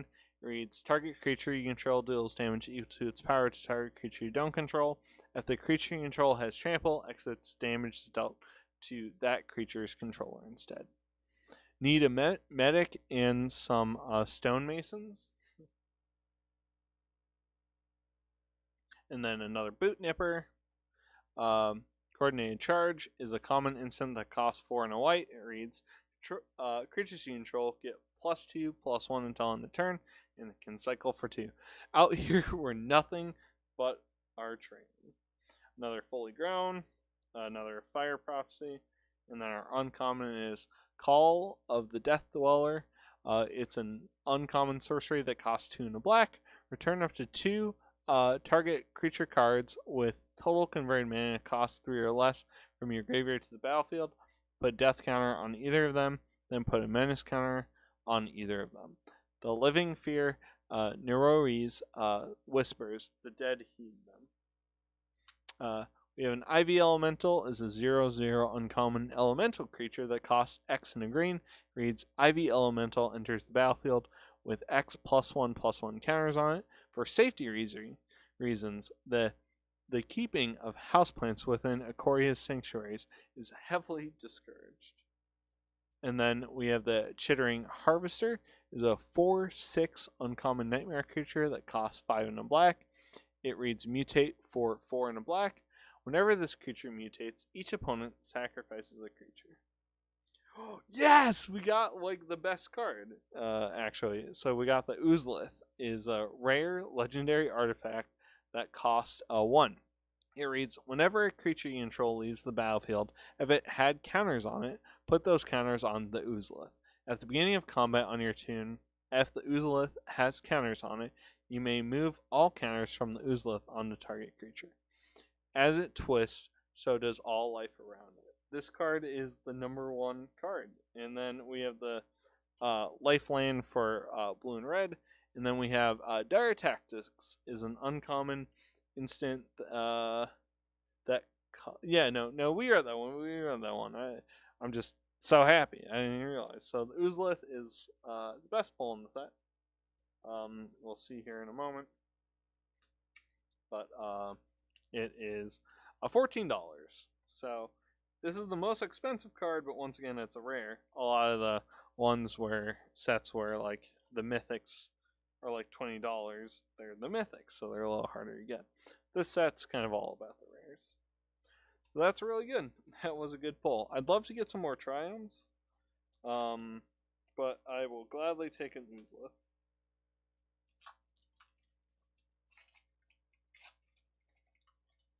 Alright, a punch card. And then we got the Wingfold Petron. We've read that one. Forbidden Friendship, Spontaneous Flight, Night Squad Commando, the Brushwig, and a Thieving Otter. This pack's going to be great. Hampering Snare is a common instance that costs 1 and a blue. It reads, creatures your opponents control get -2/-0 until end of turn, and cycling 2. I want it to look me in the eyes and know the face of the man who put it down. Oh, damn. It's crazy. Suffocating Fumes. Yes, we've seen that one. Pacifism, we've seen. Blightspit Gremlin, we've seen. Our first uncommon is Boon of the Wishgiver. Is an uncommon sorcery that costs 4, a blue, and a blue. It reads, draw 4 cards, and it can cycle for 1. There's no law of nature that I have not seen Una's break. makes you wonder what is truly possible, does it? Man, if this was an instant, it'd be so good. But it just doesn't. Weaponized Monster is an uncommon enchantment that costs a red, and it reads, it has the activated ability, pay 2, sacrifice a creature, weaponize the monster, deals 2 damage to any target. Revenge is a path inevitably walked alone. And then we got the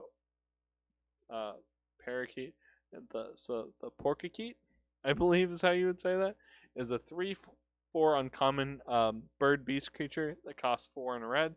Reads mutate for 2 and a red, and then has the activated ability tap. This creature deals X damage to any target where X of the number of times this creature has mutated. And yes, we have another ultimatum. It's wonderful. So, and then we have Lifeland as our land. So Genesis Ultimatum is a rare sorcery that costs a green, a blue, a red, and a red. And it reads, look at the top 5 cards of your library, put any number of permanent cards from among them on the battlefield, and the rest into your hand. Exile Genesis Ultimatum. No human eyes have ever witnessed the birth of an apex monster. And that one's $1. One of the cheaper ultimatums, I believe, but still an ultimatum. Not a triumph, but we're getting plenty of the ultimatums.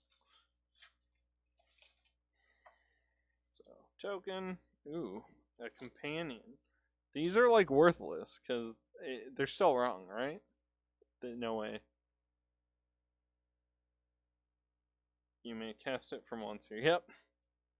That sucks. So we have another Facet Reader. Lava Serpent is a 5/5 common elemental serpent creature that costs 5 and a red. Reads haste, cycling 2. Lava brings a boiling moat, is a deterrent for most, and a relaxing bath for 1. Savvy Sabretooth. Blitz Leech is a 5/2 common leech creature that costs 5 and a black. It reads Flash. When Blitz Leech enters the battlefield, target creature an opponent controls gets a -2/-2 until end of turn. Remove all counters from that creature. Fools wear armor against it, as if the worst it could take is your blood. Thwart the enemy. We read that one. Glimmerbell is a 1/3 common elemental jellyfish creature that costs 1 and a blue. Reads flying and has the activated ability, pay 1 and a blue, untap Glimmerbell. Their paths aren't random, but they don't float with the wind. Could they be following surges in the crystalline energy? The Shimmerer, again, another memory leak. And then Essence Scatter is a common instant that costs 1 and a blue. Reads counter target creature spell. I know the Nightmares of Indith seem scary, but when you break them down into their component parts, they're quite beautiful. And then another Blazing Volley. And then our first uncommon for this is Escape Protocol. Uncommon enchantment that costs 1 and a blue. Whenever you cycle a card... Oh, it's this one. Yep, we had this one before. Channeled Force is an uncommon instant that costs 2, a blue and a red. As an additional cost to the spell, discard X cards. Target player draws X cards. Channel Force deals X damage to up to 1 target creature or planeswalker. Few monsters challenge Narset after they sense her power. And then we have the Grim Dancer is a 3/3 uncommon nightmare creature that costs 1, a black and a black. Grim Dancer enters the battlefield with your choice of 2 different counters on it from among Menace, Death Touch, and Lifelink. Most monsters are more frightening when they skitter unseen in the dark most. And then we have Kolga. I got in my draft a foil one actually. So Kolga the Titan Ape is a rare 7/6 legendary creature that costs 3, a green, and a green. When Kolga the Titan Ape enters the battlefield, fights up to 1 target creature you don't control. Whenever Kolga attacks, destroy a target artifact or enchantment defending player controls. and has the activated ability, pay 1 in a green, return target human creature you control to its owner's hand. Koga gains indestructible until end of turn. So I think it's like a buck. Yeah, it's like a buck. But hey, big monkey. I'll take big monkey any day.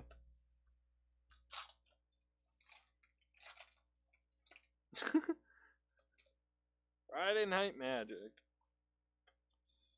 Another companion. We have Of One Mind here.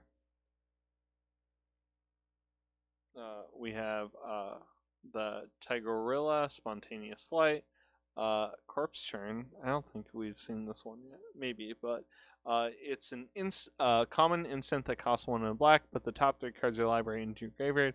Then you return a creature card from your graveyard to your hand.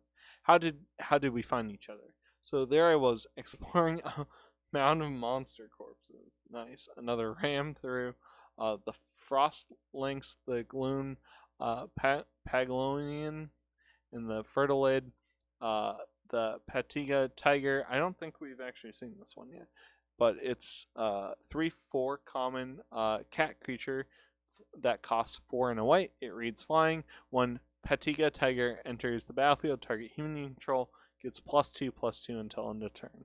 Luca looked out for the parapet and saw not a monster to be put down, but a fierce kind of beauty. Chrysocene is a 1/6 common crab creature that costs 3 and a blue and reads flash. It loves blending into its environment, ambushing prey in long scuttles on the beach. We have another crystal here. This one is blue, red, white. We have a Parcoleus Beast, is a 2/4 uncommon elemental beast creature that costs 2, a green and a blue, and reads mutate for green and a blue.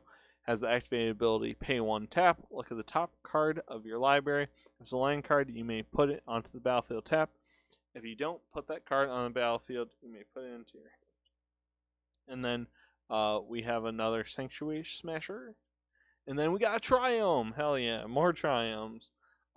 This one is a green, blue, and red. And our land is a life land for Simic. Ooh. I don't know how much this Triome will be. Let's see. This one is $12. So we've gotten 2 Triomes and the Oozolith. So that is pretty good, I feel. We have a ton of cards to go to. Alrighty.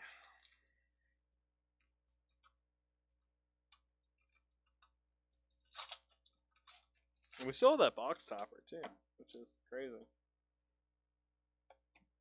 Beast.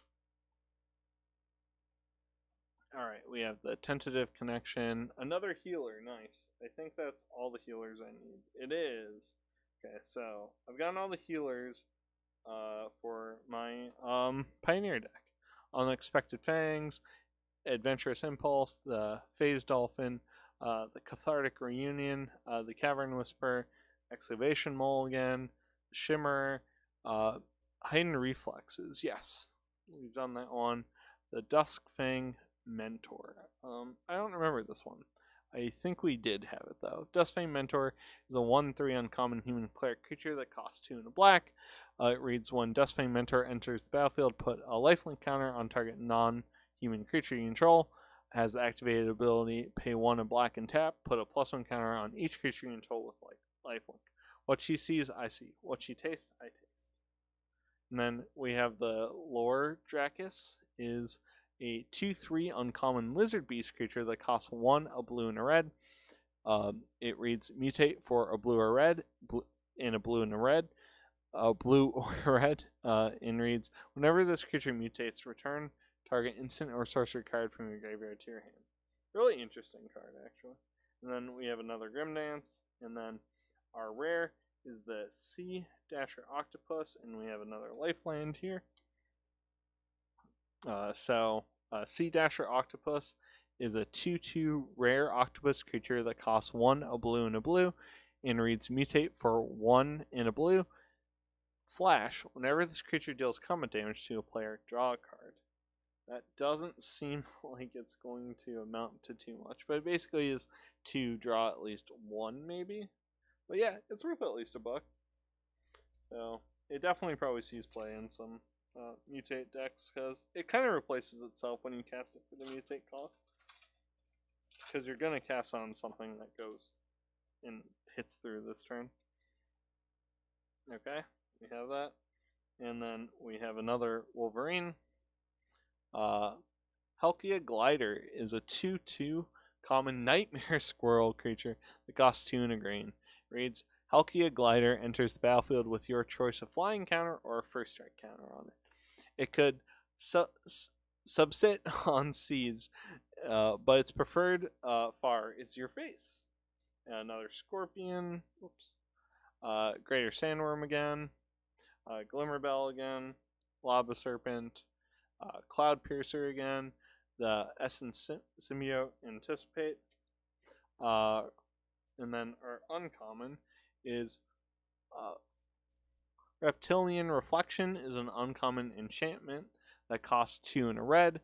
It reads, whenever you cycle a card, you may have Reptilian Reflection become a 5/4 dinosaur. Oh yeah, we had this one before. Yeah, we definitely did. Fight as 1. Fight as 1 is an uncommon instant that costs 1. It reads, choose 1 or both. Target human creature you control gets +1/+1 and indestructible until end of turn. Target non-human creature you control gets +1/+1, gains indestructible until end of turn. That's awesome. I like that. And then the Proud Willed Wildbounder is a 4/3 uncommon human warrior creature that costs 2, a red or green, and a red or green. It reads, trample. Creatures you control with trample you may have this creature assign its combat damage as though it weren't blocked.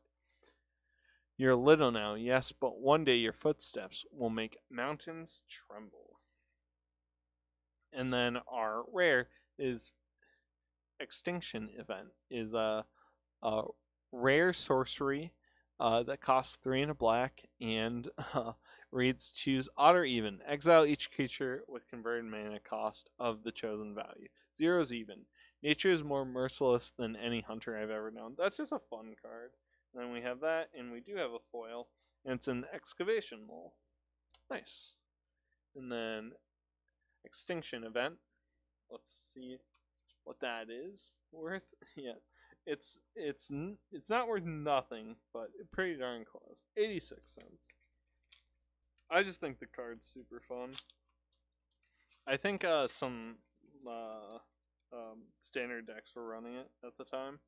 So we have a human soldier token, and we have Divine Arrow, Lurking Deadeye, Humble Naturalist, Sterling Development, Frenzied Raptors, Essence Scatter, Coordinated Charge again, and Evolving Wilds. I'll read Evolving Wilds, but I'm sure everyone knows what Evolving Wilds does. Evolving Wilds is a common land that reads, tap, sacrifice Evolving Wilds, search your library for a basic land card, put it onto the battlefield, tap, then shuffle your library.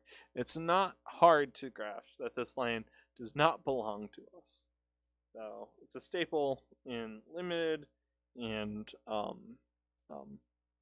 Commander.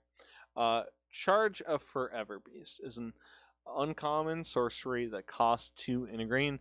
Reads, as an additional cost to cast a spell, reveal a creature card from your hand. Charge of the Forever Beast deals damage equal to target creature or planeswalker equal to the revealed card's power. The Xanrith wetlands are fertilized by centuries of Borkros former challengers.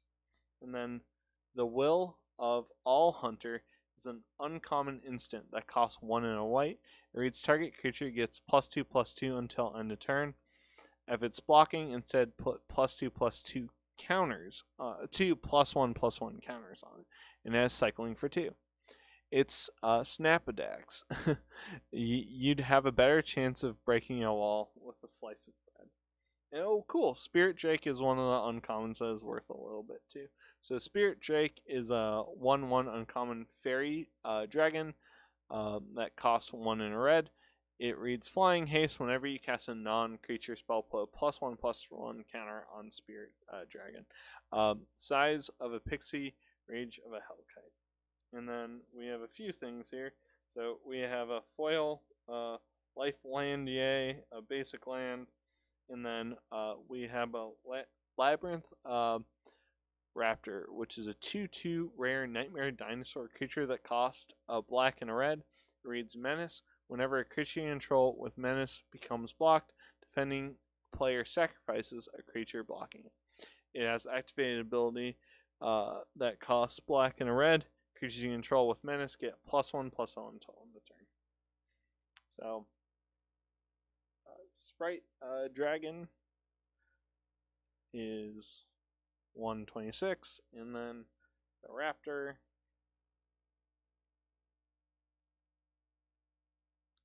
is 16 cents. Nice.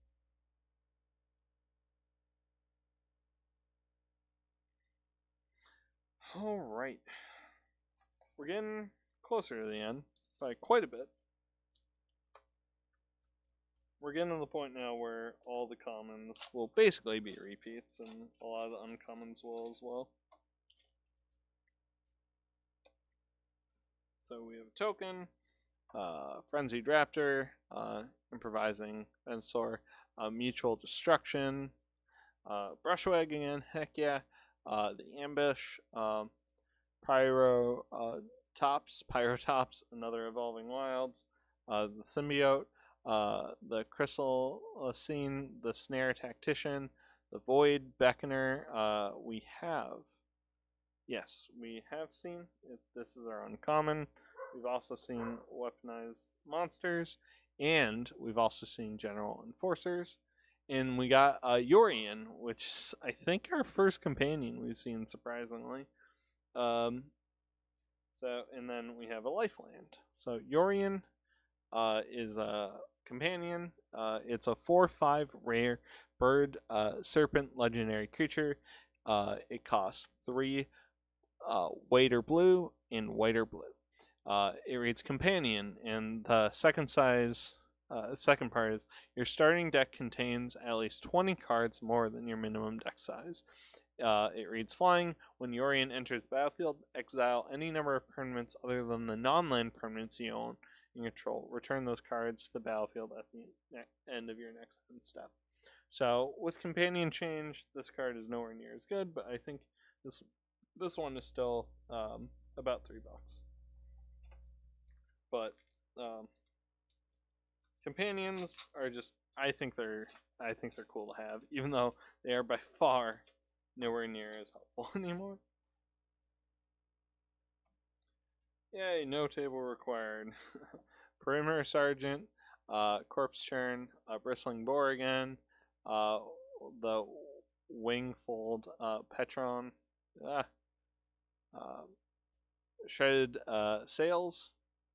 I don't know if we've had that one actually. I'll read it. Shredded Sails is a common instant that costs 1 in a red, and choose 1 destroy target artifact.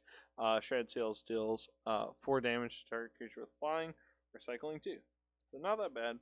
And then Blood Curdle, the Blister Spit, Gremlin. I don't think I read this either. So Blister Sprint Gremlin is a 1/1 common Gremlin creature that costs 1, has the activated ability pay 1 and tap. Blister Spit Gremlin deals 1 damage to each opponent. Whenever you cast a non-creature spell, untap Blistle Spite Gremlin. We have a critic. Nice. A Fully Grown, another Dreamtail, Avian Oddity, and then we have another a Foothill Crater, Boneyard Lurker again.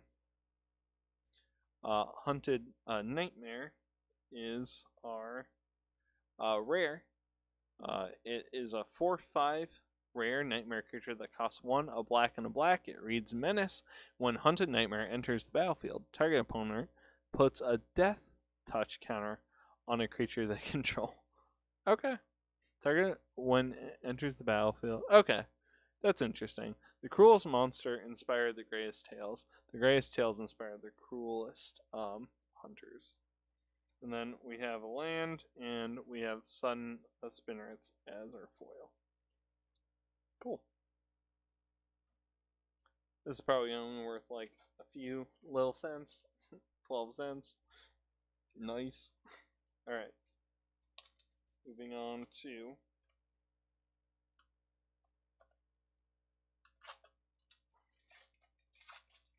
next one here.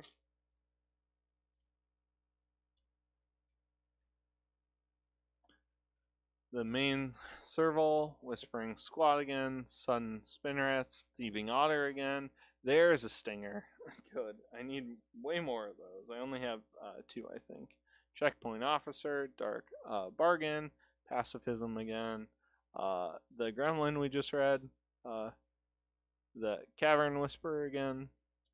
Neutralize. I think we have, but I'll read it anyways. Actually, I don't think we've had this one.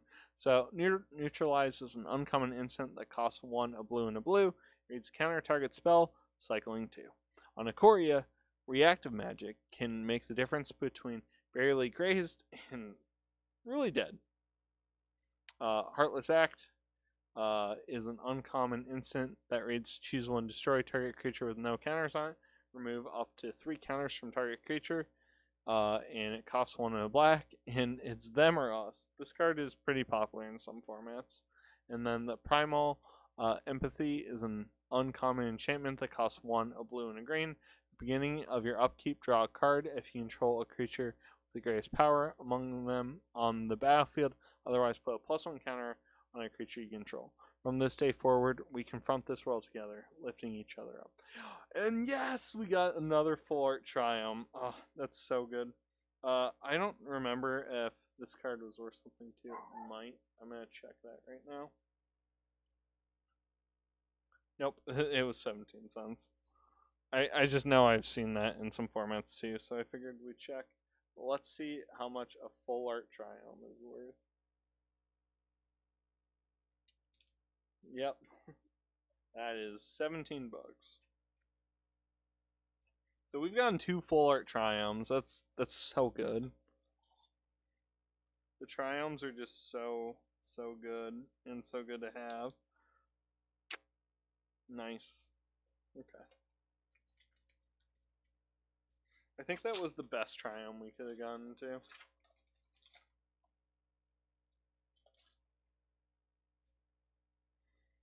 So we have Solid Footing, the Scorpion, the Sudden again, Frostlich, another Stinger, nice. 1 more of that, and I'll be really happy, actually.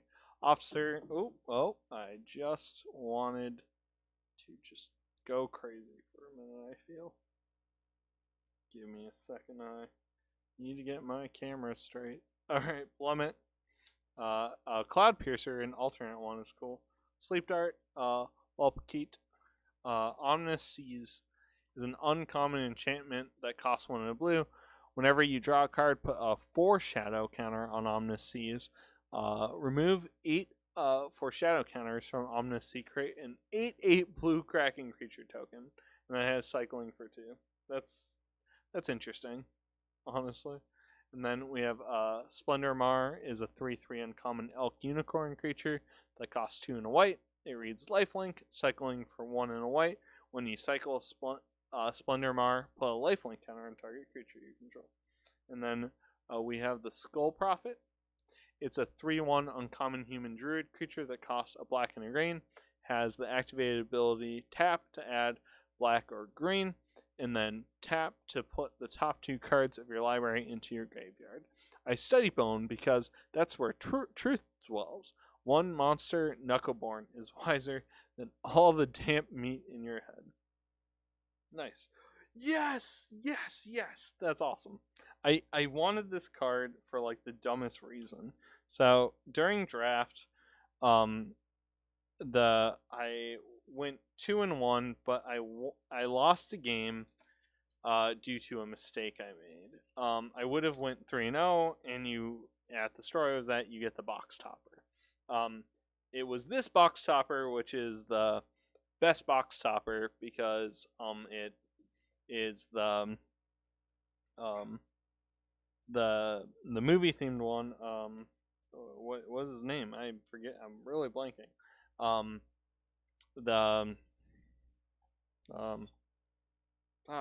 It's Ikoria. Godzilla, and it's the Godzilla themed one. And this was the box topper. So my mistake kind of cost me like a card like this, and it's such a cool card. I'm like, damn, I really wanted one of those. And I'll take a plain one. I don't really care about having the Godzilla one, but heck, man, I'm all for getting that card because it's such a cool card. I didn't even read it because I was just so excited. Okay, let me read it. Luminous Broodmoth is a 3/4 mythic insect creature. Costs 2, a white and a white. It reads, flying whenever a creature you control without flying dies. Return to the battlefield under its owner control with a flying counter on it. It soars through currents of moonbeams to give hope to the Forsaken. So, really happy about that one. That's like one of the cards I actually really wanted. And then a token. And we have Deadweight. Ram through again. Facet Reader. Lava Serpent again. Savory Sabretooth. Dark Bargain. Rumbling Rockside. Hampering Snare. Mysterious Egg. And then Easy Prey. Destroy target creature with converted mana cost 2 or less and has cycling 2. The definition of bite-sized treat depends on who you ask. Very true. And then Keen Sight Mentor is a 1/4 uncommon human cleric creature that costs 2 and a white. Reads, when Keen Sight Mentor enters the battlefield, put a vigilance counter on target non-human creature you control. It has the activated ability, pay 1 and a white, tap, put a +1/+1 counter on each creature you control with vigilance. Through the Eluda bounds share the powerful abilities of their chosen companions. And then Porkykeet, we have the special art one. And then we have another Great Shark. I think that's our first repeated rare, right? I think I got that one. Let me double check. Yeah, we got it, but I think it's our first repeated rare. And what's our foil? A Mutual Destruction. Alright, we're getting to the bottom.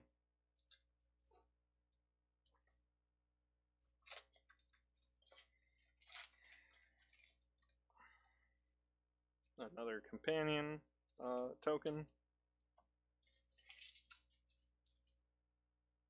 Let's Leech. Adventurous Impulse. Gust of Wind. Shredded Sails again. Garrison Cat.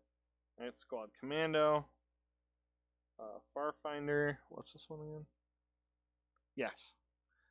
Convolute. Evolving Wilds. Excavation Mole.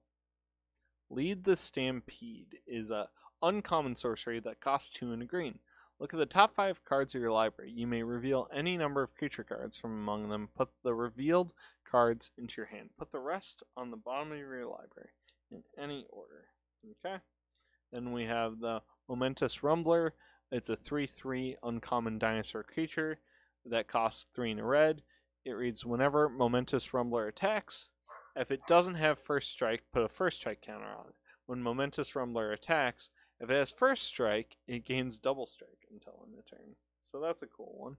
And then we have the Polywog Symbiote again. And then we have a Mountain. And Slitherwisp is a rare 3/2 elemental nightmare creature that costs a blue, a black, and a black. And it reads, Flash. Whenever you cast another spell that has Flash, you draw a card and each opponent loses 1 life. Fear is its habitat. Sanity is prey. That's kind of cool. Alright. Oh. What? 13 cents, but it's still a really cool card. I wish Flash was a more utilized mechanic. I think it's a really cool effect that I wish was on more things. So we have our token.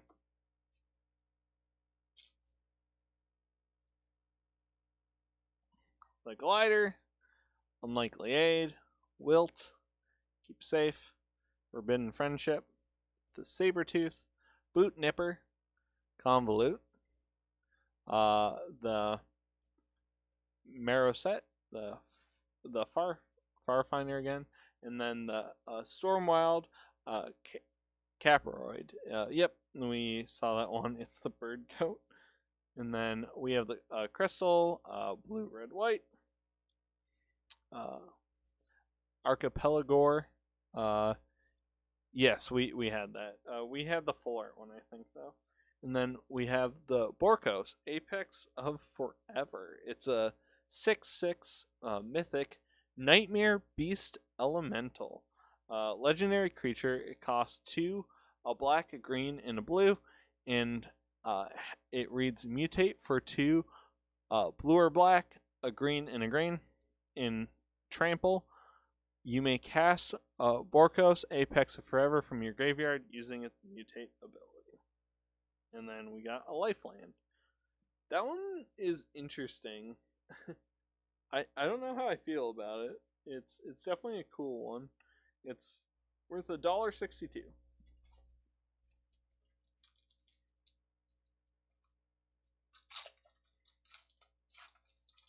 All right. We have a token here. We have Greater Sandworm. We have starting development and Cathartic Reunion, the Trap, the Perimeter Sergeant, Dead Weight, Coordinated Charge, Heightened Reflexes, Blood Curdle. Yes, we got the best uncommon. Bastion of Remembrance is an uncommon enchantment that costs 2 and a black. When Bastion of Remembrance enters the battlefield, create a 1/1 white human soldier token. Whenever a creature you control dies, each opponent loses 1 life and you gain 1 life. Lives taken are lives not easily forgotten. This uncommon is worth a decent amount, honestly. I think it's like $3. And then the Trumpeting Gnar is a 3/3 uncommon beast creature that costs 1, green and blue. Yes, we had the full art one. And then Flame Spill. Flame Spill is an uncommon instant that costs 2 and a red. It reads Flame Spill deals 4 damage to target creature. Excess damage is dealt to that creature's controller instead. So it is trample. That's kind of cool. Fragile floating. Sky Sail suddenly seemed like an appealing, safe place to live. Ooh, cool. We got another companion. So, Ubosh, the Pry Piercer, is a 3/5 rare Hellion Horror legendary creature that costs 3, a black or red, and a black or red. It reads Companion. Your starting deck contains only cards with odd converted mana cost and land cards. If a source you control with an odd converted mana cost would deal damage to a permanent or a player, deals double that damage to that permanent player instead. And we have the Mythos, this time in foil, which sadly is not worth that much even in foil. But let's look at the Bastion. And we'll look at. So the Bastion was $2.64, and then Obosh is 42 cents. So not all companions are created equally, unfortunately. I'm glad I got this box though. There's a lot of good stuff in here. I'm really happy. I'm excited to see what our box topper is too. No, it's probably not going to amount to too much. So we have the Blitzleech and Thwart the Enemy. I grabbed 2. Glimmerbell, Frenzied Raptor, Impulsory, Ventusaur, Mutual Destruction, the Day Squad Marshal again, Blazing Volley, the Cavern Whisperer. That art is so good with the alternate art. The Essence Scatter. Cool. And we have a Crystal. This one's for white, black, and green. We have another Channeled Force. we have an Auspicious Starix, is a 6/6 uncommon elk beast creature that costs 4 and a green. Reads Mutate for 5 and a green. Whenever this creature mutates, exile the top cards from the top of your library until you exile X permanents, where X the number of times this creature's mutate. Put those permanents on the battlefield. I think we did have that, but it was the other art. And then we have a Lifeland, and we have Yidori. Wandering Monster is an 8/8 rare dinosaur turtle legendary creature that costs 5, a red and a red. It reads Trample, Haste, Cycle for 1 and a red. When you cycle Yidori Wandering Monster, shuffle into your library from your graveyard. If you've cycled a card named Yidori Wandering Monster 4 times or more times this game, put it on the battlefield from your graveyard instead. Do this before you draw. That's crazy. That's such a complicated card to try to work with. It's probably worth 50 cents. I don't see how any deck really utilizes that super well.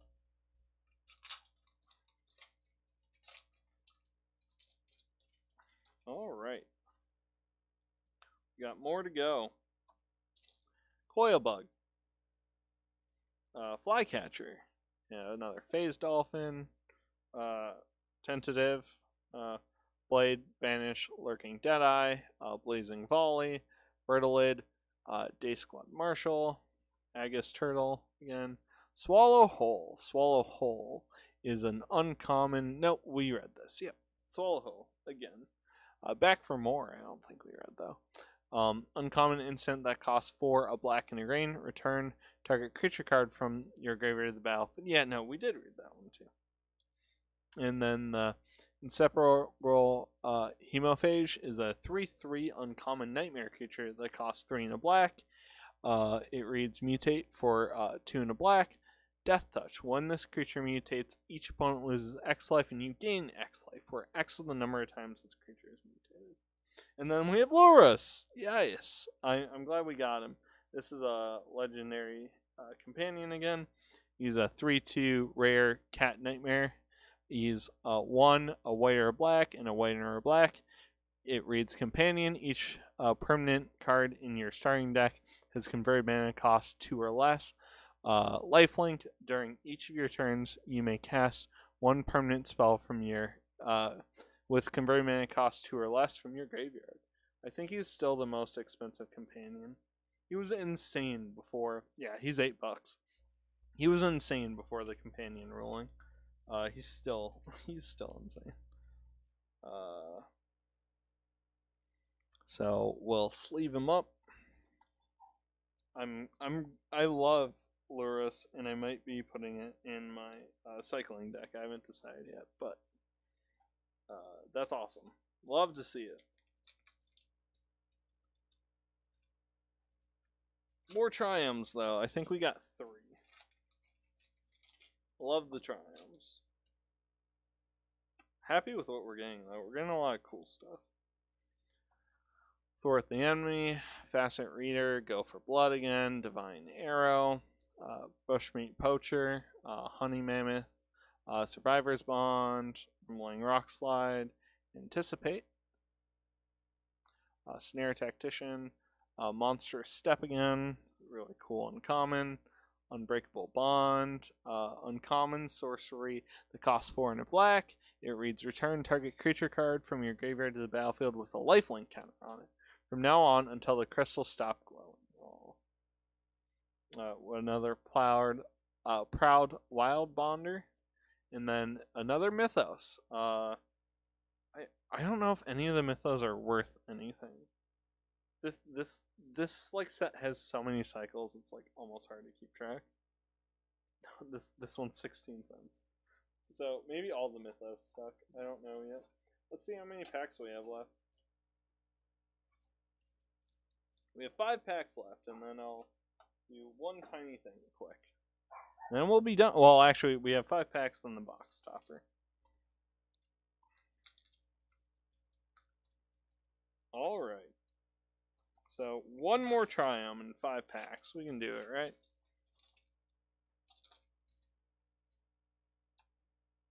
Another token. So Capture Sphere, Raking Claws, Garrison Cat, Unexpected Fangs, the Goric, Keep Safe, the Great Horn, Snare, Suffocating Fumes, Passivism, Passivism, I can't. Crystal for green, blue, and red, Mystic Subdual again. That one is such a cool art for it though. So it's another lore Dracus. And then Offspring's Revenge is a rare enchantment that costs 2, a red, a white, and a black. It reads, at the beginning of combat on your turn, exile target red, white, or black card from your graveyard. Create a token that's a copy of that card, except it's a 1/1. It gains haste until your next turn. All they found in the hunters' camps were tiny paw prints and a lot of blood. And then we got a Plains.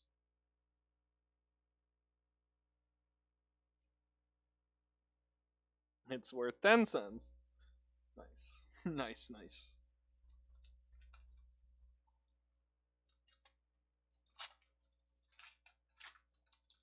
Wow. More punch cards. Gotta love them. Alright. Honey Mammoth, of One Mind, Pyros, Tapavas, well, we've seen all these. Aegis Turtle, the Prickly, the Tiger, the Plummet. So we have another crystal. This one's red, white, black. Yes, finally. I needed a Flourishing Fox. I need more. I was hoping to get a little bit more, but this is totally fine. Flourishing Fox is a 1/1 uncommon fox creature that costs white. It reads, whenever you cycle another card, put a +1/+1 counter on Flourishing Fox, and it can cycle for 1. Day 1, these fox ups have really taken to me. Day 4, big, so big, need additional security. Such a cool card. Another alert. And then, yes! Shark Typhoon. I was hoping to get one of these at least. Shark Typhoon. Heck yeah. So, Shark Typhoon is a rare enchantment that costs 5 in the blue. Whenever you cast a non-creature spell, create an XX blue shark creature token with flying, where X is the spell's converted mana cost. You can cycle for X, 1, and a blue. Whenever you cycle Shark Typhoon, create an XX blue shark creature token with flying. So really cool card. One of the more expensive cards on the set too, I think. I knew it was like $10 or so. So nice. This box was definitely worth it. The core 2021 one probably wasn't, if you like just went on value. But the fact that I got the foil Ugin was like the best thing of the day so far, so I won't complain. And we got a ton of cool cards from core 2021. Token, Nurset, nice. So we have another Ambush, Go for Blood, Serval, Mutual Destruction, Mosscoat, Capture Sphere, Suffocating Fumes, the Huron, Light of Hope, Blitz. Oh, whoops, we're getting to our uncommons. So we have a Blitz. I don't think we had one of these yet. Blitz of Thunder Raptor is an uncommon instant that costs 1 in a red. Blitz of Thunder Raptor deals damage to target creature or planeswalker equal to the number of instant and sorcery spells in your graveyard. If that creature or planeswalker would die, exile instead. The sound of Thakar's giant wings is ominous, but the true terror is when it falls silent. Yeah, we did get that early on, but we have a Valiant Rescuer is a 3/1 uncommon human soldier creature that costs 1 in a white. It reads, whenever you cycle another card for the first time each turn, create a 1/1 white human soldier creature token, cycling 2. I'm going to put this in the cycling pile, but I don't remember if I'm going to put this in the deck. The Floating City of Skysail has 2 rules. Don't leave your crewmates behind, and don't mess with the guardrails. That's fair. And then We have Jubilant Skybounder, is a 2/2 uncommon human wizard creature that costs 1, a white or a blue, and a white or a blue. It reads flying. Creatures you control with flying have spells your opponents cast this turn cost that target this creature costs 2 more to cast. So she was born unable to walk, though the Eluda she has been able to fly. That's cool. And then we have a Crystalline Giant. I had this for draft, and this card was more annoying than anything, honestly. And then we have a foil Lifeland, but Crystalline Giant is a 3/3 rare giant artifact creature that costs 3. At the beginning of combat on your turn, choose a kind of counter at random that Crystalline Giant doesn't have on it from among flying, first strike, death touch, hexproof, lifelink, menace, reach, trample, vigilance, and +1/+1. Put a counter of that kind on Crystalline Giant. So cool card, great. Like this would be like an alchemy card today, I would bet, but so annoying to play in paper. 2 more packs. Can we get another Triome?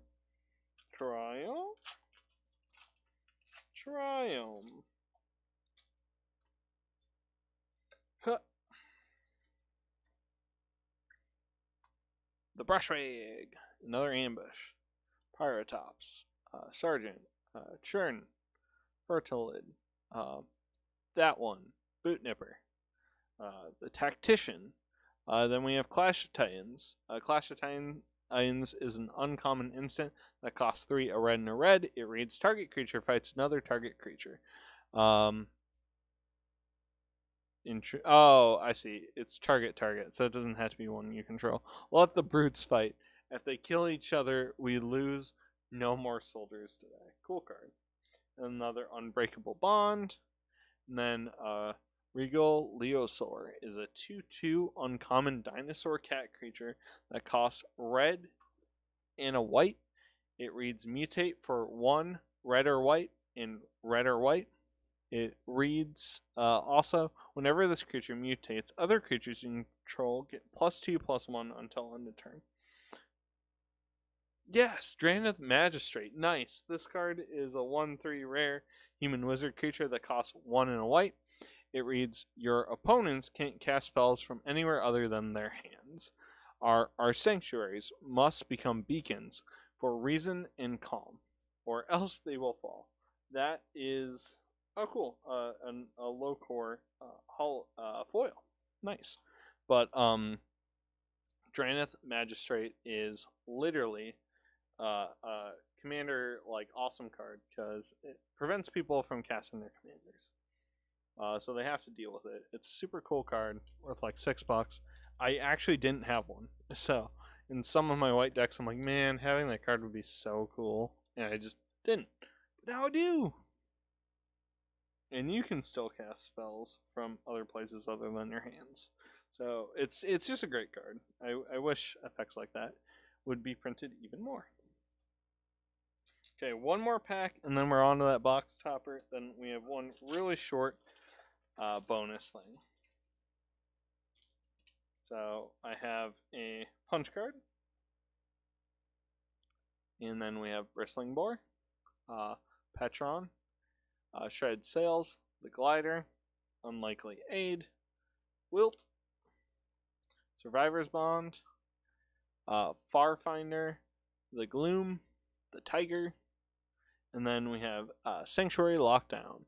It's an uncommon enchantment that costs 2 and a white. It reads, humans you control get +1/+1. As the activated ability, pay 2, tap 2 untapped humans you control to tap target creature an opponent controls. Danrith gives no quarter to traitors. Whoa, that art is awesome. Pouncing Shore Shark is a 4/3 uncommon shark beast creature that costs 4 and a blue. It reads mutate for 3 and a blue. Flash. Whenever this creature mutates, you return target creature and opponent controls to their hand. That's just a sick card. And then Cunning Nightborn is a 2/2 uncommon human rogue creature that costs a blue or black and a blue or a black. It reads Flash. Spells with Flash cost 1 less to cast and can't be countered. That's a sick card. We are each other's shadow, fleeting yet always present. Colossalification.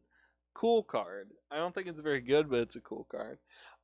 It's a rare or enchantment that costs 5, a green and a green. It reads Enchant Creature.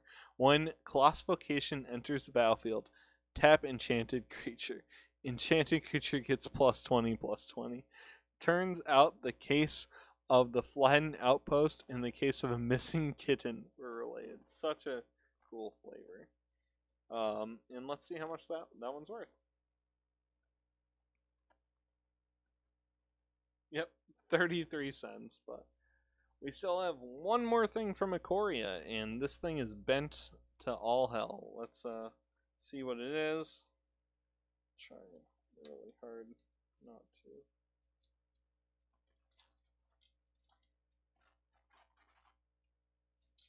Okay, cool. Okay. The back is to it. Alright, so what do we get? I have no idea. Let's find out. Ready? We have Destroya, a perfect life form. It's a 4/4 rare Phoenix creature that costs 2, a red, and a red. So it's the Phoenix card that we had before, the one that has the feather. I have no idea. I don't think that's worth a lot, but we'll kind of see. I'm curious. I'll have to look it up on TCG Player. Okay. Destroy. Okay, yeah. Everquill. Phoenix. Yes, this one.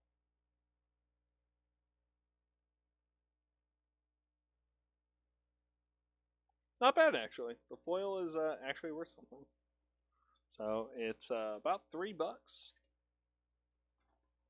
It's very bent, though. It's very bent. So yeah, let's look at this really quick. And then I will go grab our bonus thing here. Yeah, really quick. Alright, so was Ikoria worth it? I definitely think so. So we have Triome. So that's like together these are like 35. So 45, 55, 60, 70, 80, 90, like 100, and then here a ton of others. So yeah, we definitely got our value worth on Ikoria, which is nice. Not what I'm always going for, but definitely happy when it happens. All right, give me 1 second here.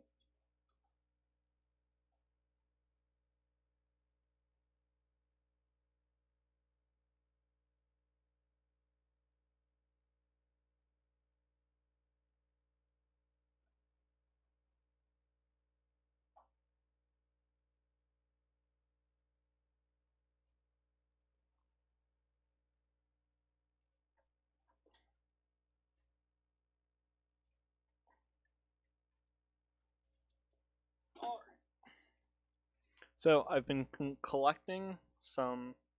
I'll move this a little up. So I've been collecting some packs.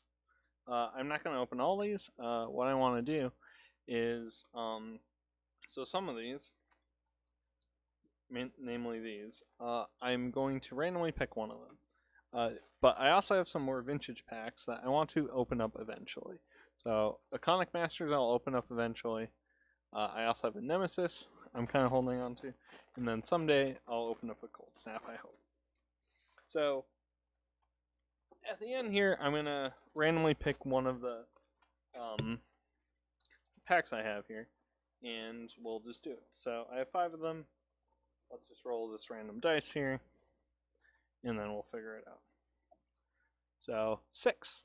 So if I lied them out, this would be 6. So we'll open up this one. So we're going to open up a Midnight Hunt Draft booster. So let me zoom this a little back in. I think that should be good. Let's see here. Alright. And then I will change this. So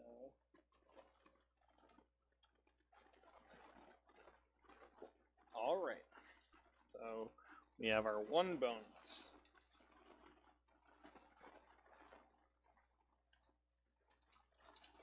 Wow, I apparently can't open up these either. Alright, what are we gonna get in our Midnight Hunt draft? It's not double feature. Good. Alright, so we got one of those. And a spirit. We have our Tavern Ruffian is a 2/5 common human warrior werewolf creature that costs 3 and a red. It reads Daybound. If a player, sorry, I'm not going to read the reminder text. She dispatched every challenger with a sickened snap of a bone. And then the Nightbound side is Tavern Smasher. It's a 6/5 common werewolf creature that's just Nightbound. With every arm in sight, she tore her attention to the furniture. Nice. 4 land. Nice. Ooh, why is the rare in front? But whatever, we'll just go through it this way. We have special art, Suspicious Stowaway. It's a 1/1 rare human rogue werewolf creature that costs 1 and a blue. Reads Suspicious Stowaway can't be blocked. When Suspicious Stowaway deals combat damage to a player, draw a card, then discard a card. That's the Daybound side. And the Nightbound is a Surfang werewolf. It's a 2/1 rare werewolf creature that reads Surfang werewolf can't be blocked. Whenever Surfang werewolf deals combat damage to a player, draw a card.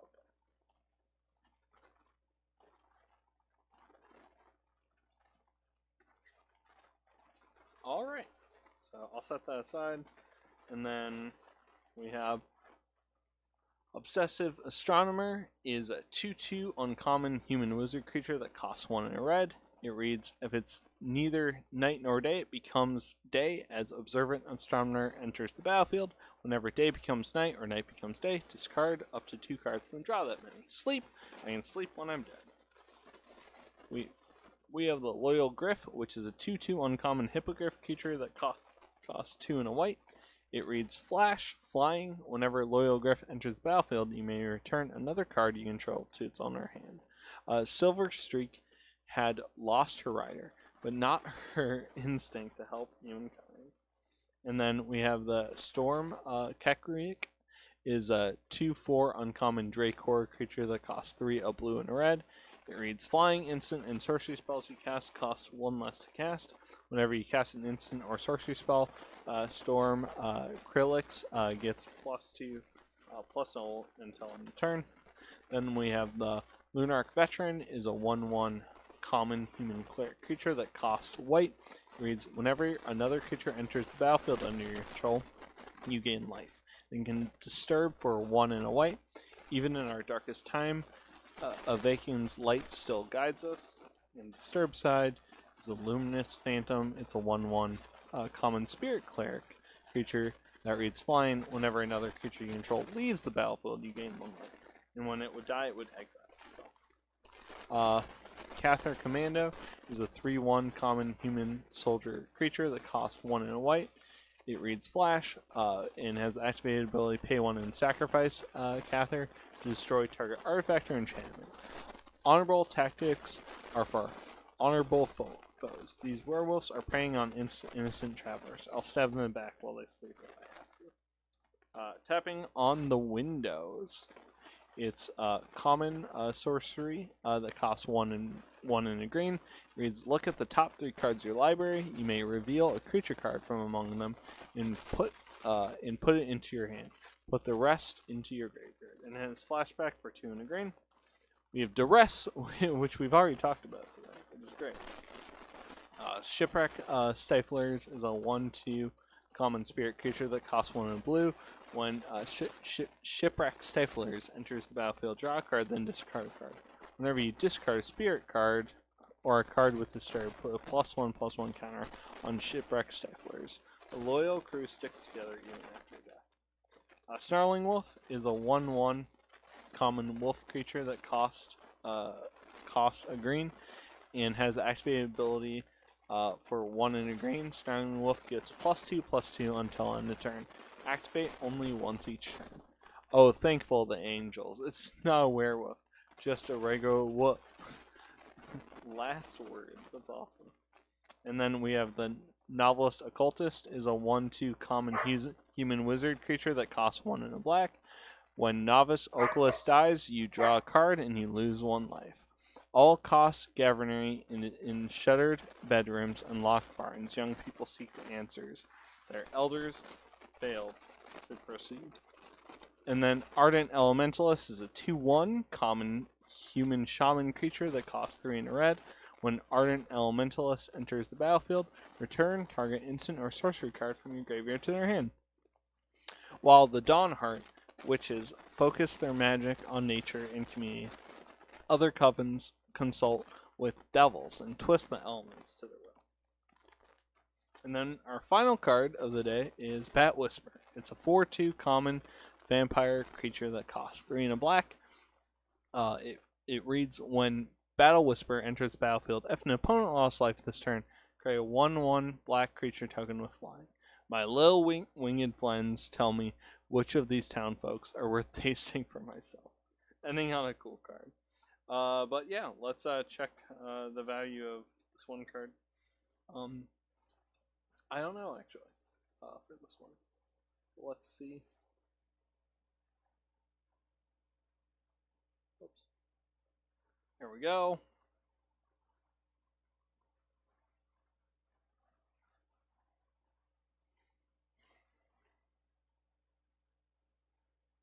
Alright, I have to look it up on TCG.